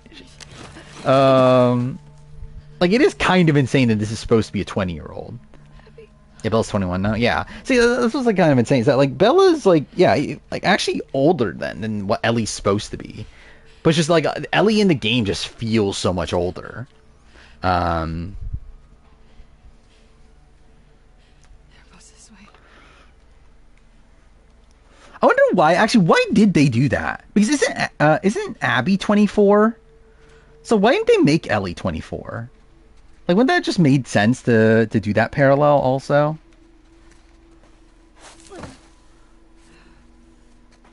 Because like that's also like a clean 10 years later too. So why'd they do that?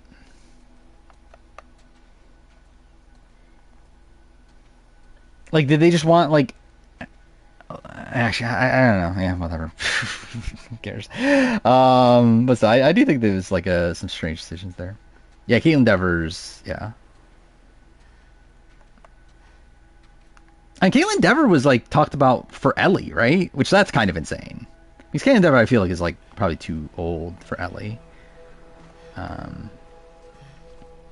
Especially for season 1 Ellie.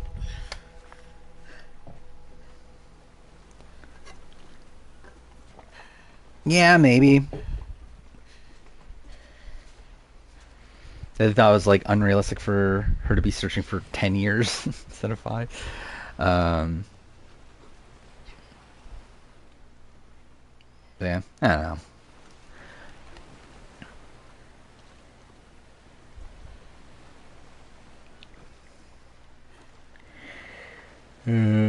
Is this fight changed on Grounded? I generally don't know.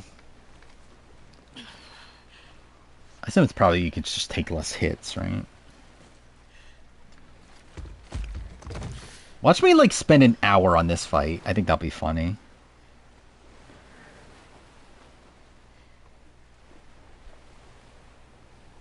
I kind of forgot there was silence during that.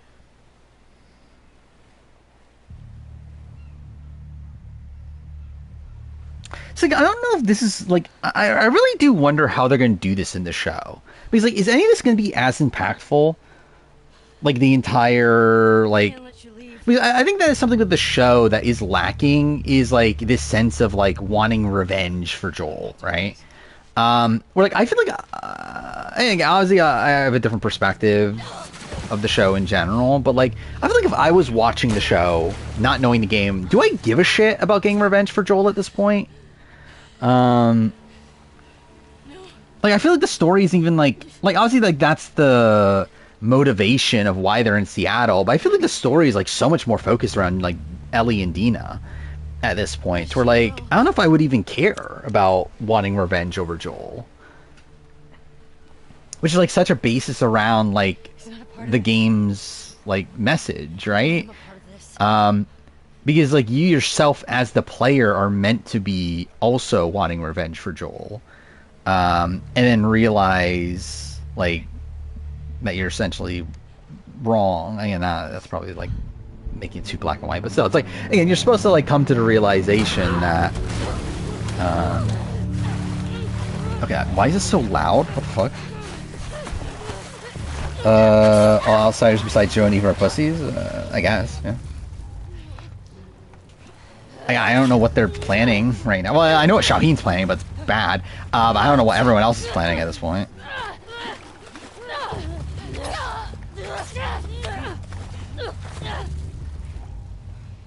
Yeah, I think that was always a thing. Okay, cool.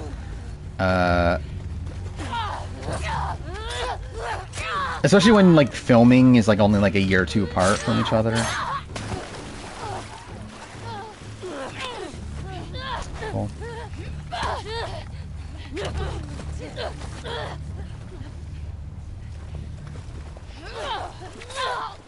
Initially, like, I don't mind. Like, I think the thing about my stance on like Last of Us Part 2 is that it's something that should only be a video game. I don't think it really works in any sort of medium. So like them changing things for the show, I don't have an issue with as much as I do with Part 1.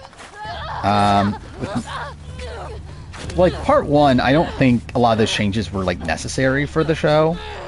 Like, obviously you have to cut out like all the fucking like long gameplay sections, but in terms of like the base plot, I don't feel like much of that was like necessary to change. Where I feel like Part 2 is just so fundamentally a video game. So like them changing things, I don't mind, but I don't know if the show is ever going to have the same impact that the game is meant to.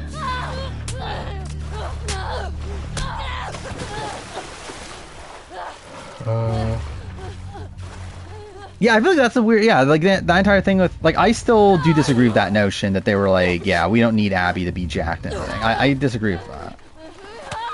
Not necessarily because of just this scene, but like also just like it's a major part of like Abby's character. Whereas like as intentional if it was or not, it still is. Like even if it was a thing that they were like, oh, we need to do this because okay, what the fuck, I'm fucking this up. But they are really like doing this like, okay, we just need it to parallel Joel even more. For like gameplay reasons. It's still... We're talking about Survivor? I think episode 4 is the best episode of the season for me. I actually, like, I'm still very conflicted on episode 3 as a whole. Episode 3 is the longest episode of my review, for that sort of. I never talked about that actually. My 48 review is actually going to be shorter than my 47 review by a decent chunk. So that's good. Still longer than my other reviews. Like, it's probably going to be about 4.5 hours. But, like, that's a good, like, what, 40 minutes or something? Less than, my, dude, fuck me. That's my 47 review. Shouting delusional like Scoopin'? I guess. I'm sure Xiaoyu would be, like, really excited to be compared to Scoopin'.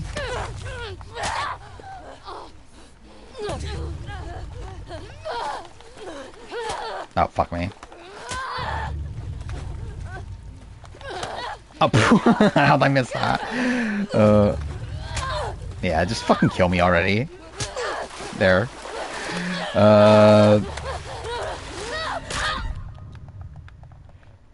Like acting wise, they believe Bella Ramsey is playing someone older in season 2. Yeah, I think there's a lot of like things like that don't feel okay. What the fuck was that? In season 2 that do feel like not very like believable in that sense.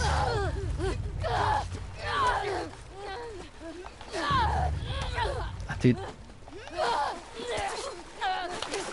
Cool.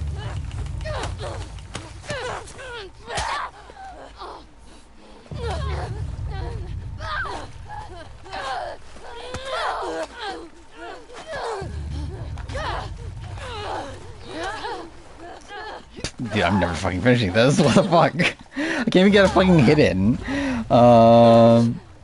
So you're the wrong way with how people were shame back when TV came out for saying Abby's physique is unrealistic, and now the show is here and showrunners like it'll be unrealistic.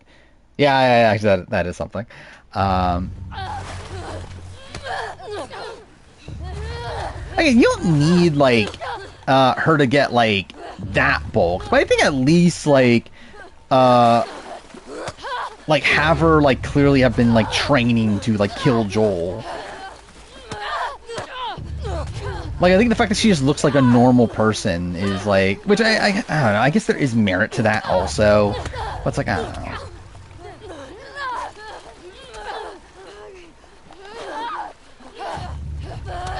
Yeah, it's dodge 2, isn't it? And then I can hit. I finished House of Dragon season 2 like a year ago or something. Like, I don't know, a while ago. I barely remember at this point.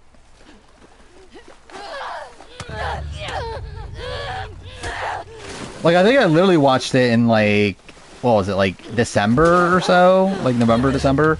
I think it was because I got HBO Max again during Black Friday. So yeah, it was probably like early December.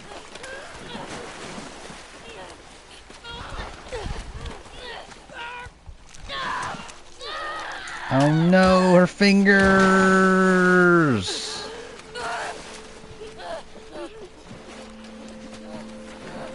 Is everyone picking Eva a reward? I think funny considering how much she's complaining about Mary eating all the food.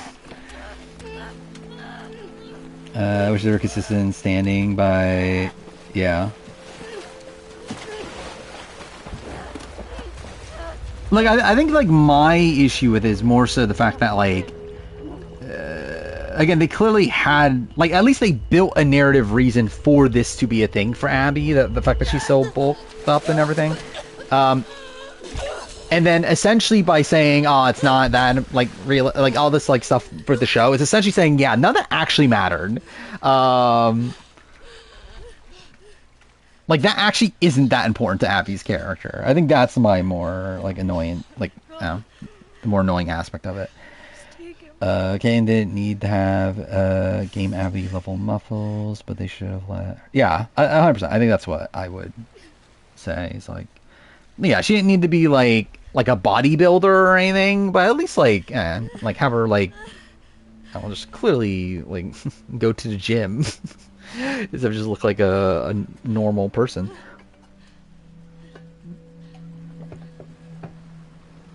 There we go. We finished the game essentially.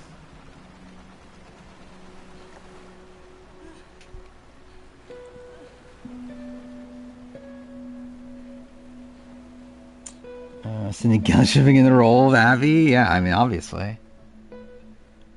Can Cindy Gillen act? I think that's the debate. At least respect the risks they took, even if I still hug Abby. Yeah. Did I see Secret Scene? No, I didn't.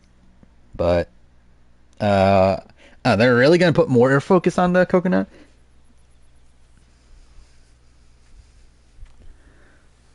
Dude, I love it, like, this actually took 5 hours. Well, I guess 4, considering I spent the first hour just talking, but still. I like, legitimately, I had, like, less than an hour of the game left when I started stream. And obviously I wasted, what, over an hour and a half of it on that one encounter, but still. I think I'm finishing this so I can play Squirrel with a Gun next stream. An actual good game.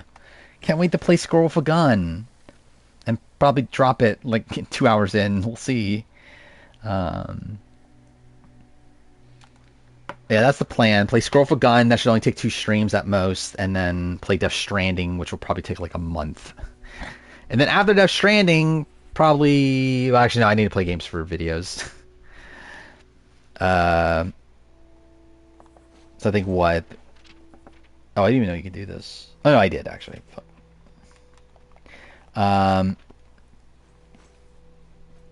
So I need to play AC Syndicate. I need to play Minecraft Story Mode. I need to play Game of Thrones Telltale.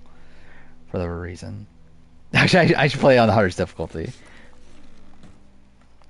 Here it is. Last bit of gameplay. Oh, fuck, this scene's like 7 minutes long or something, isn't it? I thought it was literally about to end. Thing is, still one of the best scenes in the game, but still. Yeah, I think that is something that's like frustrating about like TV in general, is I think people like expect every episode has to be this like big piece of cinema and everything. When it's like, yeah, there's episodes that are clearly there to like set up things. It's like I never expected like episode 3 to be the most like narrative pushing sort of episode. But like, for what it is, it's fine. Oh, cool. Oh my god, dude, fuck me. Dude, that's why I would never speedrun this game. Like, this would be fucking miserable.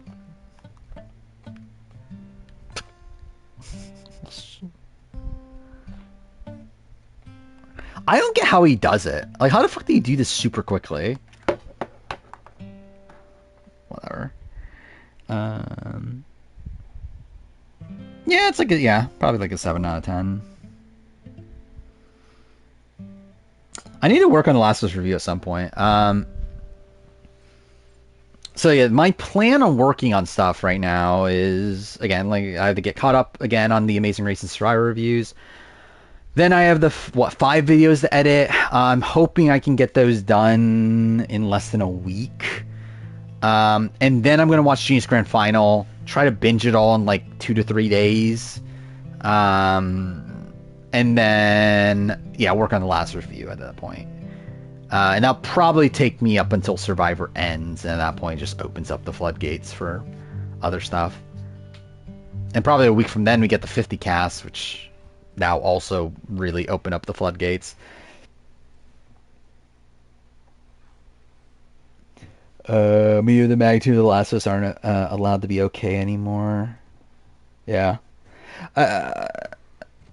Yeah, and I think obviously there's a lot of like political sort of things with Last of Us.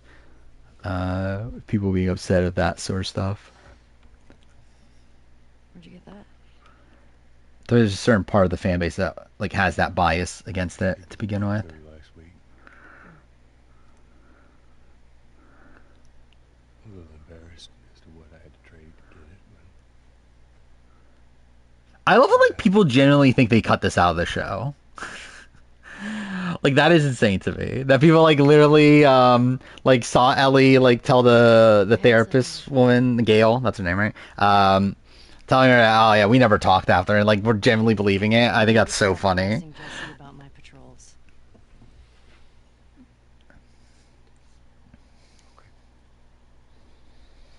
Dude, we're not seeing this for like another 4 years in the show, are we? Like at least like at most or at best it's at the end of season 3. I'm still not fully convinced they're going to end it at season 3, but we'll see. I guess you never. I think it depends on where the season ends, right? One kiss, it doesn't mean anything. She just... Like, are they gonna get to Ellie day 3 here, or are we just gonna end it at day 2? Because we still need flashbacks, right? Like, we know the birthday. Like, we only have 3 episodes left. We know next episode's like at least the lead up to the Nora thing. It doesn't seem like we get to Nora, and we know we get a flashback. Like, we get the birthday gift, which I assumed would be a full episode, but maybe it's not. I do know that you're lucky to have you. And then, yeah, I assume we get the Nora stuff in the finale, probably. You're such an asshole. I'm not trying to. I was supposed to die in that hospital. My life would have fucking mattered. Yeah, I think, But you took that from me. like Gail's a character. Not really. I don't think she's an addition I personally like. But it's also something I'm not like angry about either. Like if this is she was in the game, I would really dislike it. I think the show, it's like it makes a little bit more sense she's there, but I also still, yeah, I probably wouldn't have added her there. All over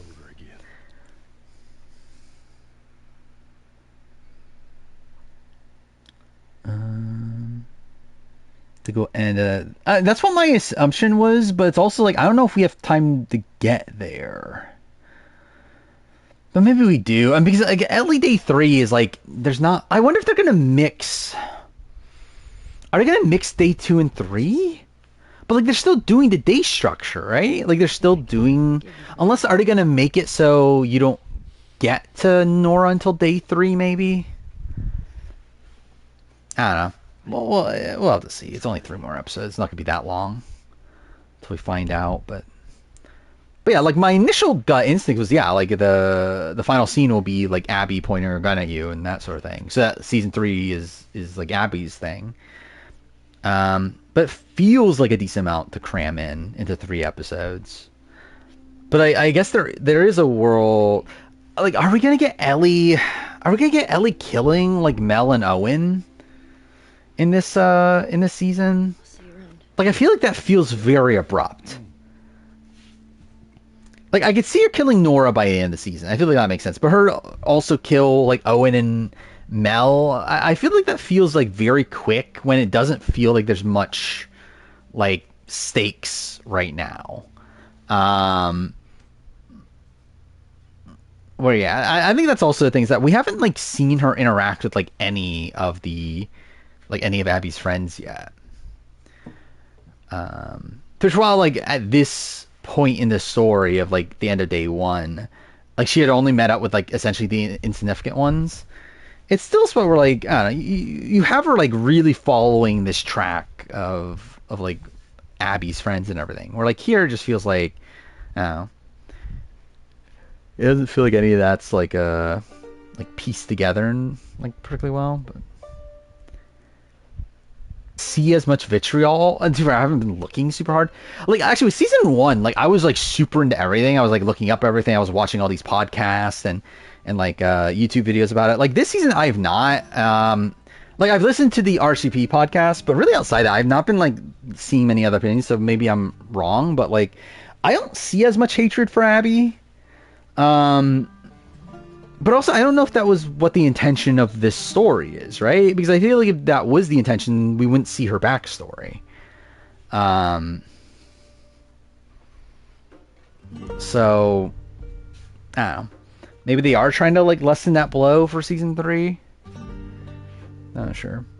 I think season 4 could be the last section. Yeah, that's what I was thinking. It's like I'm personally expecting 4 seasons. Where yeah, I would say like season 2, probably all of Ellie, or if not most. Like maybe the premiere of season 3 could still be Ellie, and then like the rest of season 3 is like the Abby side of things. And then like season 4 is like the farm, and then Santa Barbara.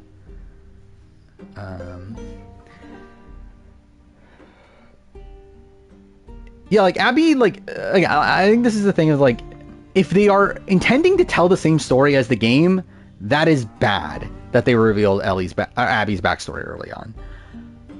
But I don't know if that is the message they're trying to send still. But if it is, then yeah, I think it's just fundamentally bad. If they are like if their goal here is to make you hate Abby and then realize that you were wrong and like have that change of heart and everything, then this is a terrible way of doing it. By like revealing her backstory right away. I see you later, Darkseid. Which obviously I'll be off in a second here. I remember seeing someone say HBO does not treat Petra. I got a trophy? Oh, is there one for Grounded? Oh yeah, there is. Cool. See, that counted? Should I play the entire game with cheats on? If that would have counted anyway. Whatever. But yeah. Yeah, what? Game of Thrones and this, right? I guess they want the cushion, the hate Caitlyn Dever would get. Maybe. Yeah, actually, I forgot about that. Yeah, there was that interview with like Kerr and Pedro, so yeah.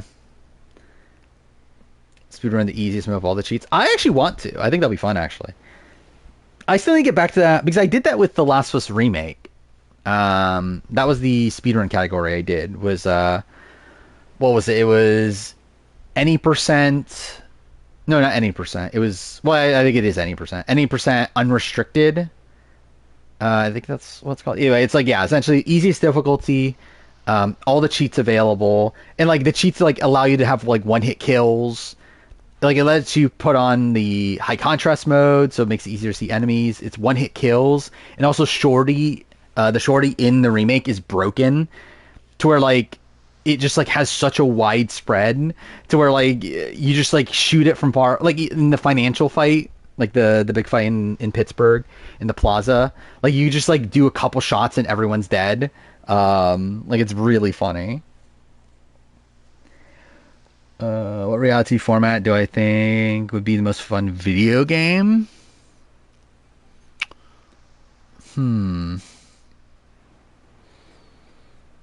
Maybe Genius / Devil's Plan. Like if it's like a puzzle style game, I feel like maybe something like that. But he's like, they've made video games like A&W, and like it's shit.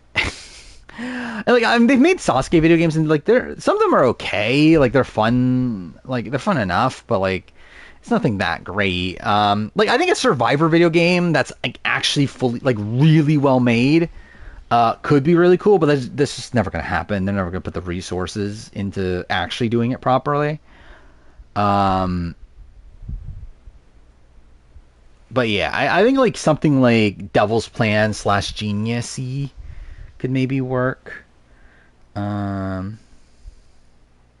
it is kind of escape roomy.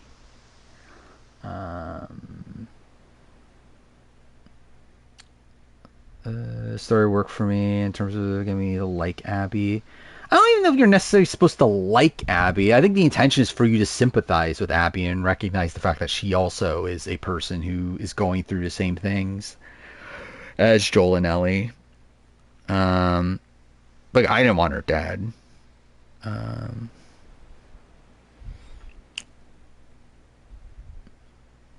Maybe they can make a proper official Oryx Survivor game. Maybe. I think like that. Yeah, I think that like a Outlaster, but like an official one. Like maybe. It'd still probably be of the quality of Castaway Island, but again, maybe. What was the actually? How'd that turn out? I haven't seen anybody talk about the. Wasn't there a VR game? There was, right? Like Horizon Island or something like that. Did like what was the reception to that? I assume bad, right? Because I feel like I would have heard about it if it was good. Yeah, I feel like I've heard no one talk about it. Dude, there's like barely any videos or anything on it.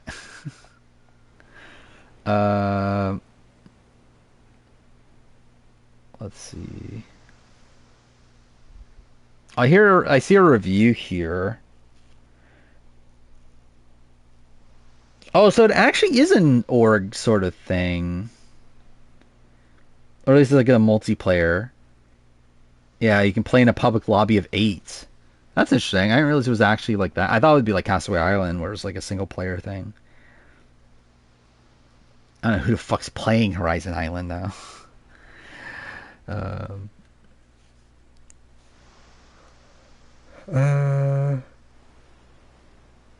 So he's saying good when she found out Dina was pregnant. But that's the point, though.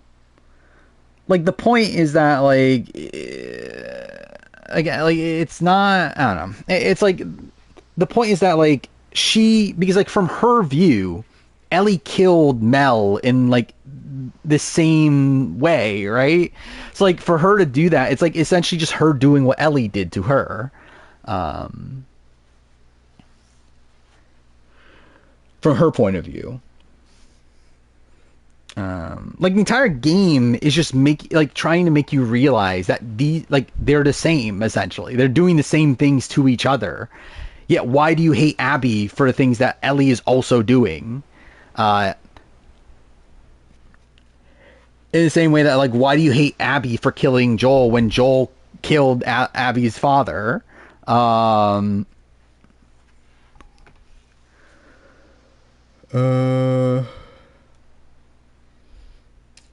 What's your player rankings for all the Vulas? Like what? Cedric, Justin, Mary, Say, Kevin, Steph by the end. Yeah, and by the end, it's about ending that cycle.